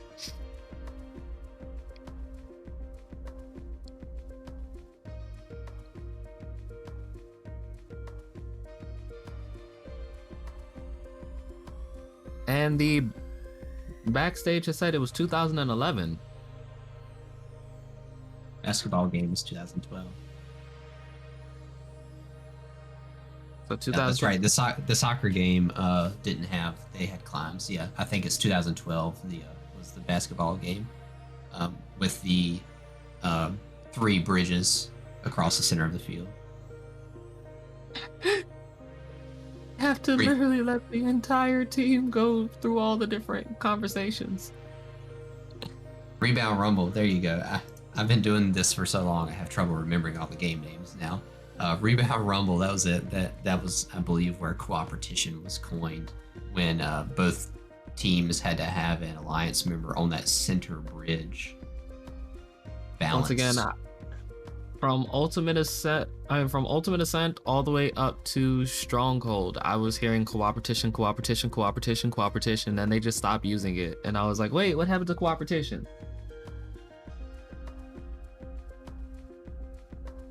I remember I tried to tell one of my teams like last year, I was like, you guys have to work on having good cooperation. And they were like, huh?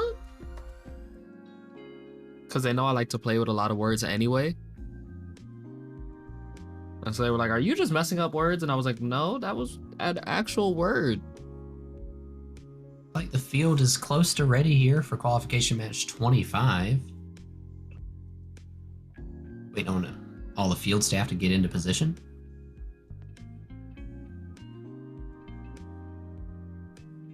But this also shows the age of the people who are playing in first right now. Is do they know cooperation?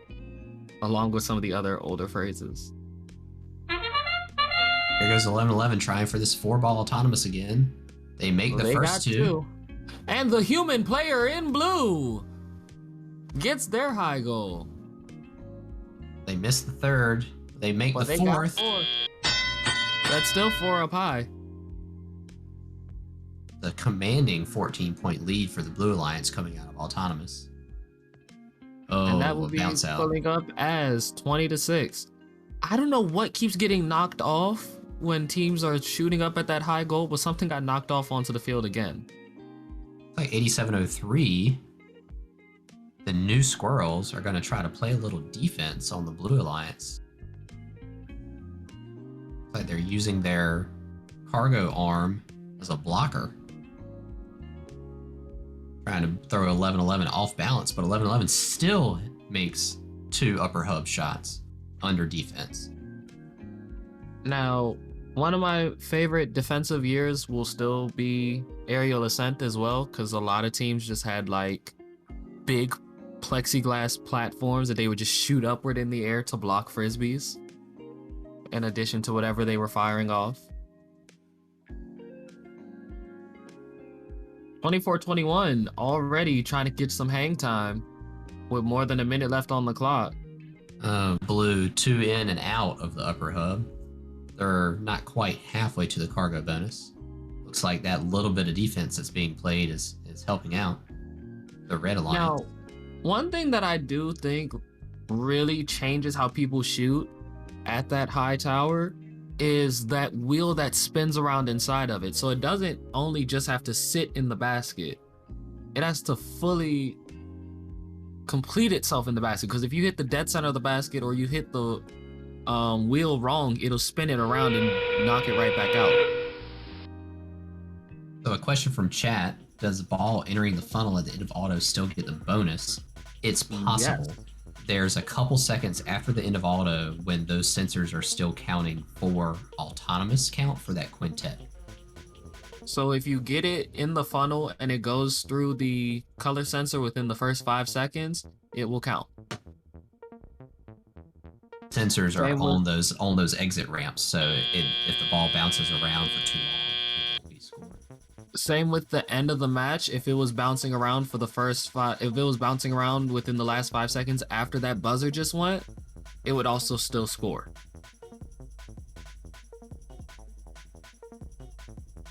Yes, the 5-second rule doesn't just apply to food. It applies to cargo as well. All right, Ryan, take it away. it's a Blue Alliance win, 44 points. I'm looking at the to the Twitch Red chat, Alliance, and 36. I was looking at the Twitch chat and thinking about you, and I was like, all right, Ryan. I'm like, nope, wrong person. I do apologize. You're good. You're good. So 4-point taxi there across the board. The Blue Alliance with 30 cargo points to the Red Alliance's 13, but the Red Alliance with 19 hangar points. Blue Alliance is 6. That keeps 11-11 in second place in the rankings. Pretty solidly in second. Keep it going for the preview. You got this. You on a roll. Coming up to qualification match 26 on the Red Alliance, we've got Team 3748 Ragnarok Robotics, Team 2421. They just played in the last match. RTR Team Robotics and Team 8726 Crypto Hogs. Joining them on the Blue Alliance is Team 8514, the Junior Squirrels, 2068, our current #1 seed, the Metal Jackets, and 8326, the GDS Mighty Hoppers. We'll see if Team 2068 can hold on to the #1 seed again. 11-11 is chasing them down. Now, I was saying this about GDS Mighty Hoppers earlier, but I want to see them get a pneumatic plate or a pneumatic lift on the bottom of their bot to like spring their bot up to make their bot actually hop. That'd be impressive. Like imagine them hopping between the rungs. That'd be really cool. That'd be a powerful spring. I mean, like I said, pneumatics, just air compressor.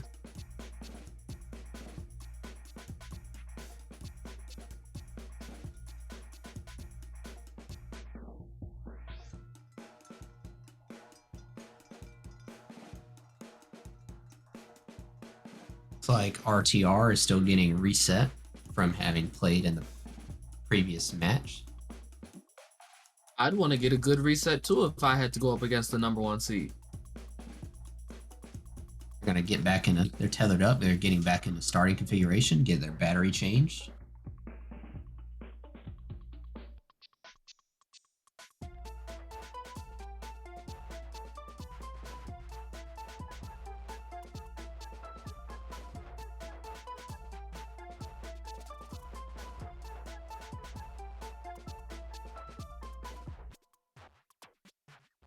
The majority of teams have already completed their 9th round of matches, and this is the last set of teams that are playing their 9th round.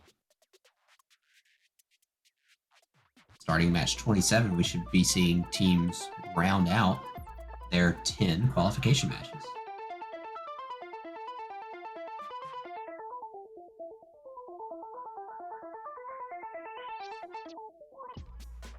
Teams play their 10th match, they'll start going over to inspection, they'll start getting re-inspected, they'll get reweighed for their prepping for playoffs.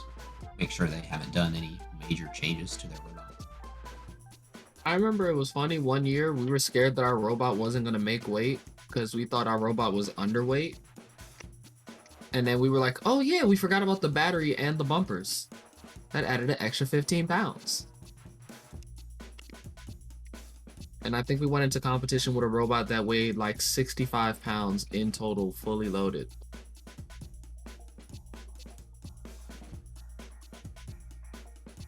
That's a lightweight robot for sure. You should have seen the cycles that robot did on the field. It took off like a bullet. It's like the field is ready. We're closing up those gates. Just waiting on the green light and the thumbs up.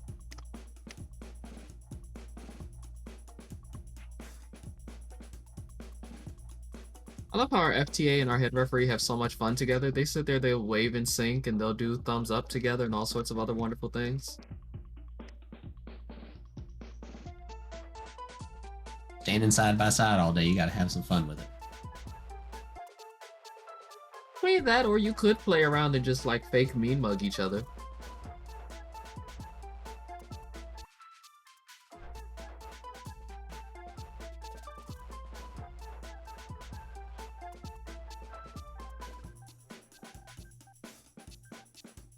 Like we were checking to make sure all the drivers were there on the Blue Alliance side, but everything's ready to go now. Who needs a driver in the autonomous period?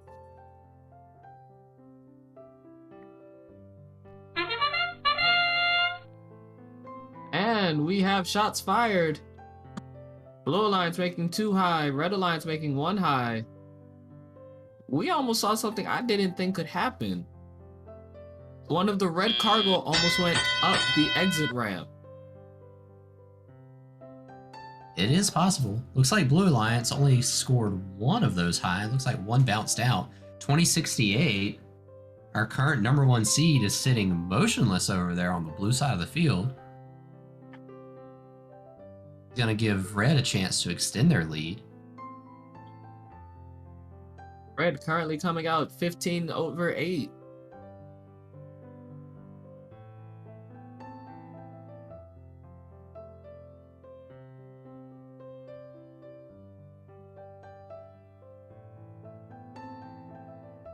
There's 87-26 with 2 upper hub shots. 1 goes in, 1 goes out. That's 83-26. Shooting just a little too hard, clearing the entire upper hub. 87-26 here. This is their rookie year. It's an impressive robot from a rookie team. I mean, all of these robots are impressive. I say it all the time. If you even get a robot on the field that's functioning, I'm impressed.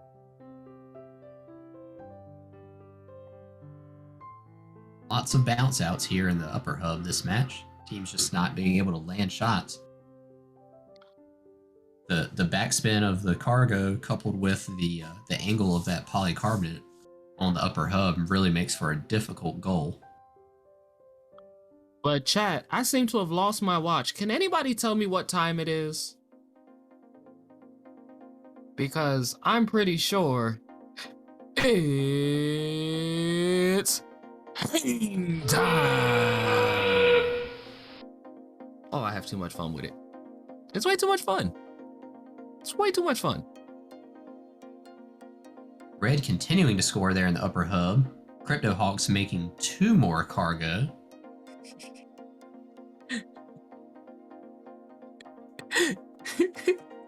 .2068 Metal Jackets still has not moved after autonomous. I'd be interested to hear what kind of problems they had.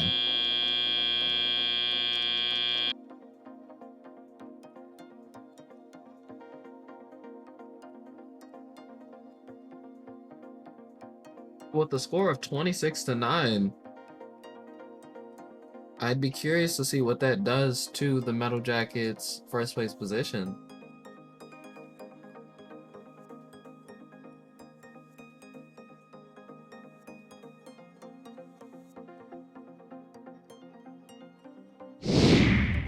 And the banner flies in, and it flies in red with a score of 13-41. The Metal Jackets have been dethroned and knocked down to #2 with a point breakdown of a 4-point taxi to a 6-point taxi, a 5-point cargo to a 20-point cargo, a 0-point hanger to a 15-point hanger, and an unfortunate 4-point red penalty.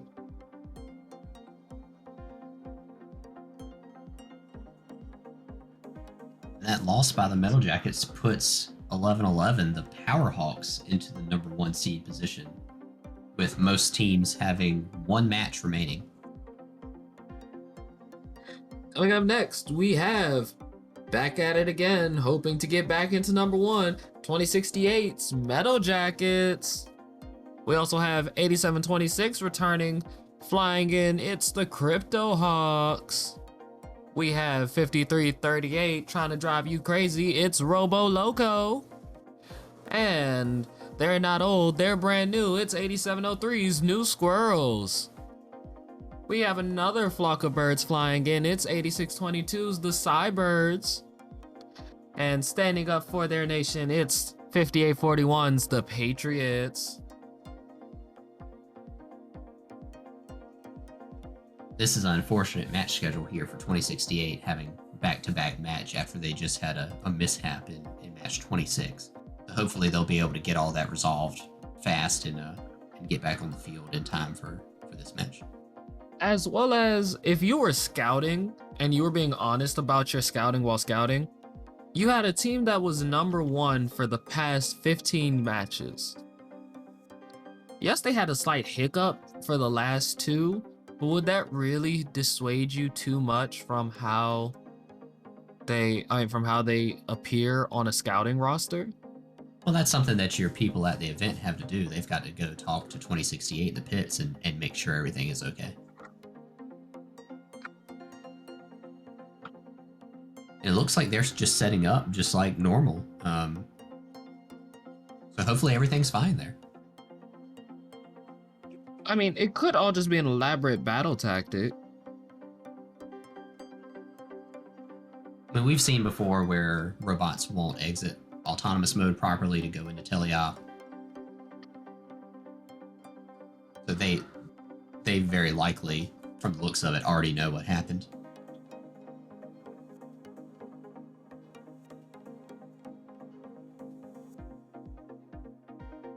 The FTA is there talking with him as well, so it could be an electrical issue with their radio or Robo Rio or any number of things. The years back when everything used to be separate and you needed an entire robot's interior to use all the different pieces. When you had the different PDBs and the Robo Rio and the router and everything else that was all completely separate, and it was like 20 different pieces. Now we have 2 different Robo Rios. You have the original and the Robo Rio 2 out now, as well as the Across the Road Electronics boards and the new for this year Rev Robotics boards for the power distribution panel and voltage regulator or radio power module. So the teams have some choices now on the equipment they can use. And we'll see what the rules hold for next year on whether the newer equipment becomes mandated or not. And then I also used to like how every year you would get new motor controllers. They're like, oh, this is our standard motor controller. This is the new standard motor controller. This is the new standard motor controller. Yeah, motor controller technology has really increased the past few years. When we started being allowed to use the CAN network, that was really neat. And then the Falcon motors coming out with their own Talon built into the motor, so that you didn't need an additional controller. That's really neat as well. And then they got so small as well. Oh my gosh, motor controllers used to take up so much space.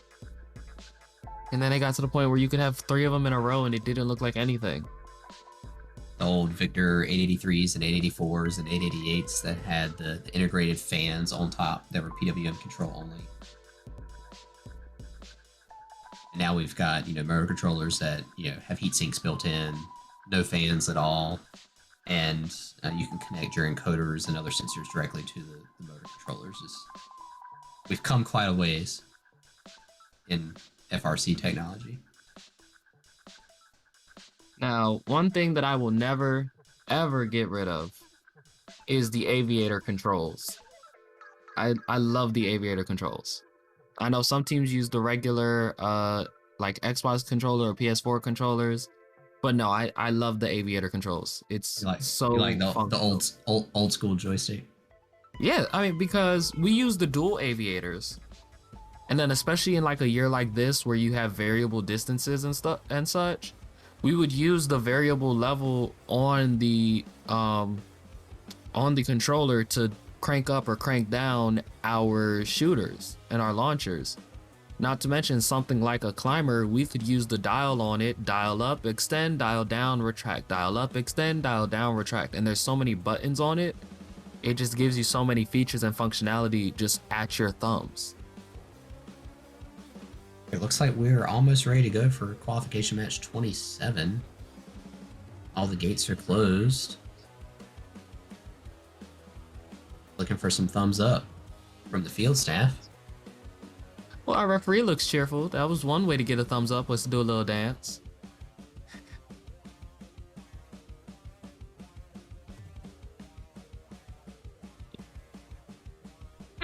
And we have takeoff.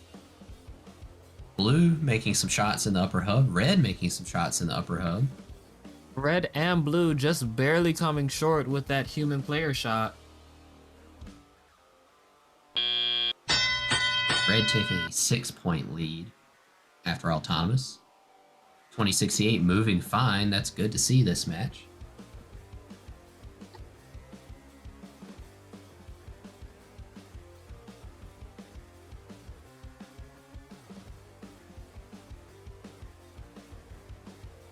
Metal Jackets making some shots into the upper hub there.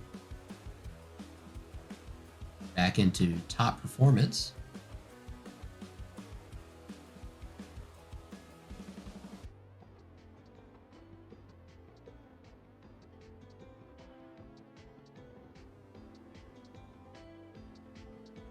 Blue trying to get some cargo scored there in the lower hub.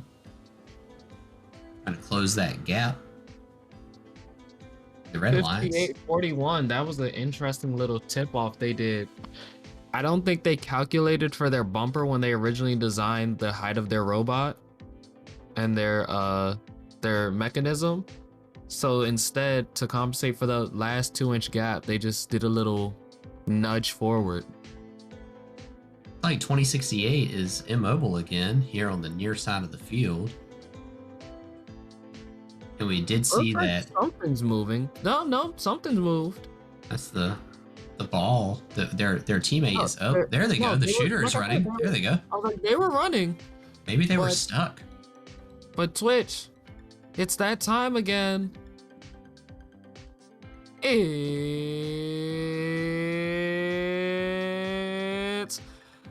hey. Oh, I have too much fun with that. I don't know why I have so much fun. And we did see Red Robot 8726 Crypto Hawks get some penalties here in this match for contact inside the frame perimeter of a Blue Robot. 8726 driving with their intake down across the border of some of those Blue Robots. That allowed Blue to catch up. Real-time score on some penalty points. There's only a 5-point difference here at the end of the match. I don't think anybody got off the ground this match. It doesn't look like it. Also, there may have been some contact by Blue on Red in the Red's attempt at climbing, so we'll see how the referees rule on that.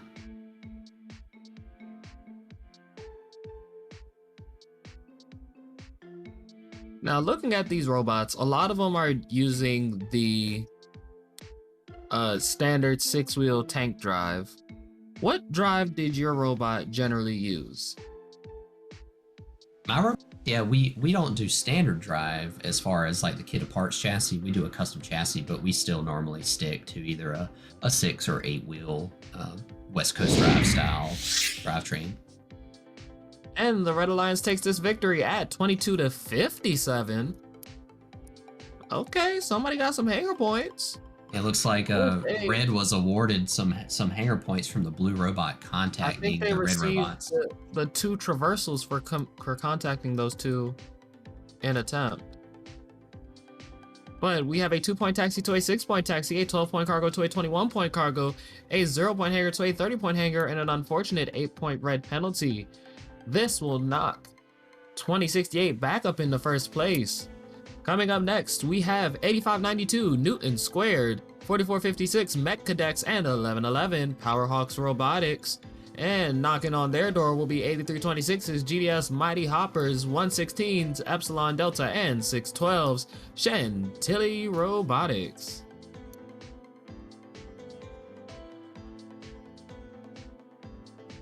And with this being qualification 28 out of 29, remember teams, make sure that you all are ready for Alliance selection. Make sure that you all have your designated representative ready for Alliance selection. But look at these ratings on the board. Look how close all these teams are. 1.9 to 1.88 between the first and second seed. That's crazy. That's all it takes. The 2068, currently with the number 1 seed, has played all 10 of their matches, and 1111 is coming up here in this next match. 1111 has the ability to get the number 1 seed. They're not blocked All they have out to yet. do is win this next match. It's 8-1 versus 8-2. If they win this next match and get the points, they have it.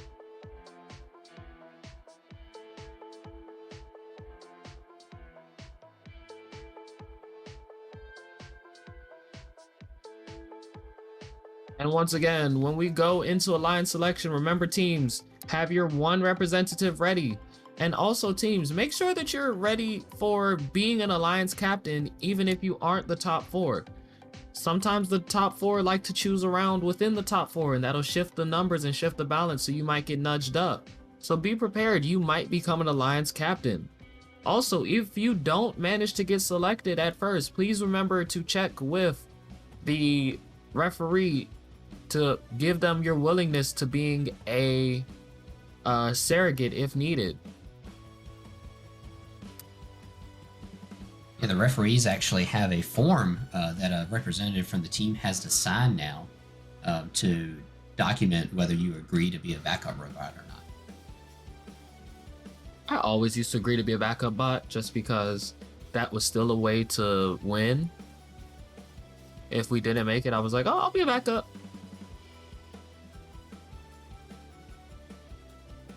Because normally if I didn't make it and it was the normal 18, it was like the normal top 18, I was like number 19 or number 20 out of the 34 or something like that. So I was like, we're right here. I'll be a backup. Looks like the field is ready to go. I see thumbs up. Do you? Here we go. Qualification match 28 getting underway. Red making 2. Oh, red human player just barely knocking off the rim. Red scoring 2 in the upper hub, now 3 in the upper hub in autonomous. That'll give them a nice lead going into teleop. It's like a 10-point lead. A score of 16-4 in favor of red. And it keeps climbing. Red trying to take away that gap. Blue taking some shots. No one able to connect their shots. Everything bouncing in and out of the upper hub. 11-11 trying to dial that shooter down. They got 1 for 2.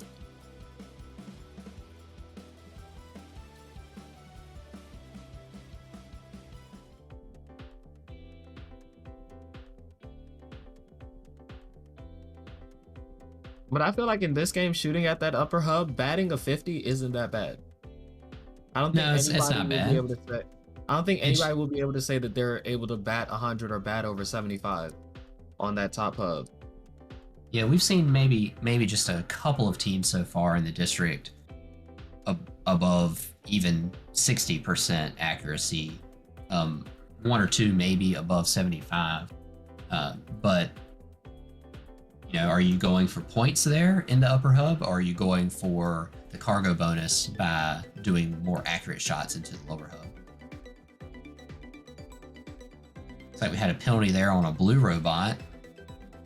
And we're getting ready for these last few seconds. Chat, you know what time it is. All right, come on, Kyle. It's your time to shine.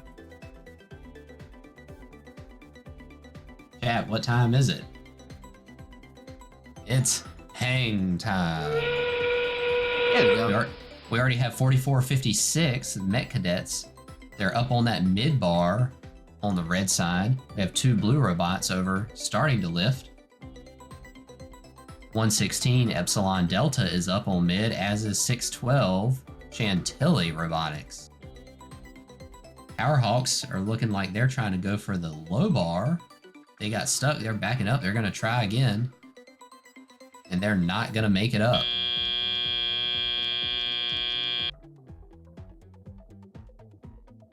Where's Red the with third blue bot? I see 2. Where's number 3? It's behind the hub, sitting in one of the red tarmac zones. Oh, I see it. I see the edge of a bumper.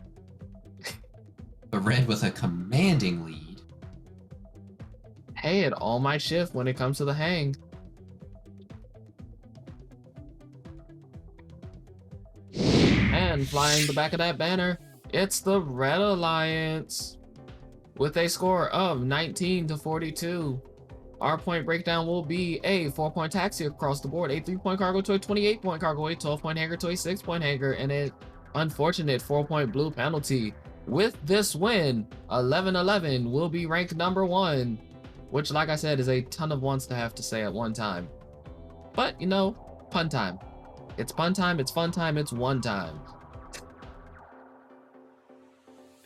Oh, my pun counter. Come on, Kyle, who's up next? In our final qualification match, number 29 on the Red Alliance, we have teams 449, the Blair Robot Project, 612, Chantilly Robotics, and team 3748, Ragnarok Robotics. On the Blue Alliance, team 6239, they're Irrational Engineers, 8276, Crypto Hawks, and team 116, Epsilon Delta. And once again, teams, if you are not one of the 6 teams that were just named, that means that you are not in the final match. If you are not in the final qualification match, that means that you should already have a representative being prepared for Alliance selection. Once again, if you are not in this last match, please have your representative ready at this time. If you are in this last match, you may wait until the end of the match to have your representative ready. Following the conclusion of this last match, the field will be reset. We will go over the Alliance selection procedures, and we will even hand over the mic to our on-field MC, Victor, to let him speak and let him lead you all through Alliance selection.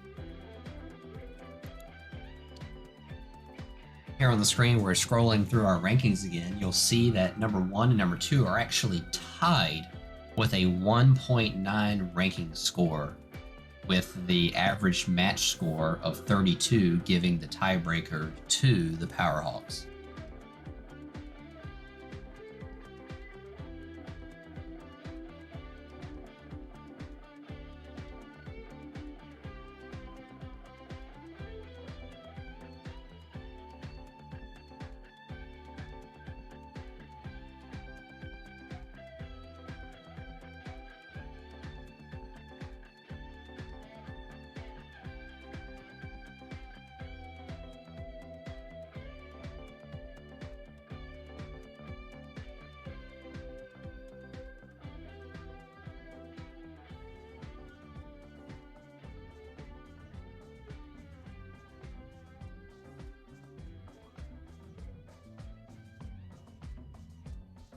So in this final match, 29, we have on the Red Alliance 449 Blair Robot Project. They're the current number 3 ranked team.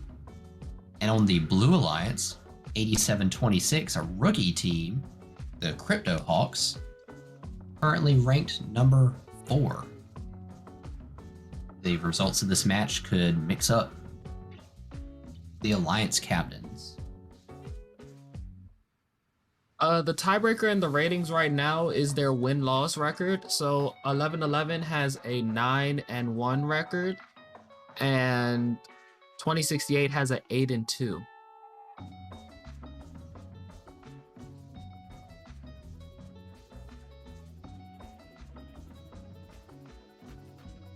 So even though their RP average is the same, their actual win-loss tie record is not.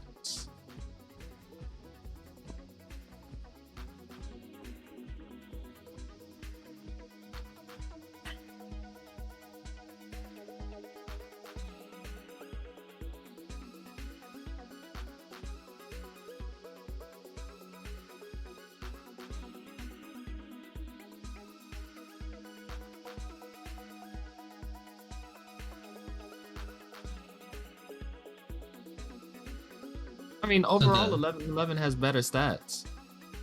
So the tiebreakers is actually ranking score first, and then second sort order is average Alliance match points, not including fouls.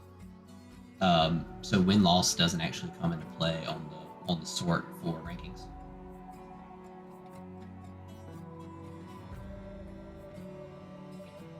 This is why I don't do numbers. Why do y'all ask me numbers questions? Where's my numbers guy? Where's he, Sean? I miss numbers guy.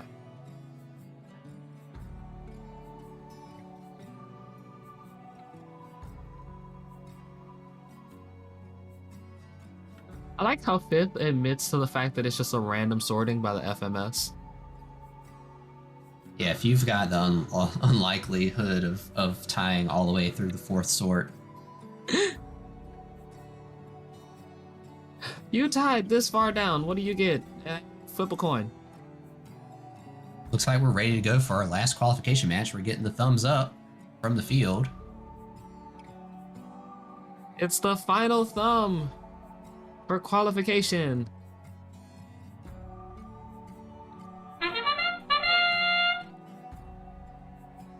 Their robot project has got 2 balls. They get both in the lower. Blue shoots one in the upper hub. Miss. Human player bounces one off. Red taking a 10-point lead coming out of autonomous.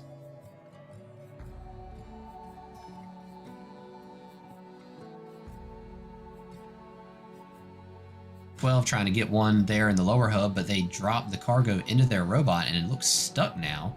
They're trying to get that dislodged. While Blue is playing catch up. With a score of 14-2 with a little bit more than a minute 40 left on the clock, Blue has plenty of time to play catch up. We just had 2 red robots with cargo stuck in their robots. 612 and 3748. They both look like they have those cargo dislodged now and are back to scoring. Now, could I, with a grabber like 612, could I reach into my alliance partner's bot to unstuck a piece of cargo?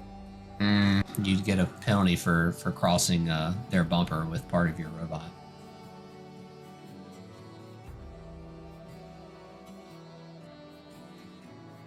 Red loading up that lower hub now that they've all got their robots unjammed. Red has scored 17 already in the lower hub.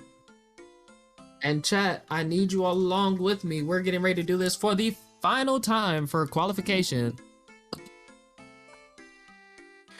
What time is it?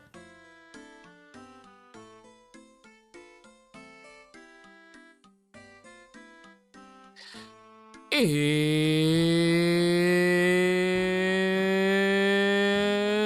hang time.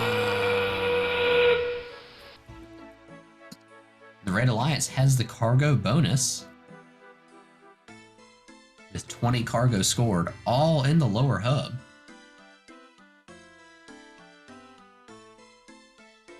I love having y'all along with me when we do this. It's wonderful. Y'all give me all the energy I need for the day.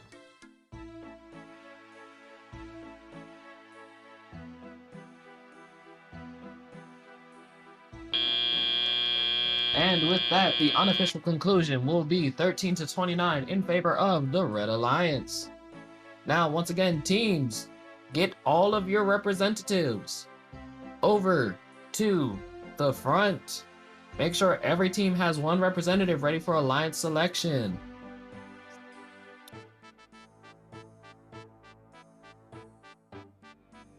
And the final score flying in on the back of that Boeing jet will fly red. It will be 35-25 in favor of the Red Alliance, with a cargo bonus giving them 3 rank points, bumping 612 up into the 4th place position right behind 449 for the 3rd rank position. Our point breakdown being a 2-point taxi to a 6-point taxi, an 11-point cargo to a 23-point cargo, and a 12-point hanger to a 6-point hanger. Once again, this has been the end of qualifications. As we get ready for alliance selection, a few things to once again be aware of. Teams, have your representatives ready. Know the rules of alliance selection. We are about to go over all of the rules of alliance selection in a quick minute. There is both the video rules to go over, and there's also everything to listen for from your field MC. During alliance selection, please do not shake hands or give high fives. You all can do air high fives, but remember, there's supposed to be no physical contact on these fields. We do want to practice social distancing as best as possible. So with that being said, here are our rankings. Look at these wonderful teams.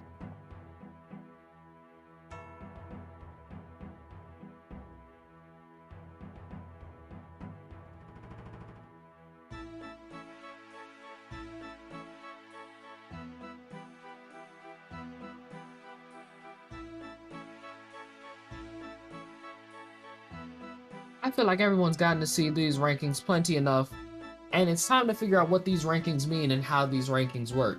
So, to show you all how Alliance selection works and how these rankings work, let's go into our Alliance selection video. I'll see you all back shortly.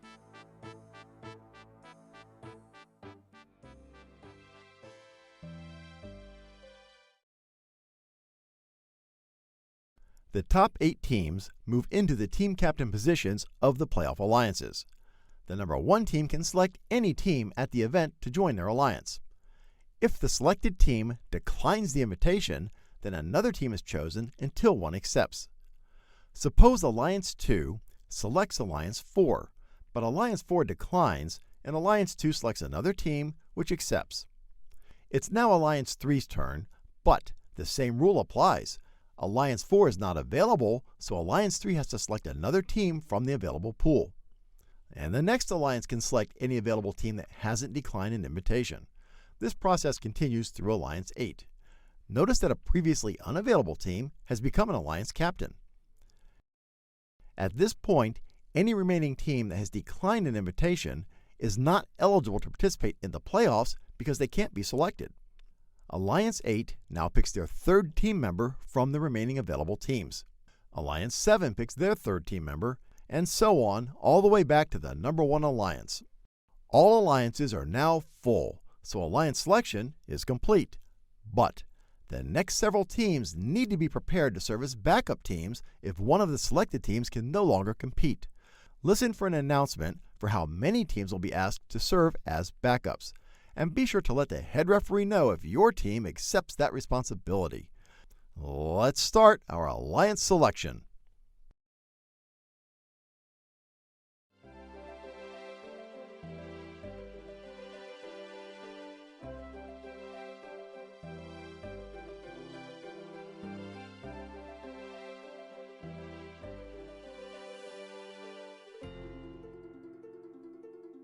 And we're back.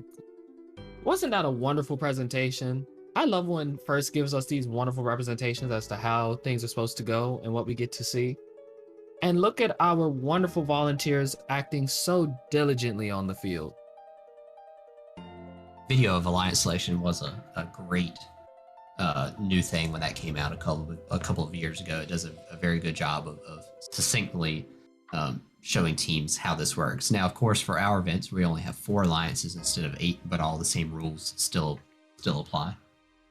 And I wish we had that video back when I was doing alliance selections. Would have helped us out so many times. Even though the general rule that we always used to get was if you see an offer, you take it. Unless we discussed with the other teams that we were like, oh yeah, well we know we're gonna move up. It was like, no, if you see the offer, you take it. So as we're prepping for alliance selection, let's hear in the chat your predictions. We've already got a couple. Who does 1111 take for their first pick? As much as I think that 1111 and 2068 would be a wonderful pairing, I feel like the 2 playstyles between the teams might force them to not be on the same teams. I think 1111 might choose 449. It's possible. You know, an interesting strategy here is that, you know, due to all the bounce outs in the upper hub, you might not want to have 2 upper hub robots on the same alliance. You may want your upper hub robot that's top seeded with a good lower hub robot. And we've definitely seen that over the course of plenty of years, is teams bouncing back and forth with, hey, I go high, you go low, you know, make sure everything's together, and then having people that are guaranteed high rung scores. So having people that can guaranteed climb all of those rungs and knowing how long it takes for them to get there.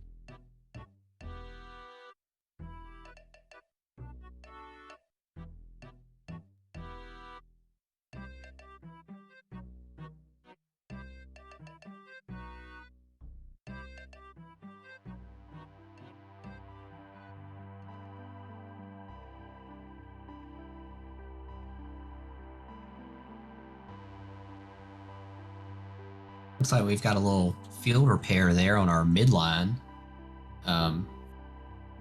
going while we're prepping for alliance selection. I think they just changed out the color of the tape from black to white. I mean, from white to black. And they're adding a little more black to keep that that cable protector down.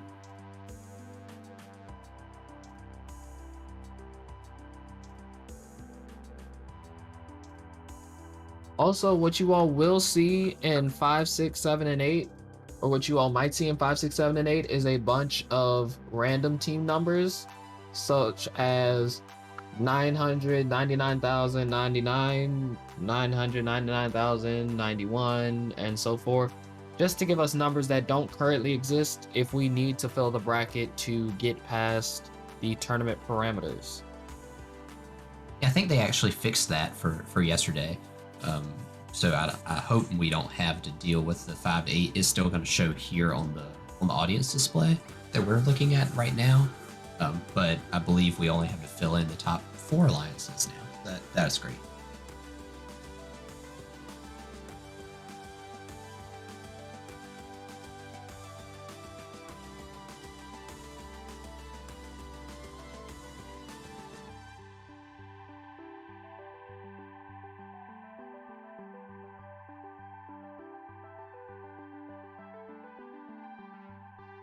But I really do always love how much hard work and dedication goes into field reset and field repair. Because like I said, I used to do it. I did field reset and field repair for a while.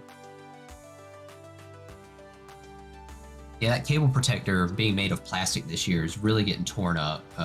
Not just from robots, but from low clearance on robots or things dragging on the ground, broken parts, whatever. It's been gouging that plastic protector. And this field in DC is staying up for 4 weeks. So we're seeing eight events on this field, for 4 full weekends of competition.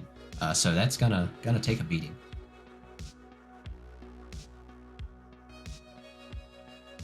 I would rather they use the hard plastic than like when we were using foam for Stronghold. And those dodgeballs would get destroyed every other match.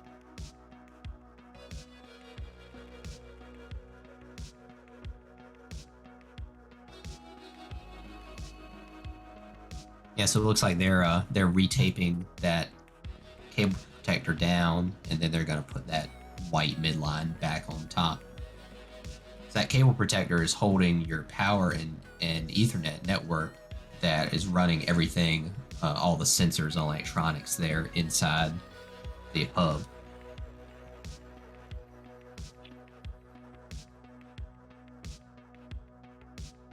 There are 24 sensors inside the hub.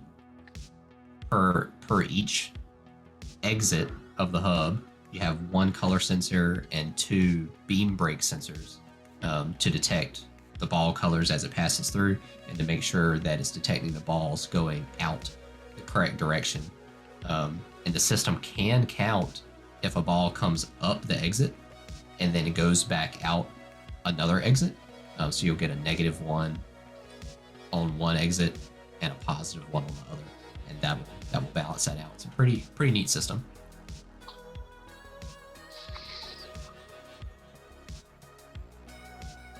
All right, teams, thank you for your patience and welcome to the Alliance selection.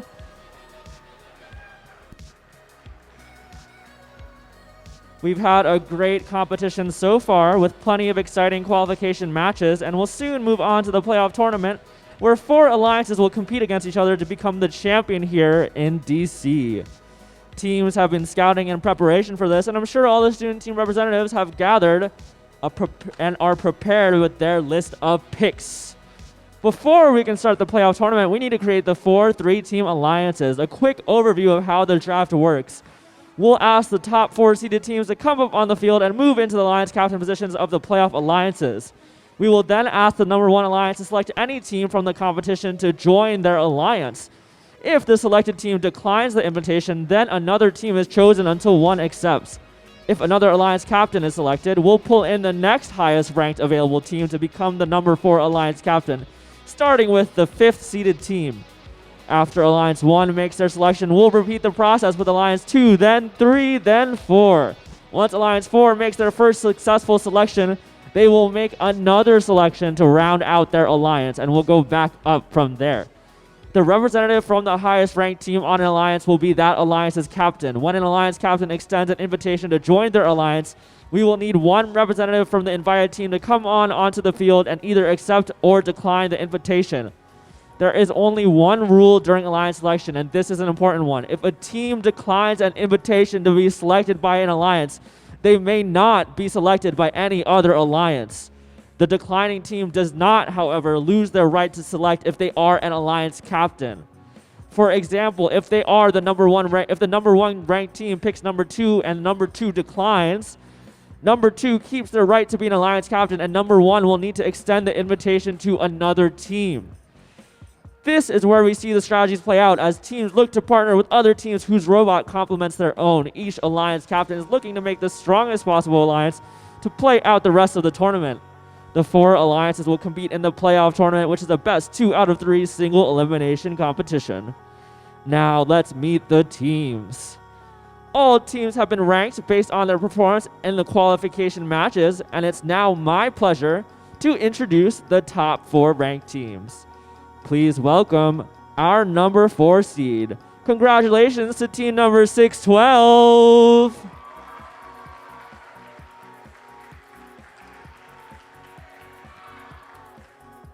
All right, 612, we're gonna have you stand right over here. Don't put on that armband just yet. We might have you move up in just a second. Now, let's welcome our number 3 seed. Congratulations to team number 449.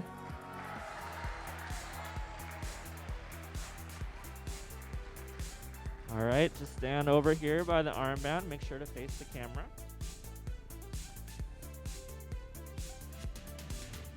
Let's bring on our number 2 seed. Congratulations to team number 2068.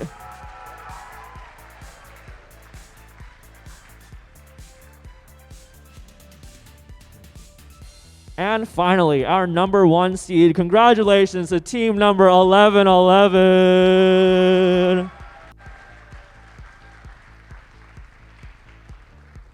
All right. Our number 1 seed will now make the first pick. Which team would you like to invite to join your alliance?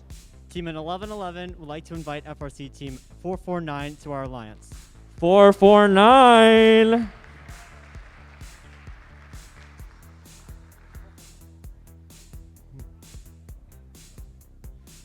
Team 449, which would you prefer to join or form your own alliance? We graciously accept Team 1111's offer. All right, we've got our first pick. Since 449 were Alliance Captain 612, I'd like you to move into the Alliance 3 spot. And we're going to have to pull in another Alliance Captain. That'll be our 5th seed, 8622.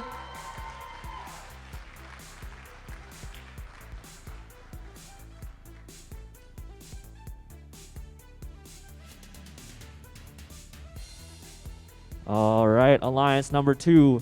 Who would you like to select to join your alliance? Team 2068 would like to invite Team 8622 to join our alliance. 8622. 8622, would you prefer to form or join this alliance? Team 8622 will gratefully accept. All right, we've got the second pick in the works. That does mean, though, that we need to pull up another alliance captain. That'll be our 6th seed, 5338.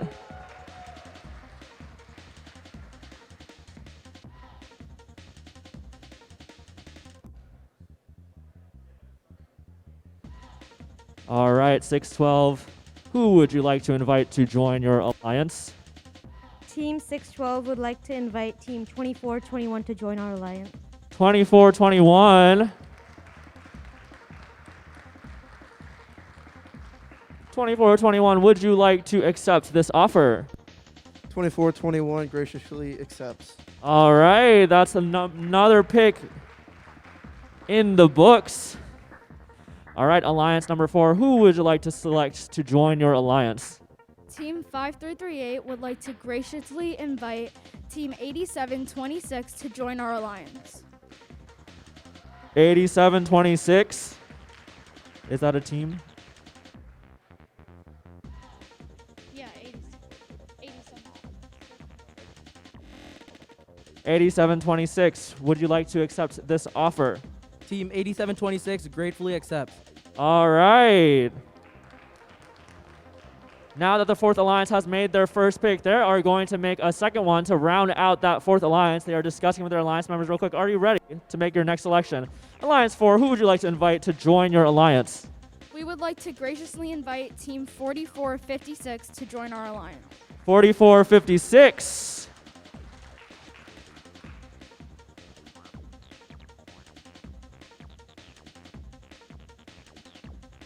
(4456), would you like to accept this offer? Yes. All right, yes, he says.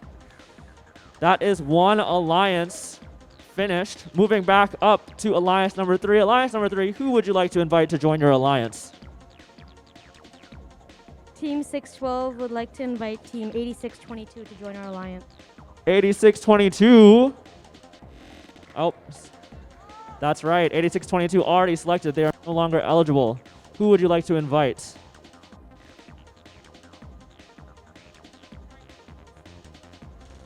No problem. We are going to take just a brief moment to make sure Alliance 3 knows who they would like to select.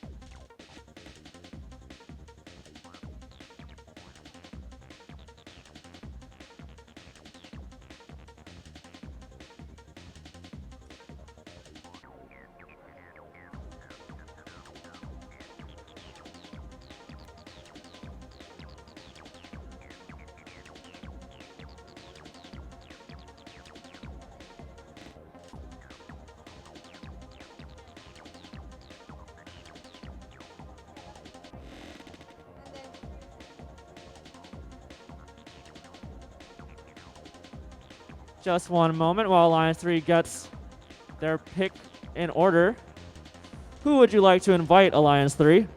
Team 612 would like to invite Team 3748 to join our alliance. 3748. Team 3748, would you like to accept this offer? Team 3748 graciously accepts. All right, one more alliance in the books. Now, Alliance 2, who would you like to select to join your alliance? We'd like a moment to think. Okay, one more moment for Alliance 2.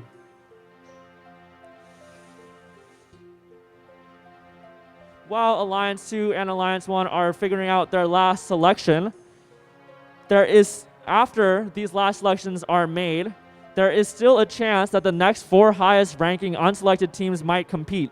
If a robot becomes non-functional during the tournament, each alliance has one opportunity to substitute in a robot from the backup pool. Alliances do not get to select which backup team comes into their alliance. The backup team will come in by ranking order, starting with the highest ranked remaining team. We'll need the reps from the backup team to confirm your participation in the playoffs, with the referee standing by right after alliance selection in just a moment.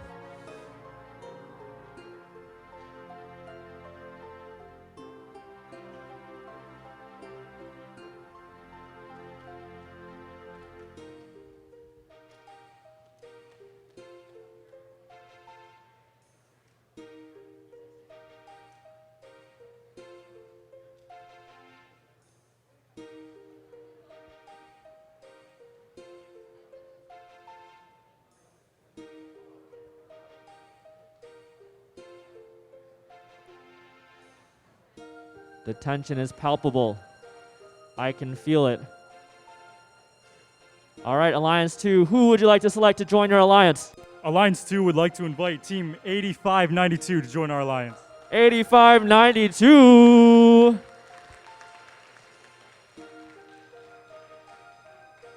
8592, would you like to accept this offer? I graciously accept. All right, 8592 joins Alliance 2. It is now time to find out who Alliance number 1 would like as a member of their alliance. There is one spot left remaining in the tournament. But again, make sure if you are a backup bot, make sure to confirm your participation with the refs after Alliance selection. They will come around to do so. Alliance 1, who would you like to select?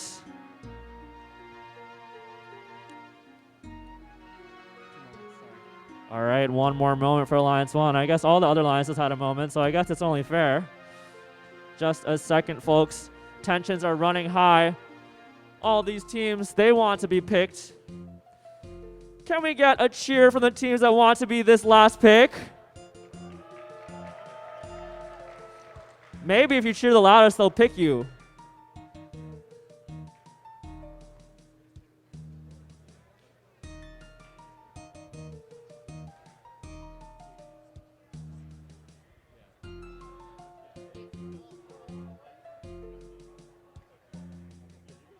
All right, Alliance 1, who would you like to select to join your alliance? Team FRC 1111 would like to invite Team 116 to join our alliance. 116! All right, 116, would you like to accept this offer? Team 116 graciously accepts. All right, we have our alliances for the playoff tournament. Let's have a round of applause for all the teams competing. Now, we need all alliance captains to please stay here on the field to meet with the head ref to review playoff rules. All the other teams on the alliances, please make your way off the field. You'll be able to meet with your alliance captains in just a moment after they meet with the head ref. We're going to take a moment, let the alliances strategize and prepare for the playoff tournament, which will be starting shortly. The closing awards ceremony will be held immediately following the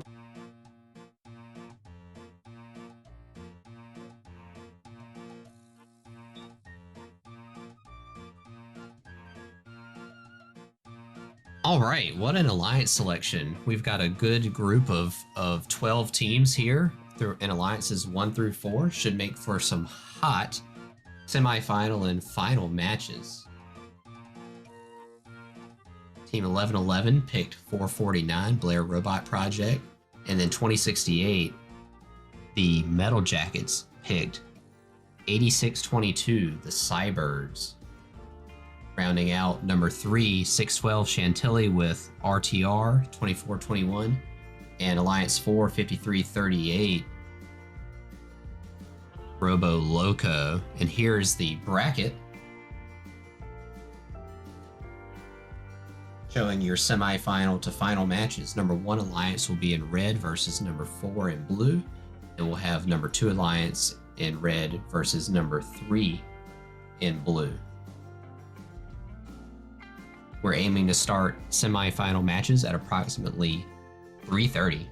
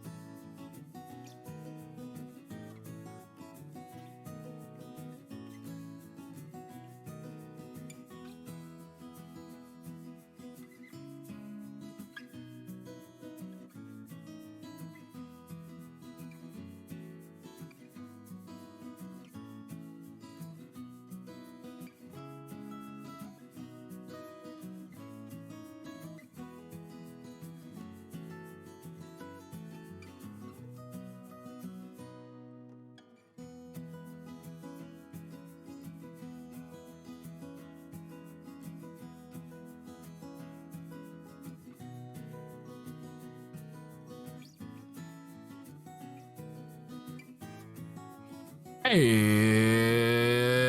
we're back. How's everybody doing? Once again, I hope everyone loved all those amazing videos. I really love the disco video because it shows just how much fun everybody has on the side of the field, especially when everyone thinks that nobody's watching.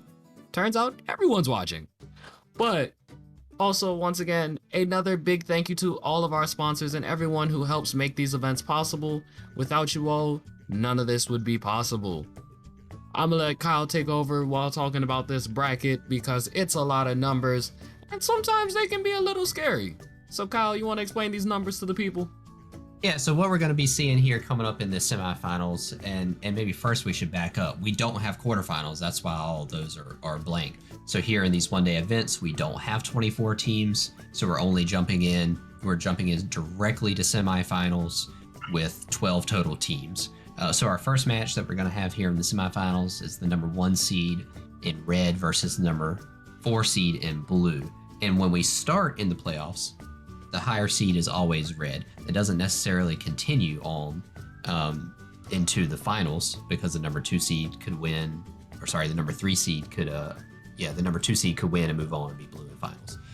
But we'll start with the number 1 alliance. The number 1 ranked team, 11-11, the Powerhawks, skipped to the number 2 team and picked 449, the Blair Robot Project. I think chat kind of predicted that pick. That was a very good prediction there.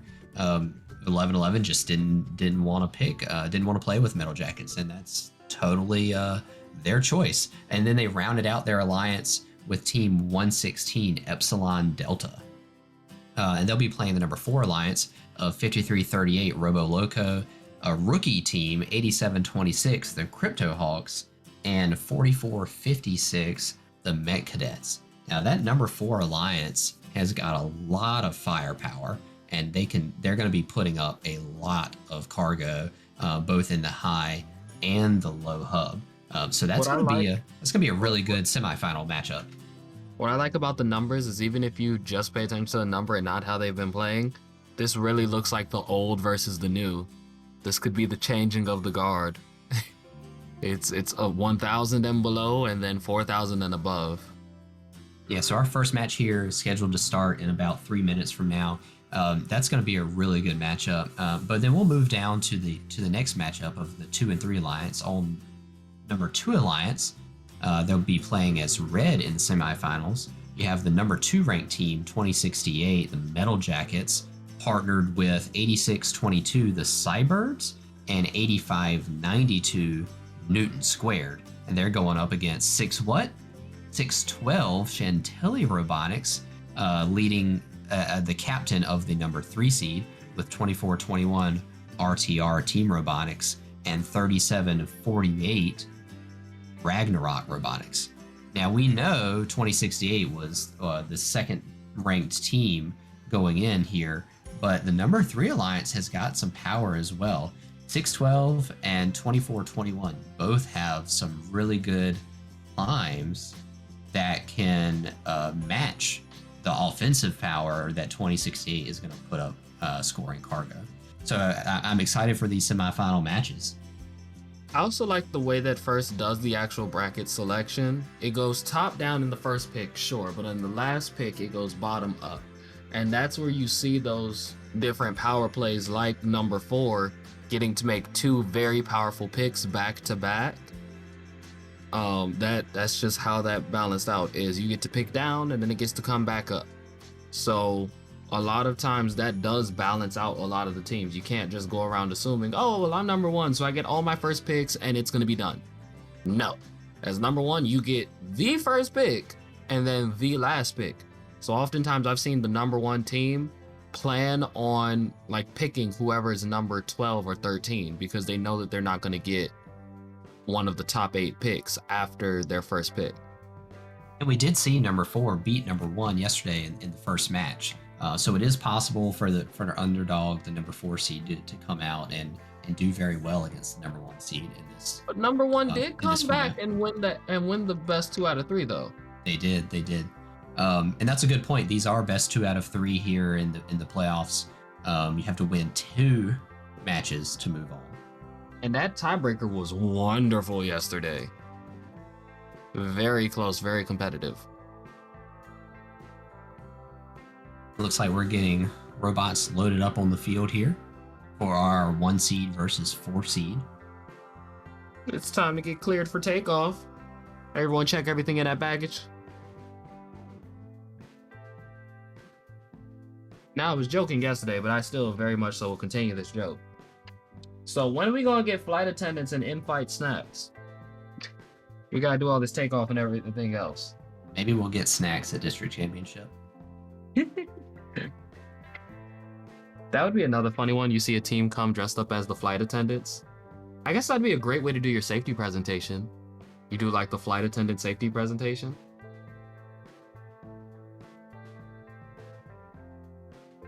Point towards the fire extinguishers and the band-aids. But you have to have like you have to have the best and everything too. You gotta be like, and if the oxygen drops down from above, do not be alarmed if the bag does not inflate. Oxygen is still flowing.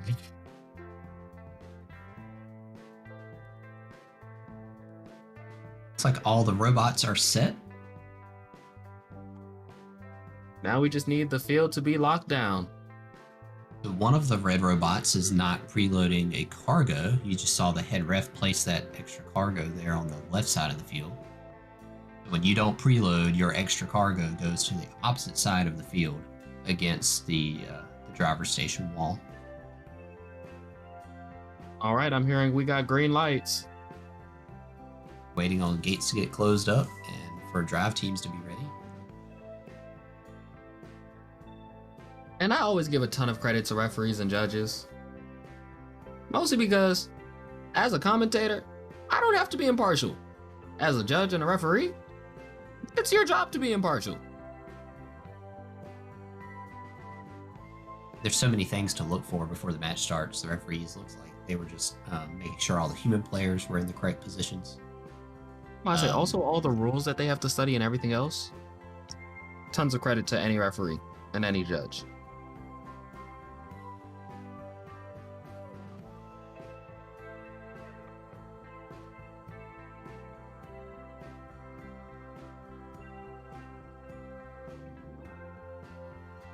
It looks like we're all set. Gates are closed.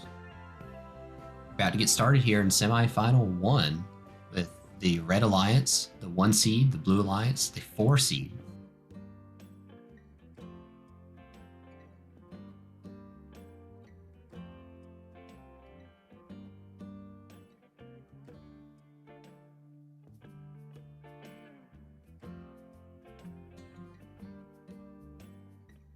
FTA and our FTA and our head ref having a little bit of fun over there. A lot of cargo moving out autonomous. Almost making it. It swooped right back out. We've got 1 blue upper, 2 blue lower, and 2 red lower, giving blue a 4-point lead coming out of autonomous. Yeah, but that 4-point gap will get closed very shortly. Red Alliance putting 2 more in the lower goal. Like the 116 robot on the Red Alliance, their second pick has not moved since the end of autonomous mode. We'll see what's going on there. Could be those communication errors.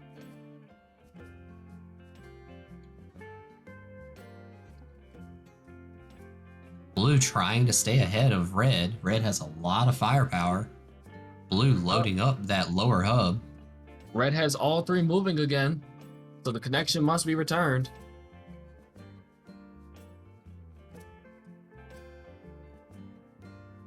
Blue with a 5-point lead now with about a minute and a half remaining in this match. 11-11 trying to put 2 in the lower hub. They make 1, miss 1. While 87-26 is shooting high for the Blue Alliance. Red Alliance brought the score back. It's 26-25. Red Alliance just took over with a minute left on the board. 1-point game. Blue Robot got a penalty there, a foul. That helped Red catch up. Red has the lead now by 3 points. Red with 16 low goals. There is no bonus for getting the 20 cargo in the playoffs. But it does still look wonderful.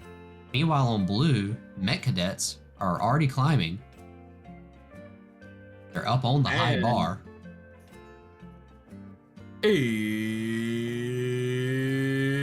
It's hang time.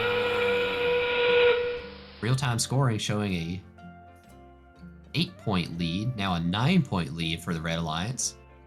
About to be a 10-point, 11-point lead. Do you go for the hanger or do you go for the score?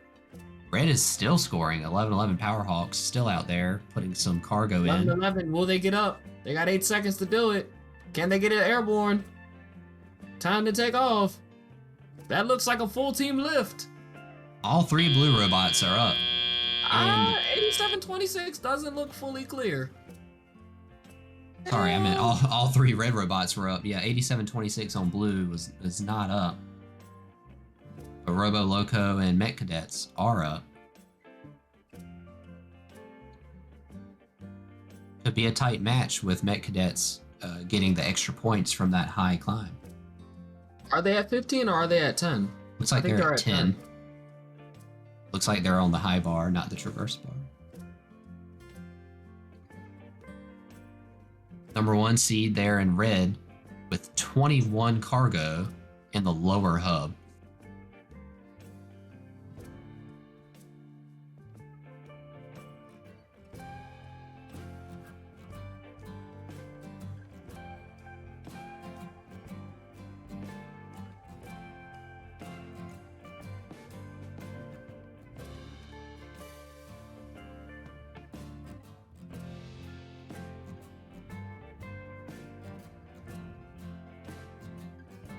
Now, we've seen pretty much everybody use different hook mounts to get up there. I'm slightly surprised that nobody wanted to use like a roller intake to suction their way onto the poles, onto the rungs. Yeah, I'm just not sure you can get enough grip on that. Those rungs are very slick, powder coated. I'm not sure. I don't know. Maybe you could. Looks like the head referee's having a conversation there with the scorekeeper, and here's our score. And that banner flies red with a score of 53-40. We had a 6-point taxi across the board, a 20-point cargo to a 23-point cargo, a 14-point hanger to a 16-point hanger, and an unfortunate 8-point worth of penalties towards the Blue Alliance. Once again, I wonder where all of these penalties come from. Yeah, one of those blue penalties was for sure a contact inside the frame perimeter of one of the red robots. I saw one of those. I'm not sure where the penalty came from.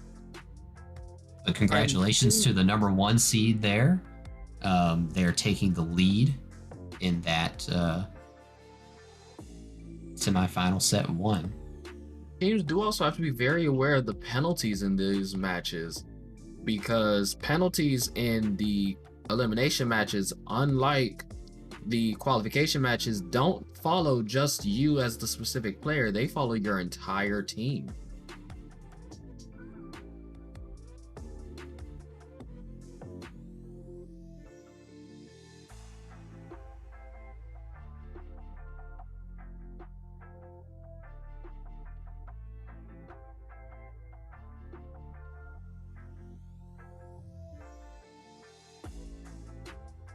It's like we have a little field timeout going on here.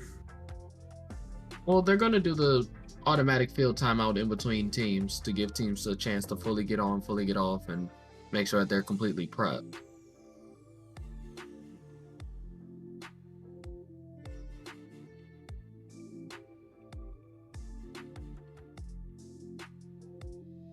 Looks like we have all the robots on the field.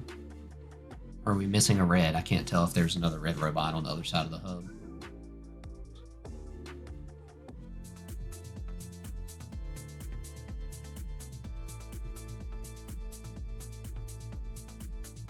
But that was a wonderful first score, don't you think? Yeah, it was a surprisingly close match, even with the amount of cargo that the Red Alliance scored. Blue Alliance caught up with some of the extra hang points. Well, that was because all of that cargo, for the most part, was scored in the low goal. So all of that was 1-point cargo.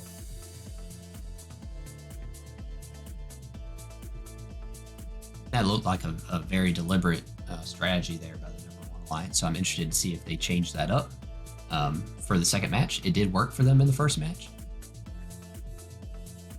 I think they only scored like 1 or 2 shots in the high goal, and that was all during autonomous. After that, it was all low goal.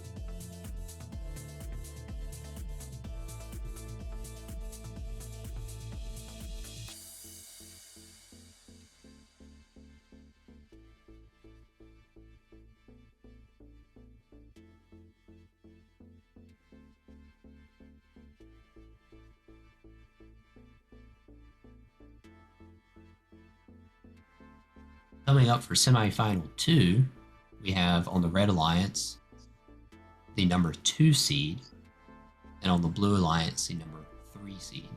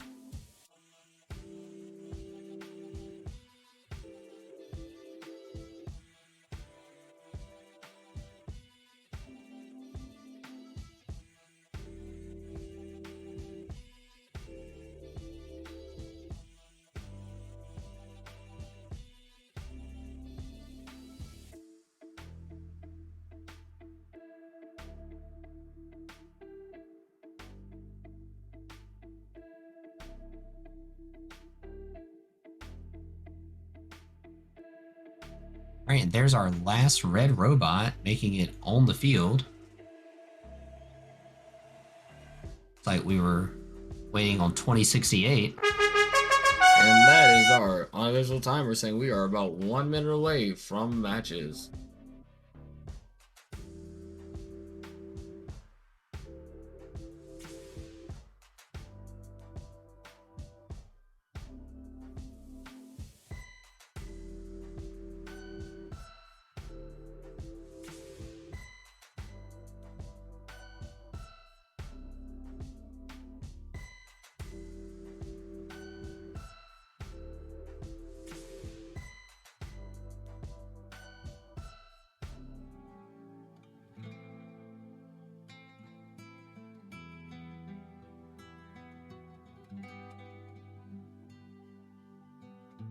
So you see some field personnel there looking at a exit of the lower hub there on that side of the field.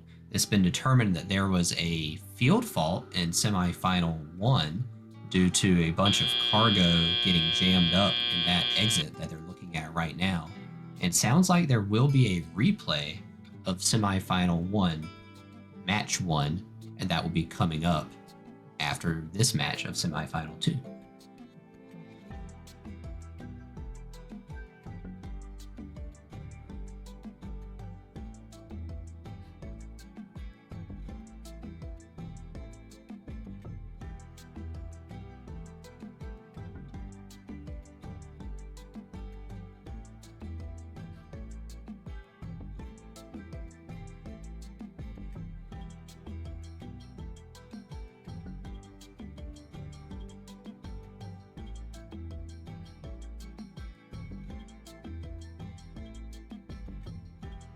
So here's semifinal 2. On the Red Alliance, we have Team 2068, the Metal Jackets, 8622, the Cybirds, and 8592, Newton Squared. On the Blue Alliance, the Alliance Captain 612, Chantilly Robotics, 2421, RTR Team Robotics, and 3748, Ragnarok Robotics. Once again, can't wait to see all of our wonderful teams. This is the first of three possible matches for them.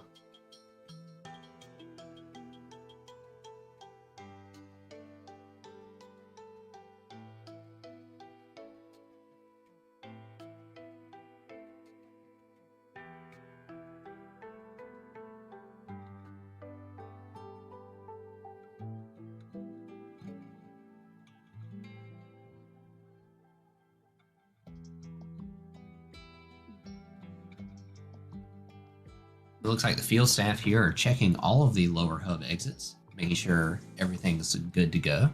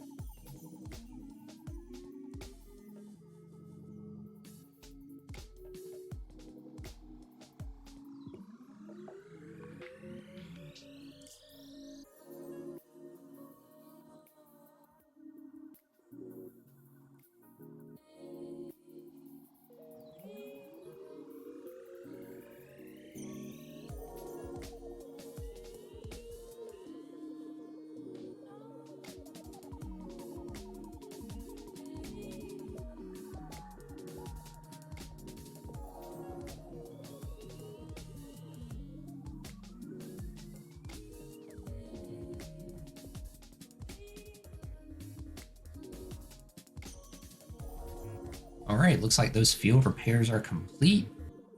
Closing up gates and getting ready for semifinal 2.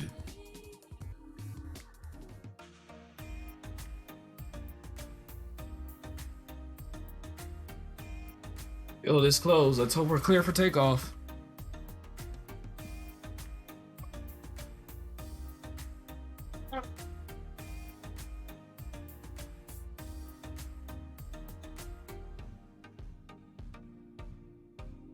Oh, we've got one of the red cargo that's moved out of its starting position. We're going to get that resolved.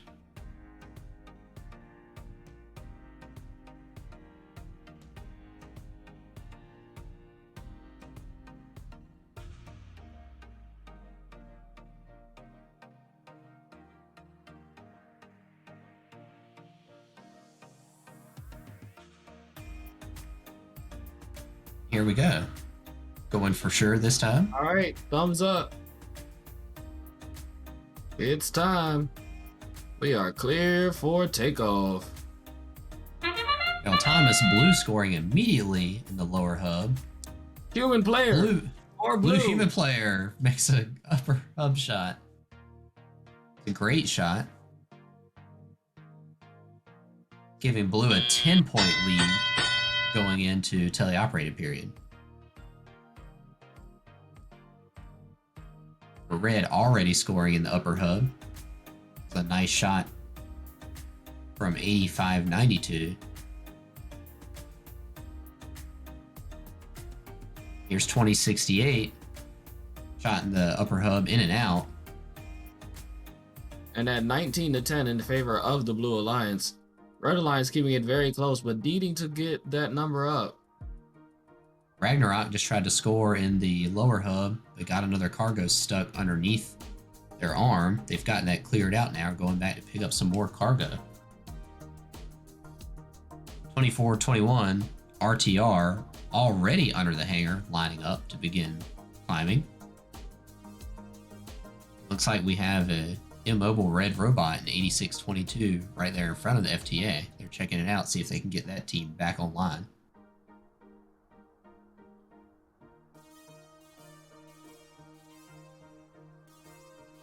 Ragnarok has got one red and one blue cargo.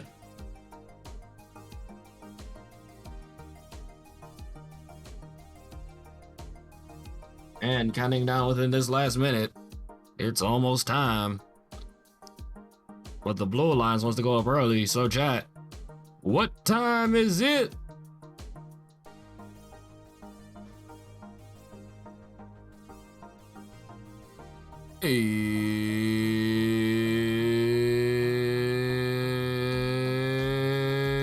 It's hang time.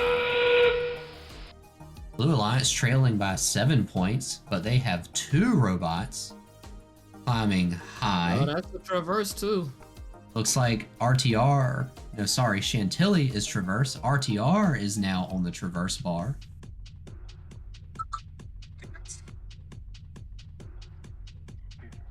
That's 30 points worth of climb points over there to the Blue Alliance, potentially.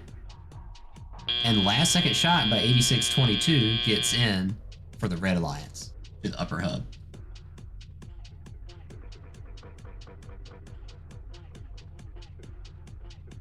Fairly low scoring cargo match there, but it looks like we've got a lot of climb points to be calculated.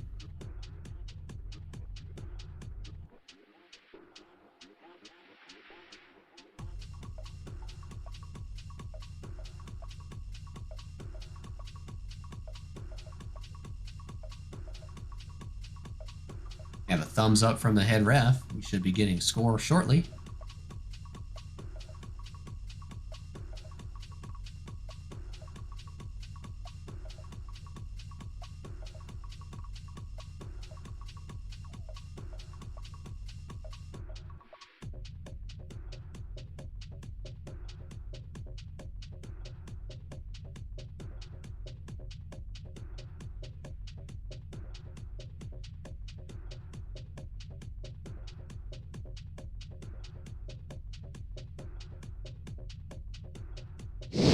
And the score will fly in. It flew blue with a score of 49-26. The Blue Alliance takes that first win with a point breakdown of a 6-point taxi to a 4-point taxi, a 9-point cargo to a 10-point cargo, and a 34-point hanger to a 0-point hanger. Blue Alliance receiving 12 points worth of penalty points.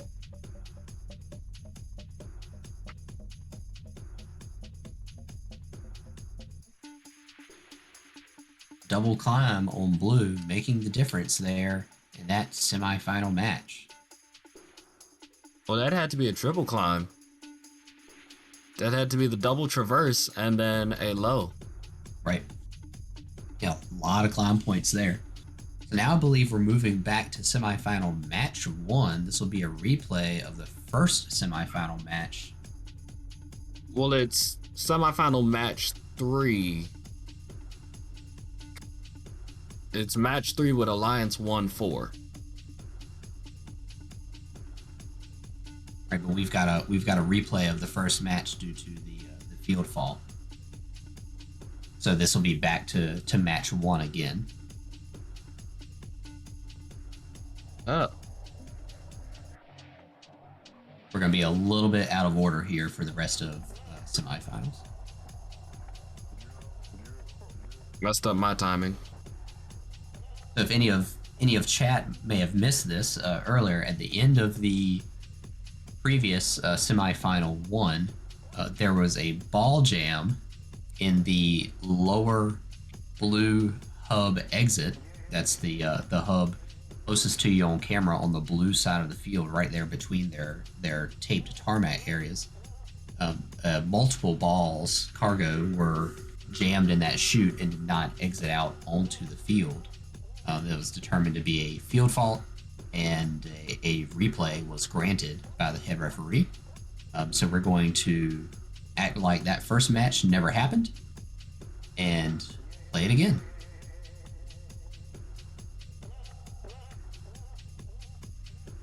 You see what happens when you score too well? You overload the system. Yeah, there was a lot of lower hub shots all at the same time there towards the end of that match, with probably, I don't know, 45 or 50 seconds to go. And the agitator that's in the bottom of that hub randomized those balls to what exit they were going out of and randomized them all into the same exit.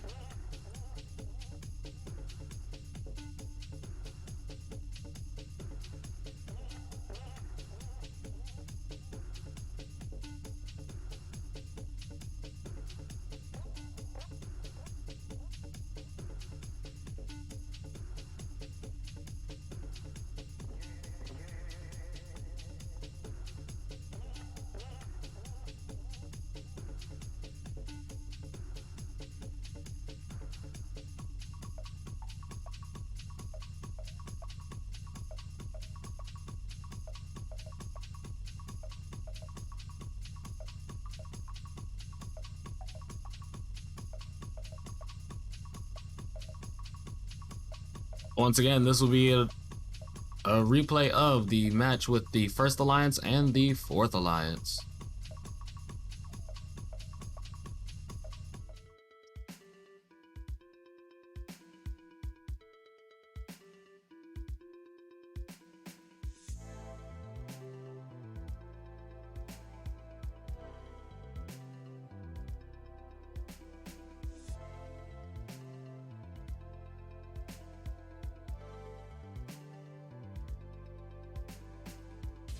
Doing this replay causes a little bit of complication with the scorekeeper, so they were just making sure they had everything straight.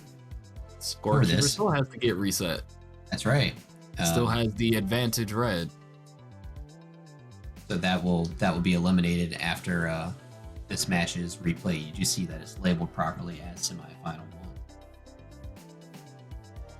I mean, it may not get eliminated if Red Alliance pulls out another victory. If That's right. 11 can hold it out, then they get to keep that crown, you know.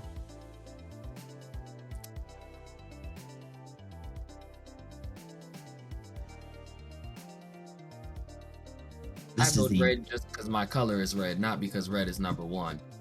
This is the number 1 alliance with Alliance Captain 1111, Powerhawks, 449, Blair Robot Project, and 116 Epsilon Delta against the Blue Alliance with Alliance Captain 5338 Robo Loco, 4456 Met Cadets, and 8726 Crypto Hawks. Looks like we're about ready to get started. Oh, the field is locked, and I see thumbs up. So you know what that means. It's time to buckle up and prepare for takeoff. Here we go again.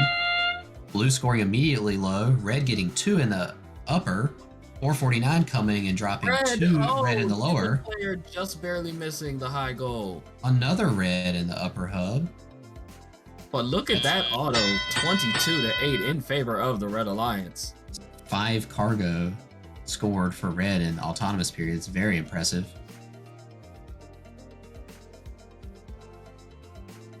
Like Blair Robot Project getting a little bit of a slow start here in teleoperated, but they're moving now. All robots moving, everyone picking up cargo. I think you can afford a slightly slow start when you're leading off 25-9. 11-11. 2 in the upper hub. 1 bounces out. Oh no, 44-56. They're not moving. They're down. Met Cadets sitting stationary on the blue side of the field, while 11-11 is just dropping shots into the upper hub. And 87-26. Crypto Hawks, they're a rookie team shooting into the lower hub.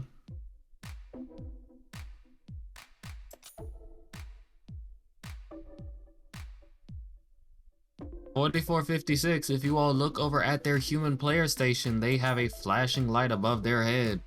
They're not in this match anymore. Oh no, they're coming back. Something jumped. And they just lost it again. So they've got some kind of loose electrical connection in there that either to their radio maybe or their Robo-Rio that's causing them to drop connection when they move. That's unfortunate for Met Cadets. That's definitely something that you take those 5-minute breaks for and go through everything. Red Alliance with a commanding 22-point lead.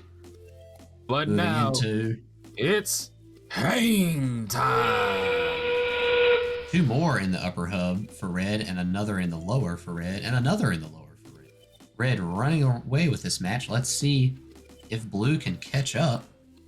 I mean, if Blue gets that double traversal. Up 44-56, Met Cadets, they're back alive. They're going to go hang. If they get a double traversal, it might be close.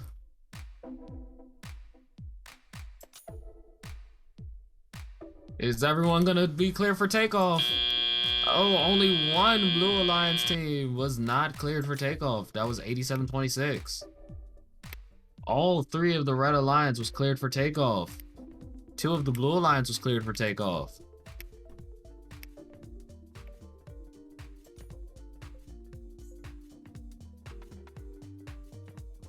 Red Alliance scored 25 cargo in that match. 12 in the upper, 13 in the lower hub. And that's exactly what you expect to see, however. That's what you want to see when you're getting into the finals. And when you're like, this should be a well-oiled team. Exactly what we expected when Powerhawks picked Blair Robot Project. You tell your alliance mate, hey, I can run high cycles, you run low cycles, let's run these cycles out.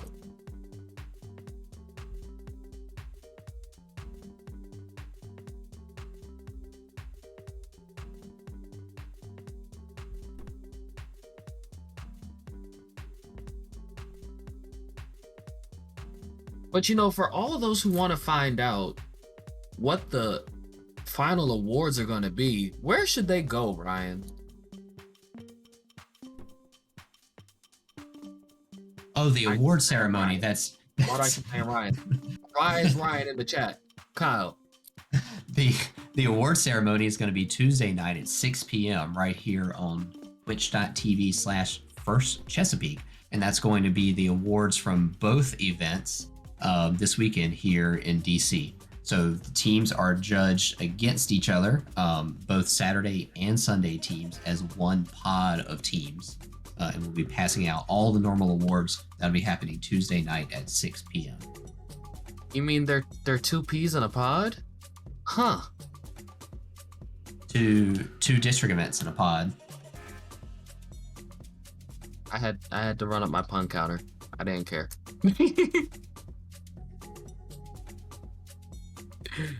And then you can also catch us back here next Saturday. We'll be doing dual events. We'll have Richmond back in play next weekend, and right here again in DC for week 3. And next weekend, I might have a ton of commentators. You all might see a bunch of new faces next weekend.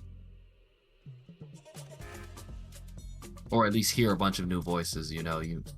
Like Kyle, they might just be the voice from the great beyond and remain faceless. But the Boeing jet flies in, and it flew in red with a new high score, 30-67.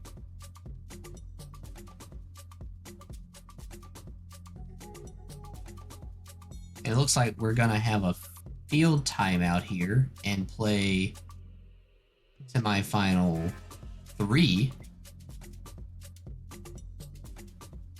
before we move on to semifinal 4 so that we can get things back in the right order.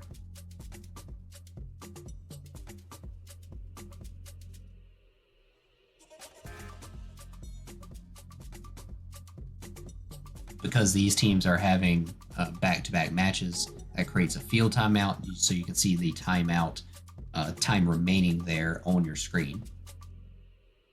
These teams are being allowed to tether up on the field, change their batteries, get back into starting configuration, and get ready for the next match.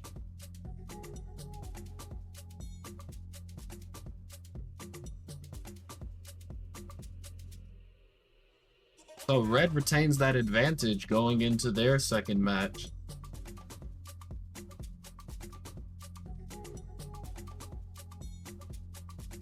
Now, even though I voted for Red in the last one just because I like the color red, in this one I want to see Blue win.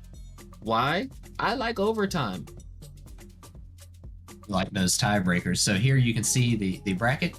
The trophies are there beside the 1 and the 3 seeds. That's who's won in the first round of semifinals. These are best 2 out of 3 to move on to finals.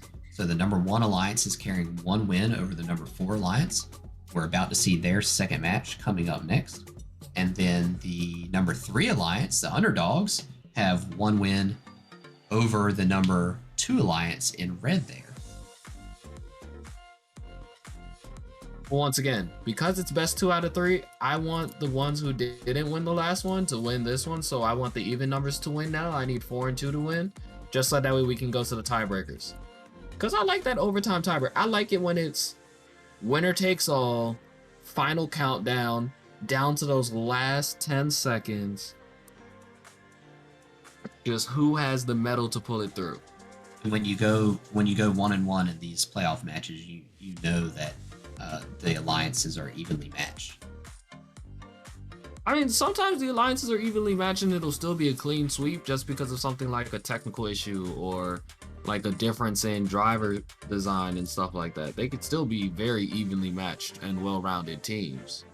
And it could just be the play style.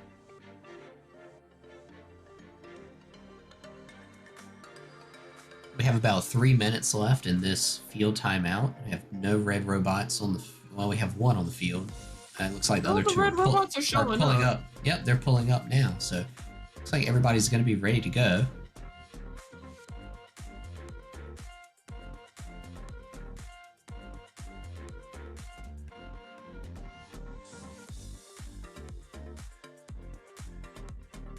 .4456 is there right in front of us, and 5338 is over there by the blue hangar. So it looks like the only robot we're missing is the rookie team, 8726 Crypto Hawks.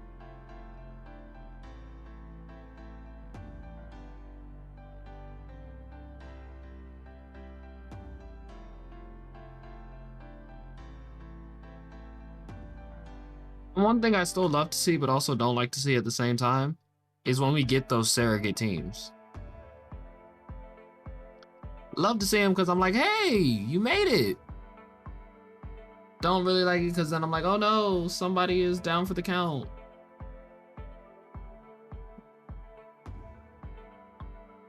Yeah, I really like how at championship you get to go ahead and pick your 4th robot.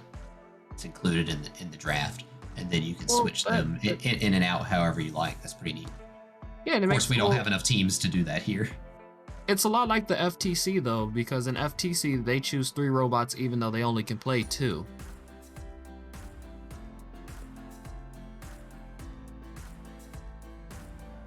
Right, and FRC used to be like that up until 2005. The 2004 game was the last 2v2 FRC game. Well, after that, the numbers started taking off.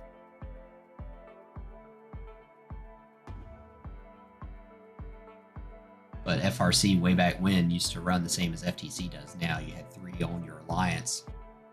2 played the first match, and then in your second match, you had to swap in the one that didn't play the first match. That's our 1-minute warning on this field timeout. Like all the red robots are there and getting into position.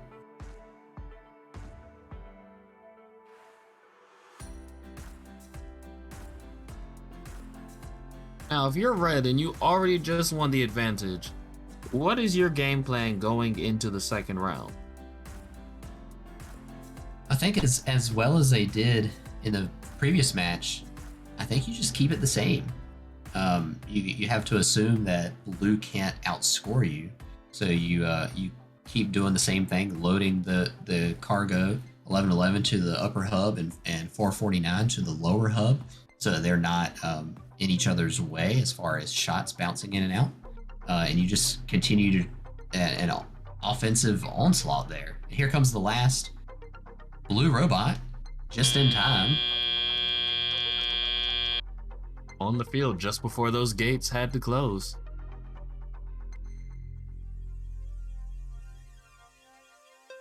I've definitely seen that though in qualification matches sometimes where where FTA and head ref would actually close the gate even if you were just pulling up. They're like, hey, look, buzzer played, it was time to close. And some of that depends on whether the field is running behind or not. Which at these small events, it's such a quick turnaround. Everybody.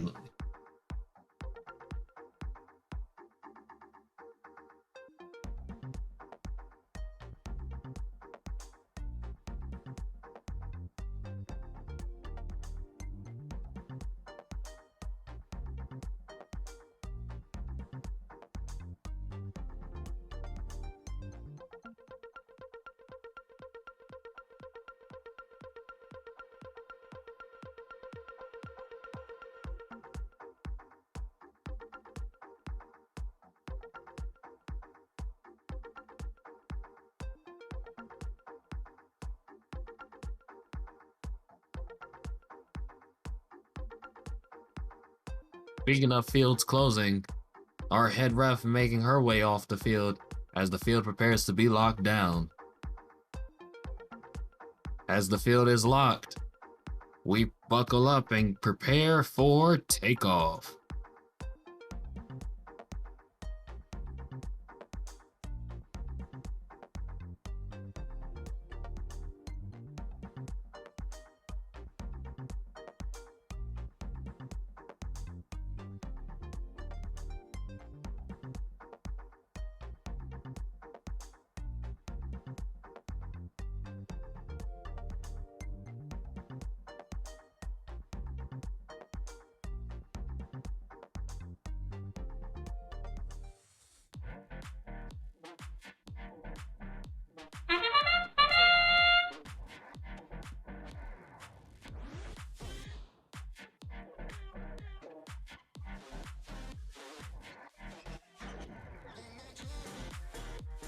And with that, another strong autonomous sitting at 22-10 in favor of the Red Alliance.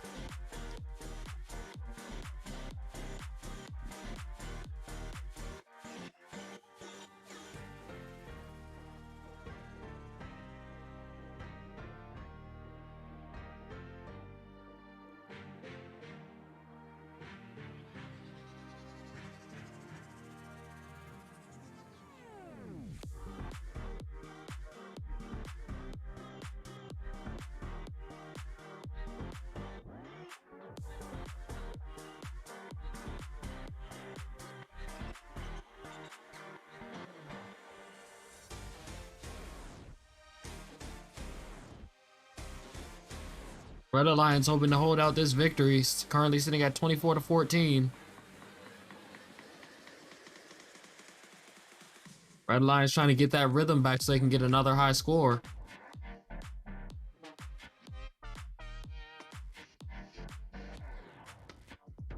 (44-56). They're going airborne.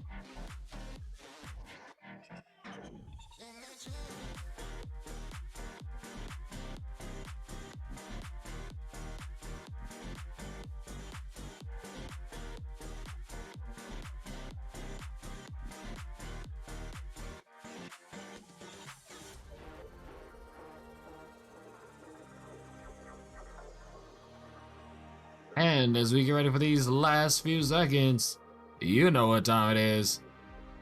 It's hang time.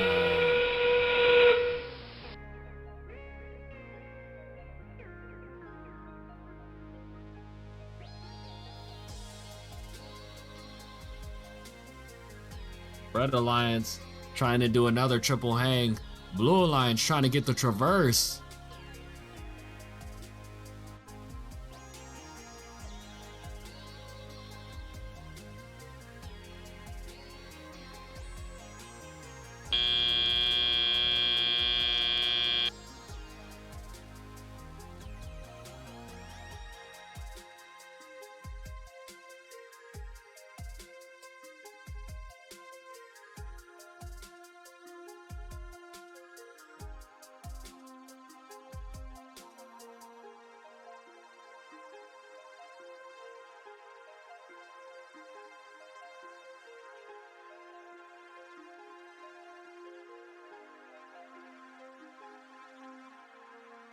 And the banner will fly. Red.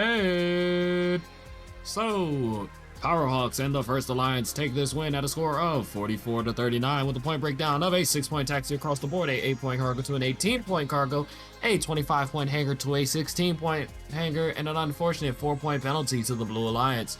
With this win, we say goodbye to the Blue Alliance. So, unfortunately, goodbye 53-38 Robo Loco, goodbye 87-26 Crypto Hawks, and goodbye 44-56 Mech Cadets. We hope you all have had a wonderful time playing. We've definitely enjoyed getting to watch you all. We will catch you all next time. Coming up next is In the Red, captained by 2068 Metal Jackets. And in the blue, with one win under their belt, hoping to secure the second one, is 612 Chantilly Robotics. So, chat, I want to get your guys' opinion. Do we want to see one more round? Or do we want to go to the finals? Let me hear you guys say it. Are we going one more round? One more round, or are we gonna go finals? Finals.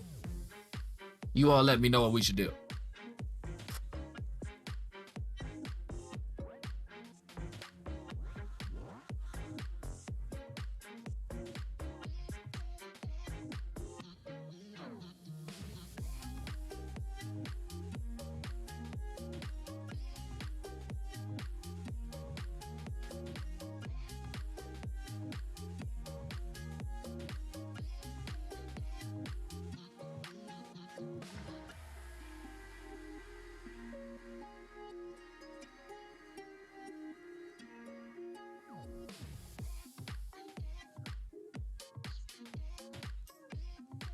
Looks like chat wants to go and take this on to the finals.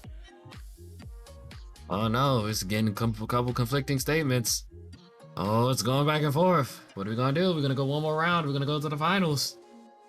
Ooh.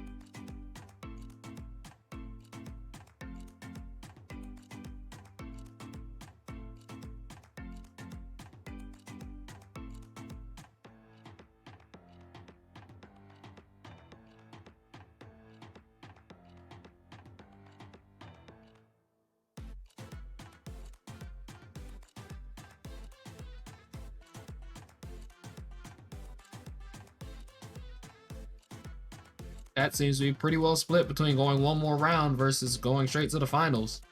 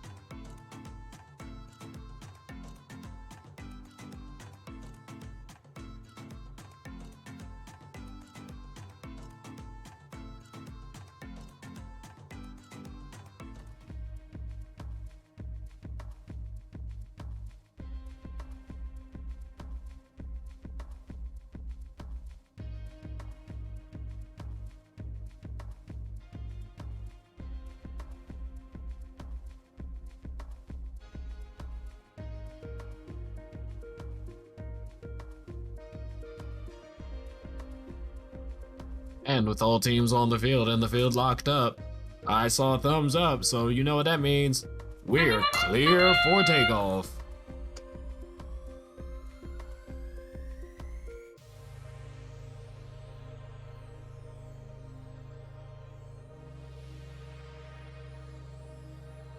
Both alliances coming out the gate, 8-8.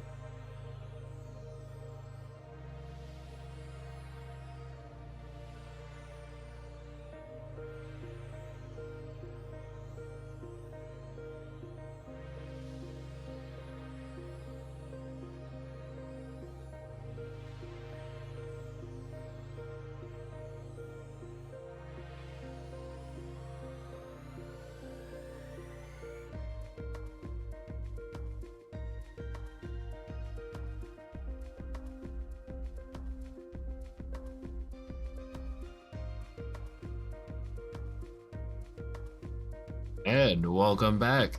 As we're into a minute and a half left on the clock, Red Alliance barely nudging out a lead, 18-12. But the Blue Alliance seems to be prepping for hang time early. Could they be going for another traversal? Red with some nice upper high hub shots. I mean, just look at that board. 8 high shots. Just ignoring the low hub. But it's working for them right now with a 10-point lead. But Blue, 6-12, Chantilly already up to the high bar. Hoping for that traversal probably. But, as always, chat, what time is it?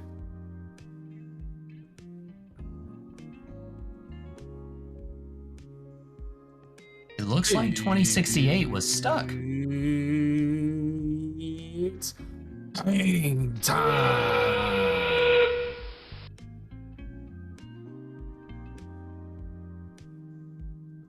Nobody from Red climbing quite yet. 2068 is over there now. 2068 is planning for it. 612, Chantilly is up on the traverse bar now. Red Alliance might need to get on those climbs.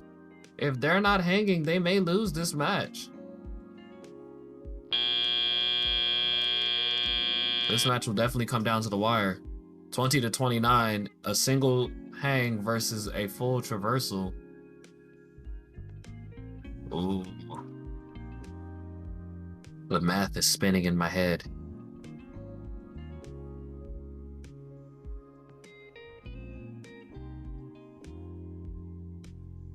We might actually have a tie. Wait a minute. No ties in the playoffs. Well, the score would still come out tied, and then they'd break it down by the other parts. But that's right. You'll break it out. I don't know what the tiebreaker criteria is this year, but FMS will decide it for us. But if it was 20 points plus the 15-point traversal, that'd be 35. And then a 29 plus a 6-point hang, that's also 35. So if it's 35 all, come down to the penalty and everything else. Banner is flown, and it has flown blue. Ooh, that's what happened. Red Alliance with those penalty points. What a point breakdown of a 6-point taxi to a 4-point taxi, a 6-point cargo to a 25-point cargo, and a 19-point hanger to a 6-point hanger. The Blue Alliance takes it with a clean sweep of 39-35. And the penalties decide the match. Yeah, that was a last-minute penalty. That is exactly what that means.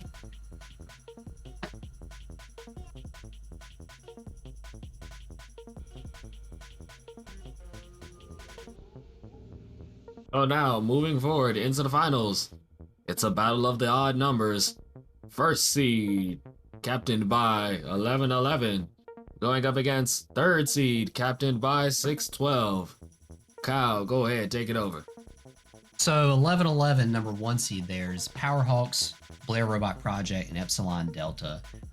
They were the clear favorites here going in, but they haven't had to go up against the climb points that the number 3 alliance is going to bring. With 6-12, Chantilly, 2421 RTR, and 3748 Ragnarok. So this should be interesting to see if the number 1 alliance there in red has the offensive firepower scoring the cargo to make up for that traverse climb that 612 has gotten so good at this afternoon. I mean, we talk about that traverse climb from 612, but the 22-point auto that the first alliance put up consistently throughout the playoffs. Yeah, the 20-point auto is hard to come back from, especially with 612 only. Their cargo handling is not the greatest. So we know that they're only going to try to score they don't have a high hub shooter. They only have low hub scoring capability. So they've really got to come out on top on climbs. They generally only get 2 cycles or 3 at the best before they have to go for traversal time. So, right, this should be interesting. Potential strategy by number 1 is sending 449 or 116 even to go and keep 612 from getting into position for hanging. Valid strategy. Remember, they would still have to do all that defensive maneuvering and keep them outside of their box. That's right. If either one of those 2 robots crossed into the blue box, that would then count as an automatic traversal because it'd be counted as blocking. That might only be in the last 30 seconds. Unless they're actually in the attempt of hanging. Yeah, well, I thought if they were extended on the way up, you can't touch them at all. Yeah, if they're extending, but if they're on the edge of that hanger line, as long as the robot that's attempting to hang is not extending up yet, I think red could be safe there. But other people know the rules better than me. So we'll let the referees decide that box. No, I wouldn't get close to it. When you have 15 points on the line, I wouldn't even want to keep them near that box. I'd be like, okay, we're pushing 612 back to our wall. 612, you don't even get to your half of the field. Right, so it's a potential that we might see some pin counts or any other number of things here in red attempting to keep blue away from getting those climbs. So that'll be very interesting to see. Now, if we also look at the point averages, Red Alliance was putting up 50s in both of their matches.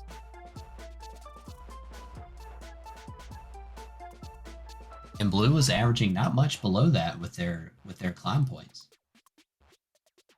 Yeah, but not much below. It's still below.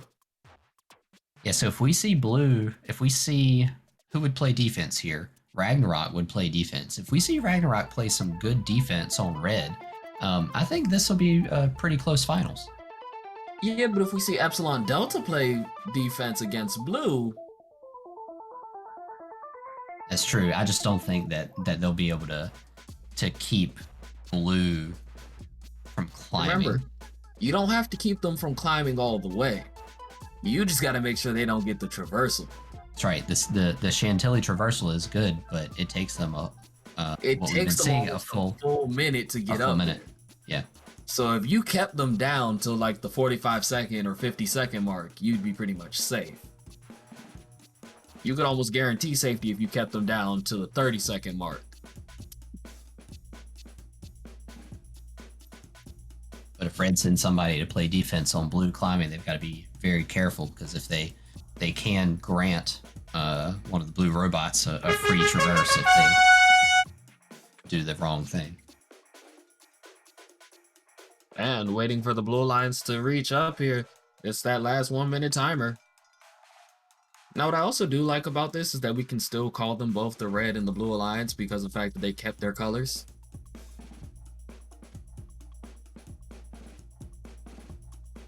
That's right. Same color the whole way through.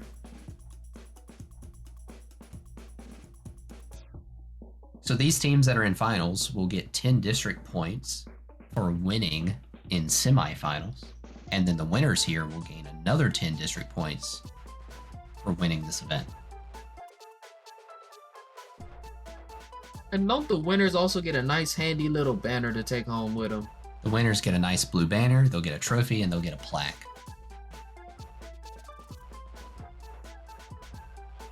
I remember I used to have banners littered. I think we might have cannibalized one banner to turn into bumpers one year because we ran out of bumper fabric. Tough. It was like 2016. We cannibalized the 2009. Yeah, we cannibalized part of our 2009 rookie banner. Here come blue robots onto the field. 3748 Ragnarok is here on the near side getting set up. 612 making their way on the field. And 2421 RTR right behind them. So once again, your final teams in red. First Alliance, Team Captain 1111 Powerhawks Robotics. And they're partnered with 449, the Blair Robot Project. And leading out the Red Alliance will be 116's Epsilon Delta. And you want to take it for the blue? So on Blue Alliance, we have 612 Chantilly Robotics, 2421 RTR Team Robotics, and 3748 Ragnarok Robotics. A lot of robotics going on there on the number 3 Alliance.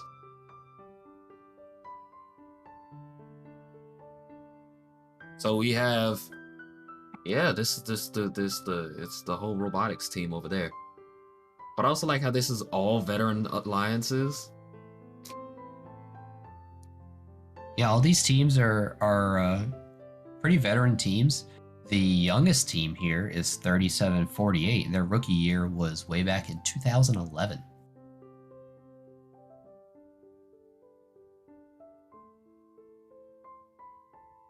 So once again, all these teams have at least a decade under their belt. All right, gates are closed. Looks like we're almost ready to start finals match number 1. Red Alliance, the number 1 seed. Blue Alliance, the number 3 seed. All right, chat, you all have different colors. You know how to put up a red color and a blue color. Let us know who you with. Are we going red? Are we going blue? It doesn't matter. Buckle up and prepare for takeoff. Red already with 2 in the upper hub. And a Red human player shot. I love it. I love it. I love Red it. with 4, 5 in the upper hub here in 5 in autos. the top, 2 in the bottom 2 in the with a bottom. human player shot. That is a 30-point auto. And Red, a 30-8. 22-point lead. And Red not slowing down, 11-11, putting more cargo into the upper hub while 449 Blair Robot Project. Running away. Yeah, 24. They didn't waste any time getting. They were worried about that they defense. Ran away for the traversal. That was it. That was all. 37-48, doing an interesting defensive style, taking 2 of the red cargo. That's a legitimate defense right there. The starvation strategy, keep the balls away from the Red Alliance. Now, if you were going to do it as a true starvation strategy, you would take it and go climb with it. Because then they can't touch you. All right, here we go. 612, getting ready to climb. With 1:20 left on the match, we only have 1 blue robot out defending against 3 red robots. And with Red having 6 pieces of cargo laying all over the field, and over a minute to get as many shots in as they want, they're really gonna have to hope that those 30 points from the traversals hold up. Red Alliance free-for-all here. They are just 37-48. There's no way they can defend against these 3 red robots. And Red isn't even going for the high shots anymore. Red is just purely going low. Red is just trying to load up the score.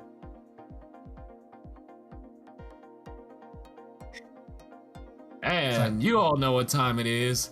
It's hang time!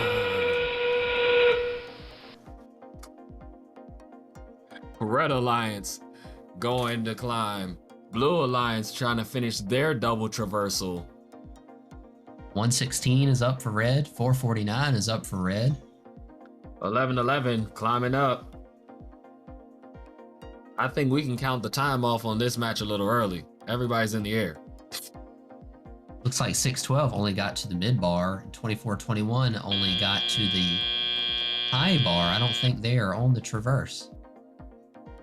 Did they not make traverse? I think they might be traverse. No, they look traverse from here. Are they? Yeah. Okay. Looks like they are. That the human is in the way. Yeah. There's another bar sticking up that looks like it could have been on high. But yeah, it looks like 2421 got the traverse. 612 definitely did not. But that's a lot of climb points over there on blue. I mean, Red got a bunch of climb points too. Red was on 2 10s and a 4. Red Alliance takes this victory with 50 to 67. A point breakdown of a 6-point taxi across the board, a 3-point cargo to a 45-point cargo, and a 25-point hanger to a 16-point hanger. Red Alliance suffering 16 points worth of penalties. Wow, a lot of penalties there. So, can the Red Alliance, captained by Powerhawks, hold it out once again for the victory? Or will the Blue Alliance, captained by Chantilly Robotics, come back and force the tiebreaker? So chat, I need to hear you one more time. Are we going one more round, or are we signing off? What do you all think? These teams, number 1 and number 3 seeds, are going to be getting reset. They've got about 5 minutes to get set for the next match. Come on, chat. I can't hear you. Are we going one more round, or are we packing it up and going home? I kind of want to say pack it up and go home, but for me to agree to packing it up and going home, I need Red to put up at least 70 or 80 points. It's like I want the highest of high scores. I also want no penalties. I know I asked for a lot.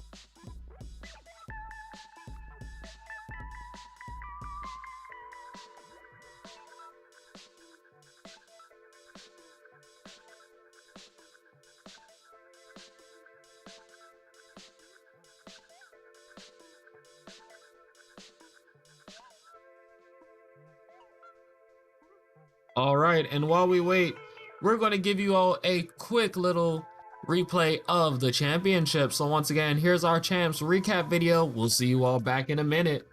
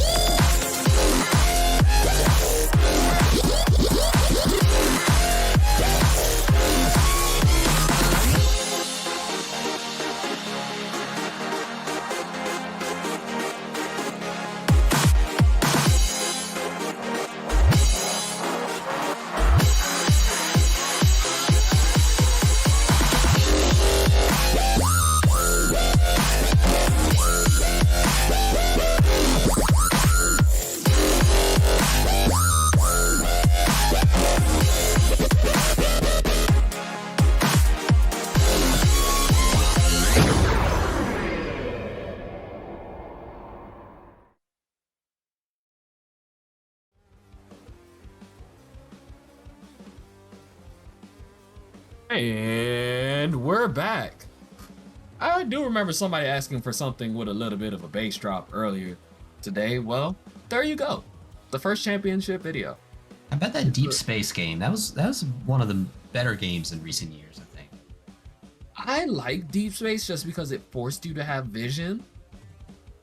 Same way, right now in Rapid React, everyone is forced to have some sort of elevation mechanism or some sort of launching mechanism.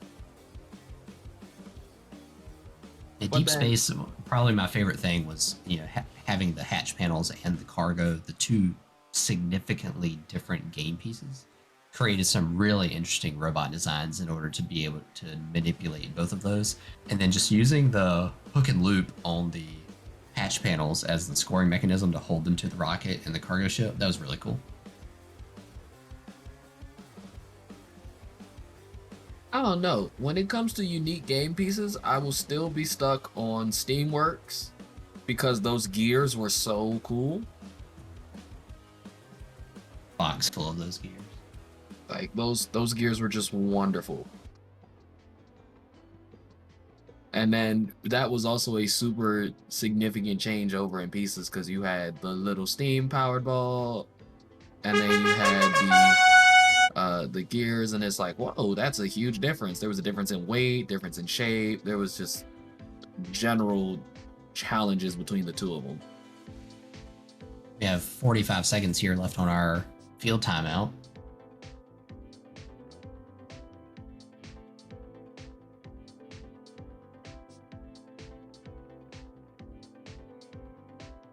Looks like the head ref might be having some discussion about additional timeouts or backup coupon submission, but I believe both of the timers for either of those things have expired.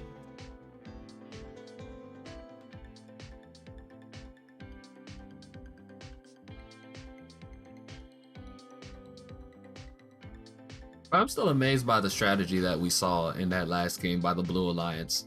24-21 immediately bolting for the traverse, 6-12 following shortly after, and then 37-48 doing nothing but defense.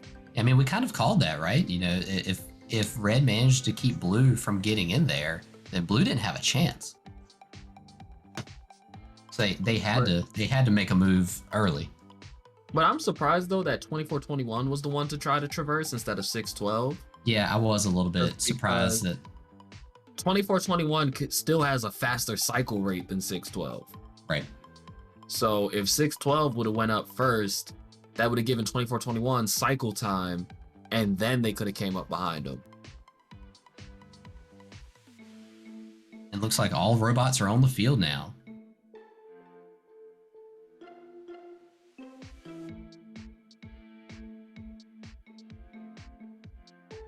Somebody's picking a robot back up off the field. Ooh. 6-12 coming off the field.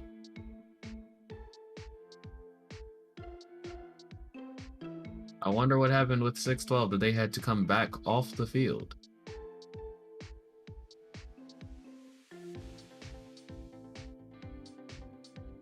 It's unfortunate for 6-12. Hopefully we can get a report from the venue about what's going on there.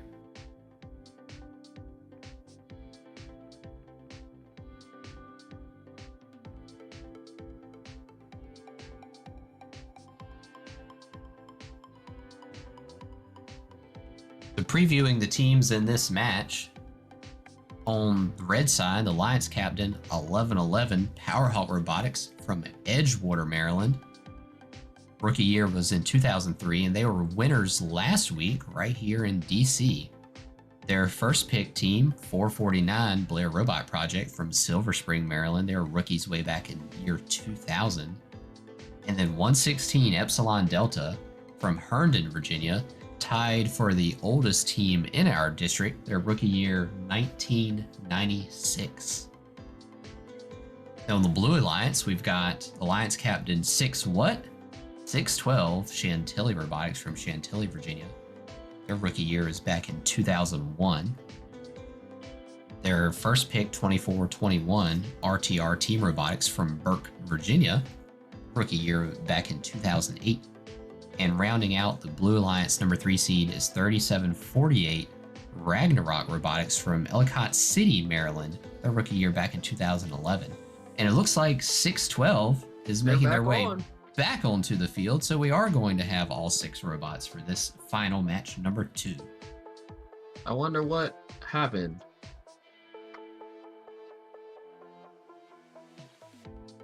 But once again, just listen to the ages of those teams. 96, 2000, 2001, 2008. It's wonderful years. And like I said, just the continuity of those teams. All the gates are closed. Looks like we're almost ready. For example, with 449 and 116, even with 612 now, pretty much no one on their team was born when the team was founded. That's just amazing to think about.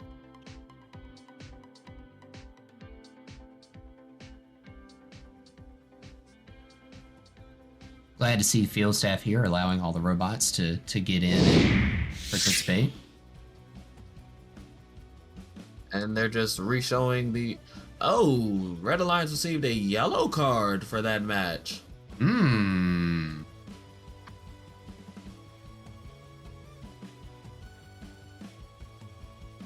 See if we can't find out what that's about.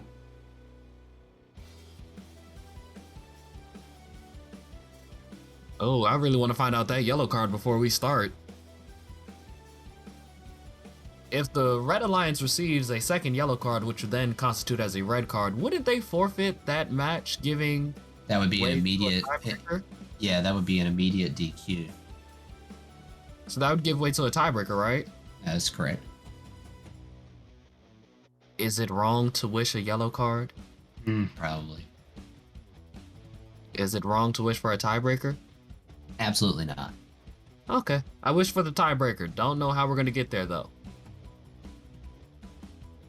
We'll see if we can find out for you guys what that yellow card was all about, because that came in quite a while after the initial score submission. But looks like we're ready to go on final match 2. We need the referees and the FTAs to talk. They didn't tell us what this was from. Oh, blue human player. Human player. Red human player. Oh, just barely missing it.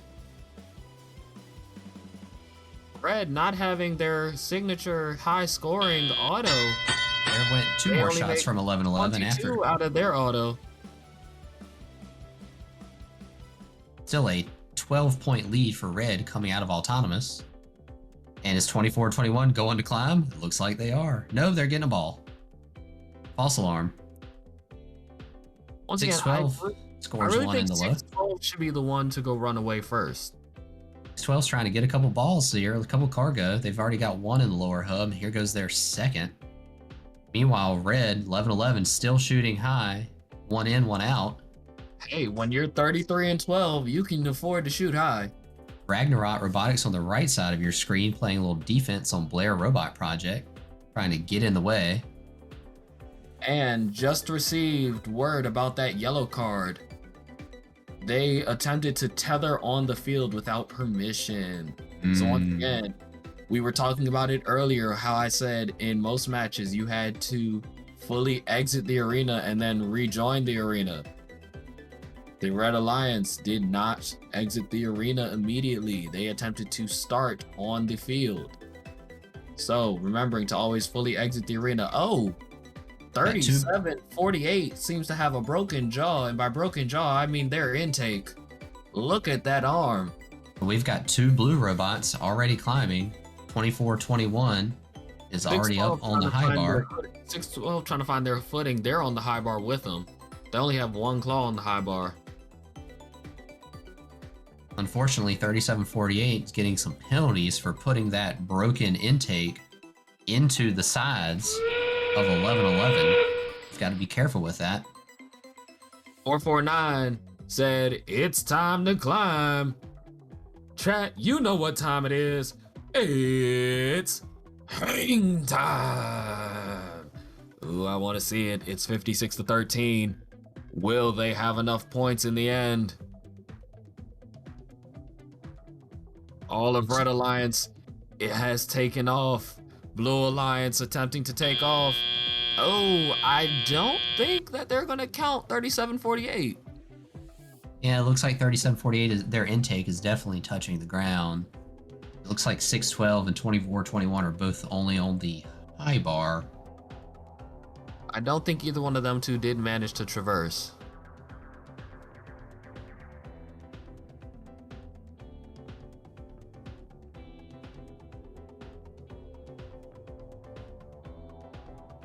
And the score flies in. It's the Red Alliance.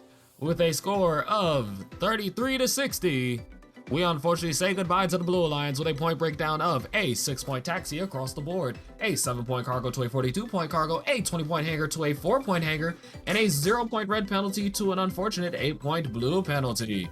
Once again, our champions for today is captained by 1111, the Powerhawks Robotics, alongside 449, the Blair Robot Project, and the grandpas of the competition, 116 Epsilon Delta. Unfortunately, we must say goodbye to the number 3 seeded alliance, captained by 612 Chantilly Robotics, alongside 2421 RTR Team Robotics and 3748 Ragnarok Robotics. That is Team 116's first event win ever. I don't think that's true. I promise you, I'm looking at the history right now. There's no way. They've won a ton of awards in their history, but they've never won an event. This is their first event win. Congratulations to 116. You're telling me in the almost 26 years that or 28 years that they've been competing, they never won? Somebody can correct me if I'm wrong, but that's what I'm seeing in the history. Good for them. All right, well, teams, it has been a wonderful time seeing you all. This was a wonderful competition. Once again, thank you to all the people behind the scenes who made these last few days such a success, from the sponsors to the planning committee to the field crew and the scoring table to the volunteers in the pits and even in the machine shop. Thank you to all of our volunteers and everyone who was with us. Before we distribute the awards, just a reminder that judges are interviewing and adjudicating all teams competing during these single-day events.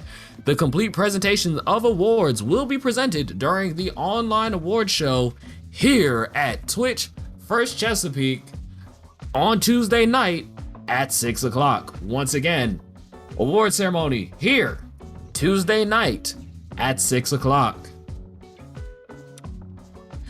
Mentors, we love you. Volunteers, we love you. Everybody, it has been wonderful seeing you all. We are going to lead out with our sponsors and a few small videos. But once again, I love seeing you all. It's been a pleasure. I'm Slick. We'll see you all next week.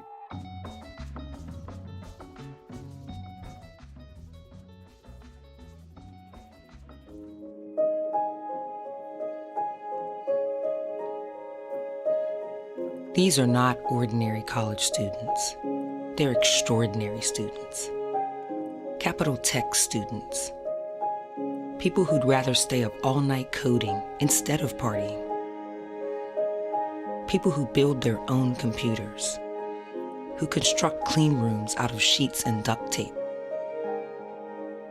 Who fly drones with their brain waves. Who build experimental CubeSats to explore suborbital space. Who thwart cyber criminals at the speed of light. Who find big insights hiding in big data. Who have the tech savvy that our nation's critical infrastructure demands. Whose mantra in the face of any challenges, find a way or make one. You don't find Capital Tech students struggling to find gainful employment.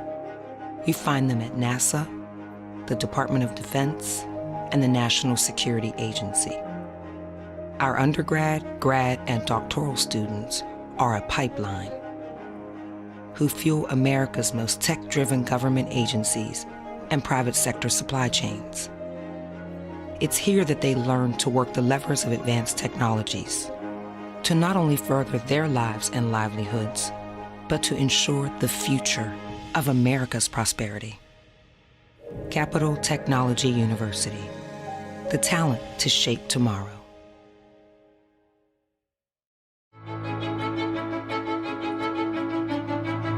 Leidos. 1 part inspiration, 1 part science, 1 part legacy, and 1 part opportunity. We live in a complex, uncertain world, a world that demands breakthroughs today, like safe and reliable transportation, a robust infrastructure, better health solutions, a safer cyberspace, and an efficient military. Leidos, ready to support your next breakthrough. Somewhere past the edge of convention, beyond the boundaries of tomorrow, lies a special kind of impossible.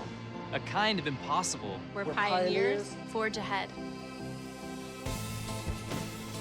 Where no idea is too bold. and no challenge too great. Because making a 200-ton airplane disappear is impossible. Until it's not. Predicting cyber attacks before they happen is impossible. Until it's not. And solving the mysteries of the universe is impossible. Until it's not.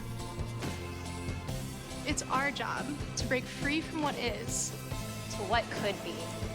Ready to leave the boundaries of what's known? To define possible. To define possible. To define possible. To define possible. To define possible. To define possible.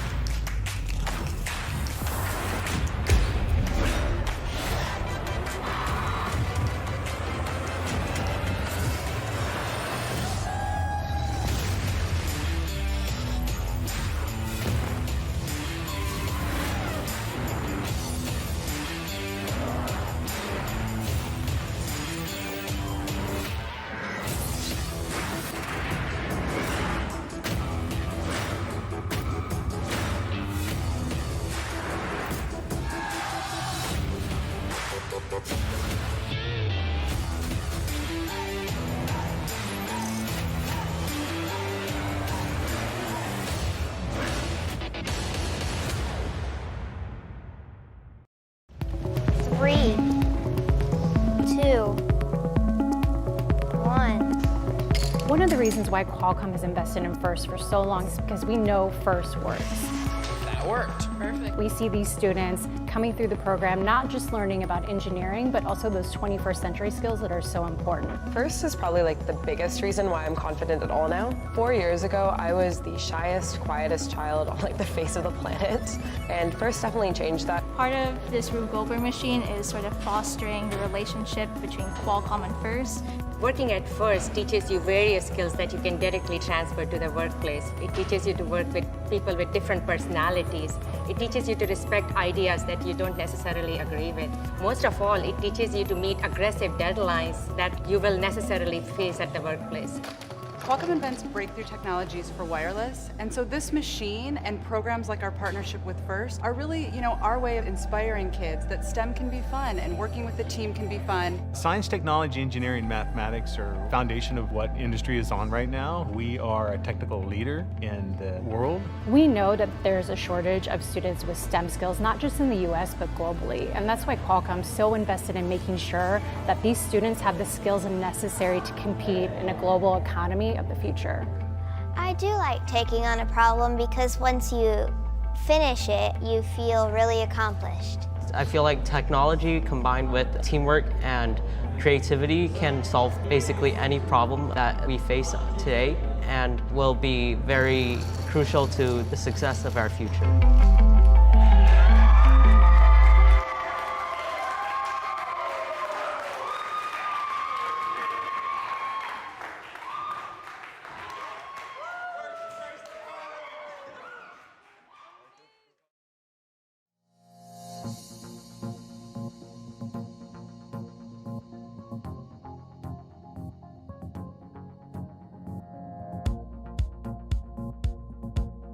Here at Canton, Virginia, we take pride in the products we manufacture and the services we provide. We are located in Newport News, Virginia, and are Canton's only manufacturing, engineering, recycling, and technical support center in the Americas region. CVI produces a variety of products using advanced manufacturing techniques, while also serving as a factory service center providing expert customer service in the repair and refurbishment of Canton products. Canton, Virginia's manufacturing services also extends to injection mold making, medical contract manufacturing services. However, none of this would be possible without our team of dedicated members. During Manufacturing Day, we want to recognize the hard work and commitment of our workforce. Thank you.